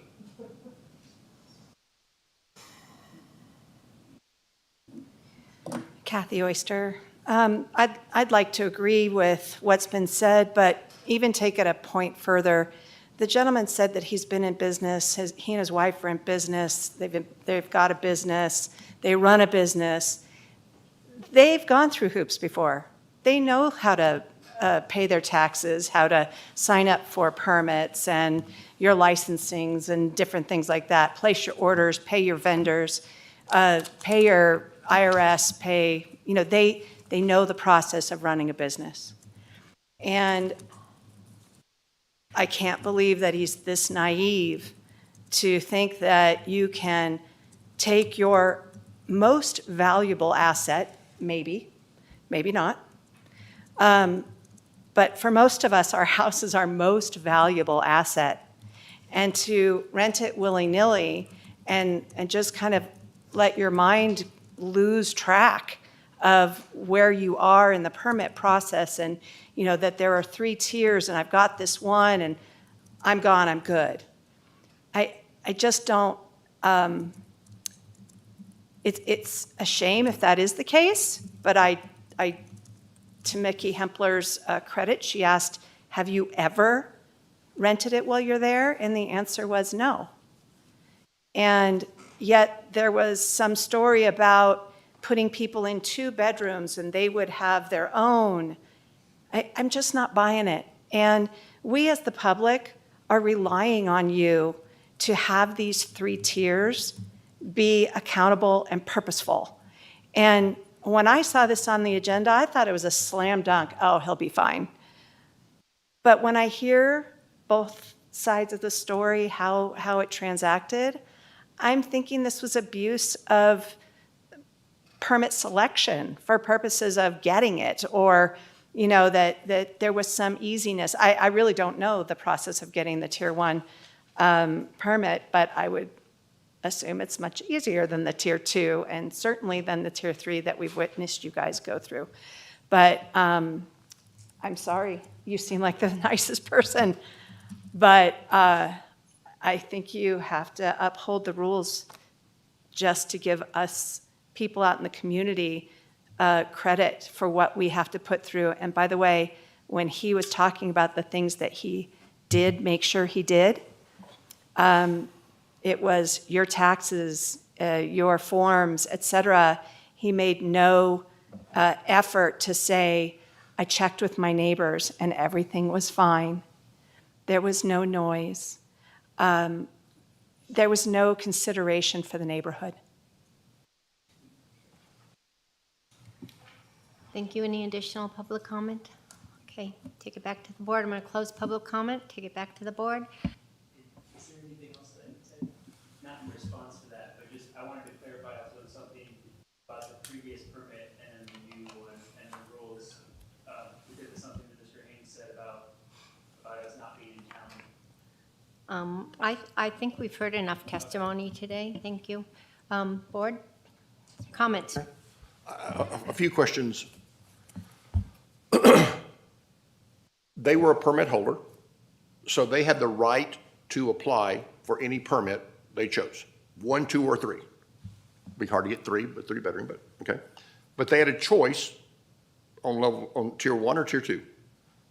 What are the fee differences between Tier 1 and Tier 2? Are they significant? They are significant. So they save a significant amount of money by doing Tier 1 and Tier 2. And Madam Chair, I can see the clock from here, so I'm aware. But Mr. Hank, you mentioned that once they got this permit, they moved to Washington, D.C. If I understood you right, they moved to L.A. and D.C. And the appellate said They lived there before and were lived here. So I want to make sure I understood what you said there. Did they move to those locations? Do we have evidence that they moved to those locations after they got the Tier 1 permit or during the Tier 2 permit or anything else? AJ Hames for the record. No, I don't have any specific information on the timing. I was just noting generally a non-communication with the county with regard to change conditions. Thank But you. I don't know whether those occurred before or after the Tier 1 was issued. So one more question to you, because I have a position that I've developed. I always, you've seen me blow in the wind here, and I sense that some of my fellow members may be in a different position and may want alternate resolution. This board cannot decide to offer them a choice, a large fine or revocation of permit. We need to decide do you revoke the permit, or if there's something alternate, we need to say that's what the alternate is. So in other words, if we were to say it's a $20,000 fine, instead of revoking the permit, it becomes a $20,000 fine and not revoking the permit. AJ Hames for the record. In theory, yes, what you're talking about is correct. I don't know that the $20,000 fine would be the appropriate fine to impose in this case, because the $20,000 fine applies to renting without a permit, whereas there's a $1,000 fine that applies to violations. And ultimately, the board could determine that there were 20 violations, and therefore 1,000 times 20 is a 20. But generally, yes, what you're saying is correct. This board can affirm the decision, contradict the decision by affirming the appeal, or resolve the appeal by making an amendment to the decision that the county made. Madam Chair, I'm not going to make a motion because, like I said, I waffle on some of these things. I am struck by the understanding that the only reason I'm having difficulty is I like him. And if I didn't like him, I would not have any problem upholding the county's decision. And that's wrong. The fact that I like you should not change your standing under the law. But I really, so I am in favor of upholding the county, but I value your input. Thank you, Keith, and I think we're all struggling with the same problem. Michael? Thank you, Madam Chair. So, I really, at one point through this discussion, I was on the modify list. But there's been a couple areas where he quite hasn't performed for long periods of time. And I just think, given the narrow scope that our attorney has given us, I just don't see another way around it right now. I'll ditto what Keith said, but at the same, and the other part to me that is gnawing at me is the change in code. And that's why, because it's so difficult to keep on top of all these things. I mean, that's one, and we did have a big change in code. We had a big change in mentality about VHRs. And so that's my, I don't know, that one's gnawing at me too. Could you expand that a little bit? So are you saying that the change of code made this more confusing, or are you saying that the change of code, you would have expected someone to go read it? I can see that both ways. Could you expand what you meant there? It's kind of Lauren Romaine for the record. It's interesting what you say, because you're right. If the code changed, so that when the code changes, you go back and you look at it. Oh, I'm sorry. He was asking me on my. Oh, I know. Oh, okay. I think we need more of a legal answer than our ideas.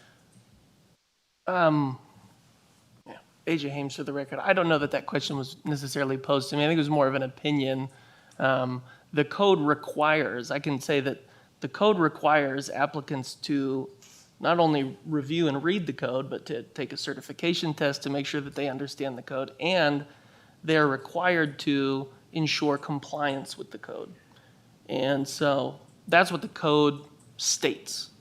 as far as whether a person should be held to more or less accountability based on a change to the code over time, that's something that maybe isn't relevant legally, at least not as far as I see it. The code is the code, but I don't want to impose my opinion on that matter on the board.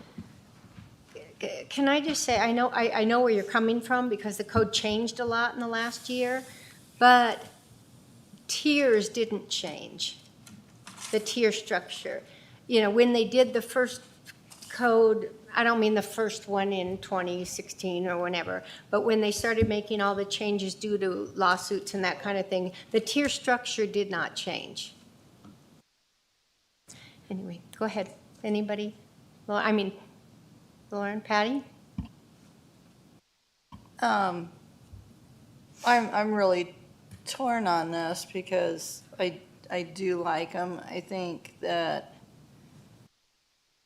they were very inexperienced in getting into something like this, but he did correct the taxes. But yet he's a business owner where, you know that things change. Things change with IRS, and if you don't really go through things every year and you just kind of skim over it, you could miss something. And I would almost like to give them a chance and just modify the decision to a monetary fine and let them keep the tier 1. Lauren? Just so you know that they don't want the tier 1, really. So that's not, he's asking for a tier 2, because they're not going to rent it out with their family in it. So, just so you're clear on that. And code requires that on Ernie, isn't it that if he gets a tier 1 revoked, there's 0 chances of him getting a tier 2?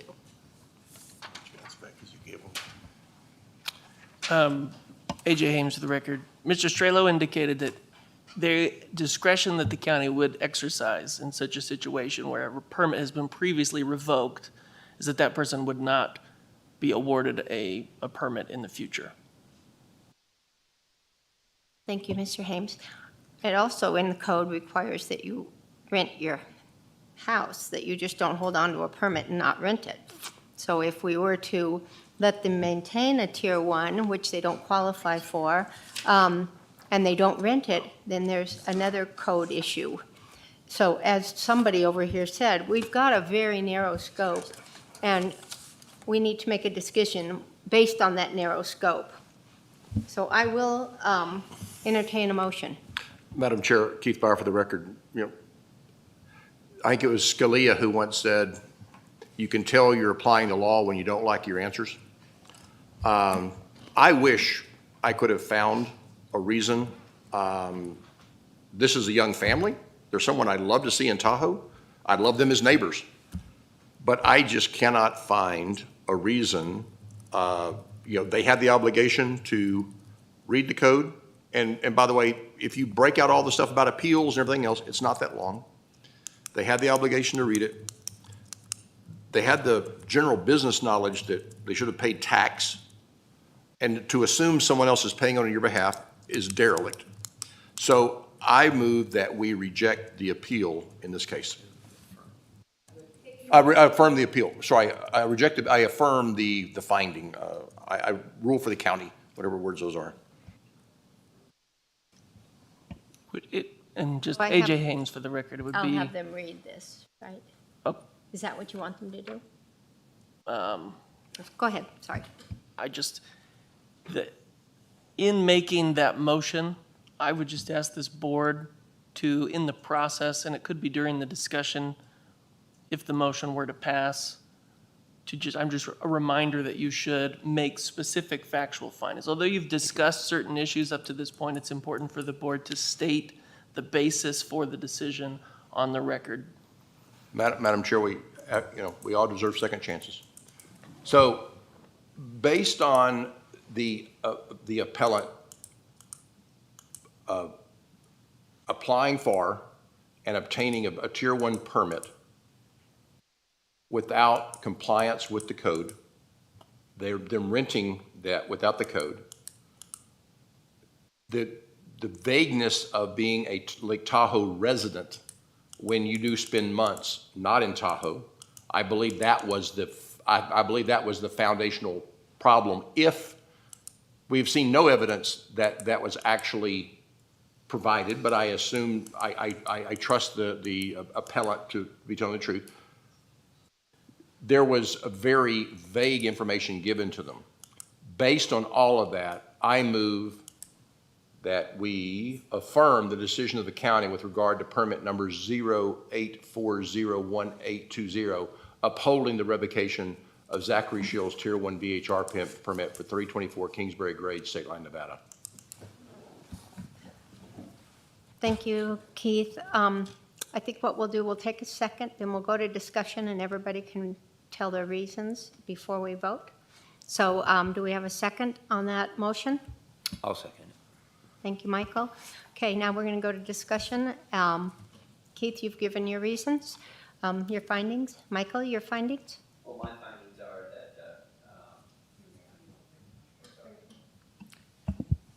that, again, I thought he presented very well. Just the issues with being gone so long, I could understand with, hey, I need some coverage. I'm taking care of a sick relative. They were just gone with no real property manager local to help out. And that, I don't know if TOT is part of it, but it's just part of the picture of he owes back fees, and that the Tier 1 doesn't really help him because he's not going to rent it as a Tier 1. So with reservations, I affirm Keith's motion. Patty?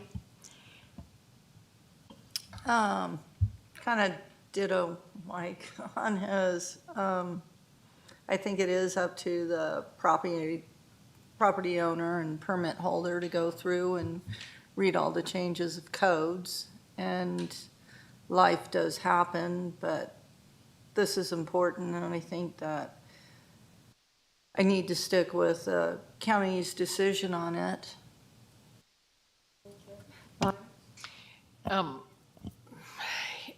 Tough decision. But if I have to look at the facts are he applied for a Tier 1, was not operating as a Tier 1, and unfortunately right now we're trying to hold people more accountable because we're trying to get this program to work correctly, that we have to uphold owners taking on the responsibility that they should in order to, and making sure they're knowledgeable enough about what they're doing so that they are compliant with the rules. Thank you, and of course I could ditto all of that. The fact that the home was never occupied when it was rented, tells me that there was no intention to follow the Tier 1 guidelines, not intentionally, and I don't mean that against you, I just mean it was not intentional, but you really had no intention of following that rule, and for that reason alone, ignorance, as they say, is no defense. I would also be voting to affirm the decisions of the county. So now I'm going to take it to the vote. All those in favor of affirming the decision of the county with regard to the permit to revoke this Tier 1 permit, signify by saying aye. Aye. Aye.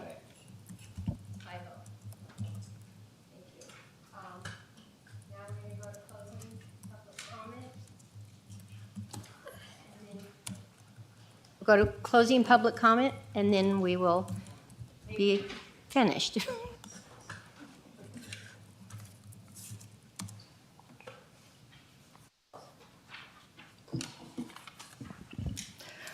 Thank you. Closing public comment. I am now even more convinced that bedroom number 11 doesn't exist in 343. I'm looking forward to looking at the definition. Maybe the pictures aren't comprehensive enough for me to understand if that's a bedroom. I can't tell if it's a walk-through room, there's one entry.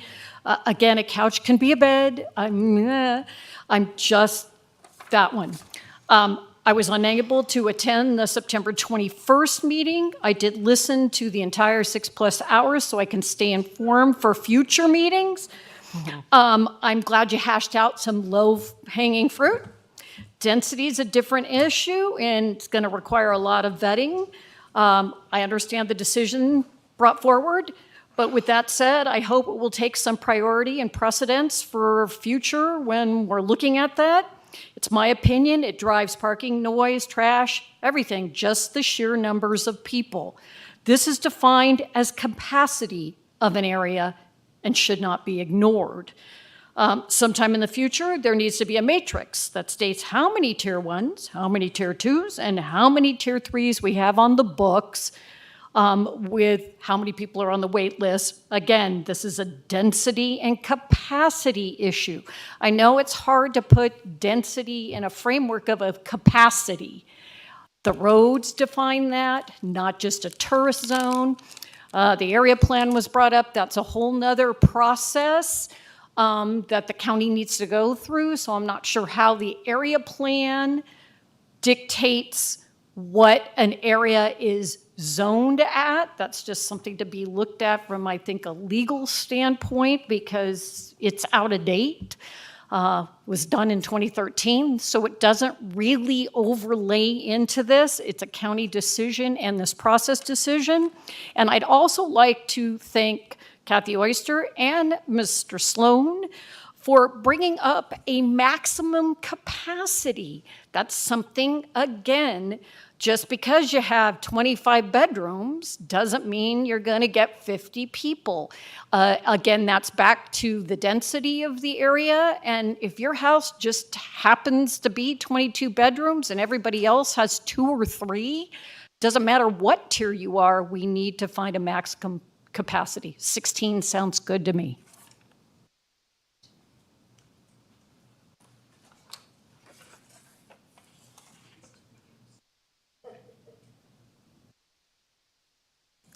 Kathy Oyster. Please advise the Board of County Commissioners to exclude residentially zoned neighborhoods from the vacation rental permit program. The use of our neighborhoods for the benefit of investor neighbors, VHRs, fails to be a consistent application of the preamble of the Vacation Rental Code, where the intent statement number 7 says, transient occupancy of permitted properties is to resemble the existing residential uses made by resident owners and lessees. The use of these homes as rental businesses does not resemble the existing use by neighboring resident owners. They have strangers coming into their residences at intervals of every turnover, let's say weekly. They are in party mode, often loud and alcohol-fueled. Every day they are in residence because they are on vacation. They do not know the rules of the road in variable winter driving conditions, including how to put on chains and where to park for snow removal, for example. We resident owners are disadvantaged in the process. We have permitted properties pushed on us by a subjective set of standards. We have to be prepared to call code enforcement and sheriff's office for their assistance with these neighbors. We have no insight as to the manual or process by which these officers evaluate a complaint.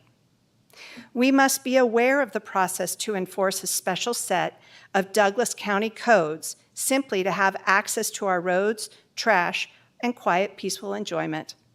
Our rights are never grandfathered. We have our complaints, oftentimes submitted with objective proof, like photos or videos, deemed unfounded.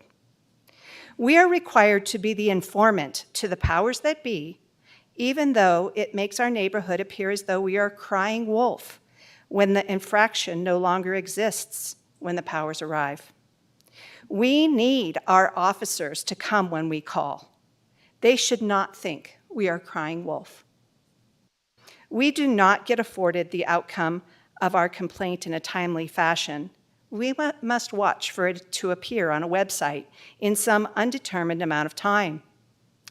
Though the permit investor the permitted investor gets the outcome immediately and can appeal. We have no such rights outlined in your code.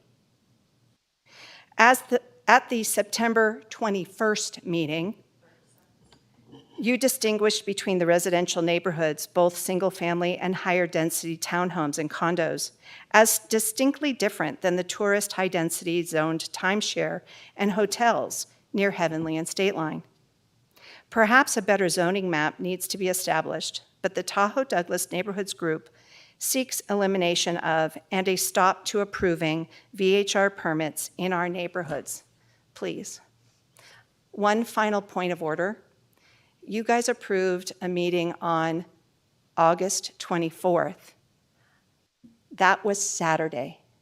I'm not sure if you all think you were here Saturday, but I am mentioned in those minutes, and I was not here on Saturday 24th. It is the 21st. Please change your record.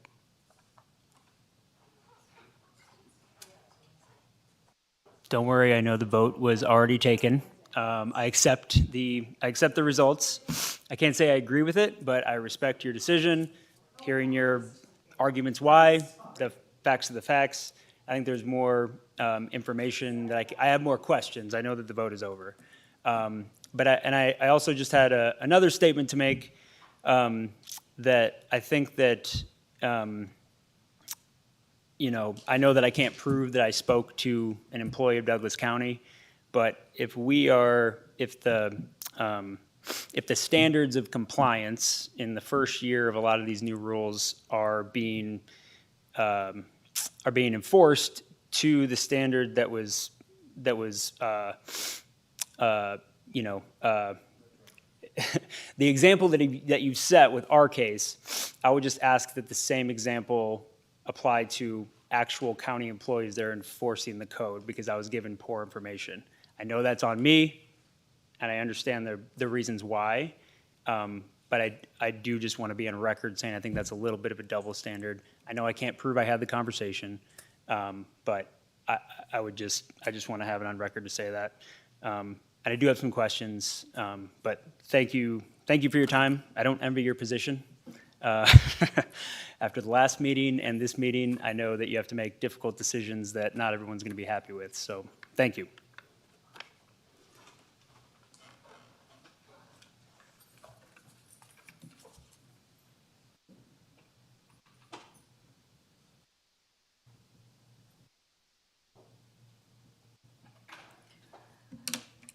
Linda Dangler, and I hardly know what to say.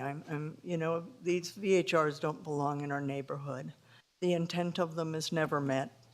Who we are and what our lives and how they've been destroyed hasn't mattered at all. I mean, you know, we get 22 people and up to 50. And all you guys made that change of 50. All the BOCC has to do is say, hey, we're good with 50. And I'll see them in court in the future, because I'm not going to stand for this. And my neighbors won't stand for this, because we have a neighborhood that we live in. And you guys have done great work, and I appreciate the thought you put into it, and I appreciate the way you manage yourselves. And I really do. And you have a very tough thing. But, you know, really, there shouldn't be VHRs in any of the residential zone neighborhoods where we have a wedding event center that the code enforcement people say, sure, here's the real way you're supposed to do a home occupancy, but we're going to just discount that, and you can keep having it because it's your tenants, your renters who are setting up the weddings, not us. So we have the 50-person wedding every Friday or Saturday night and the parties that go with it, and they also own, although they lie about it, they own 206 South Benjamin, and that's where they have the bachelor parties that scream and yell, and that's on my same canyon. And I shouldn't have to live with this, so I hope when you're talking to the board that you can do what you've suggested and have these zones that are appropriate for this and get them out of our residential neighborhoods. We don't deserve to have to live like this. That's not what I bought my home for. Thank you. If not seeing any other closing public comment, I will close closing public comment and adjourn the meeting. Thank you, everybody.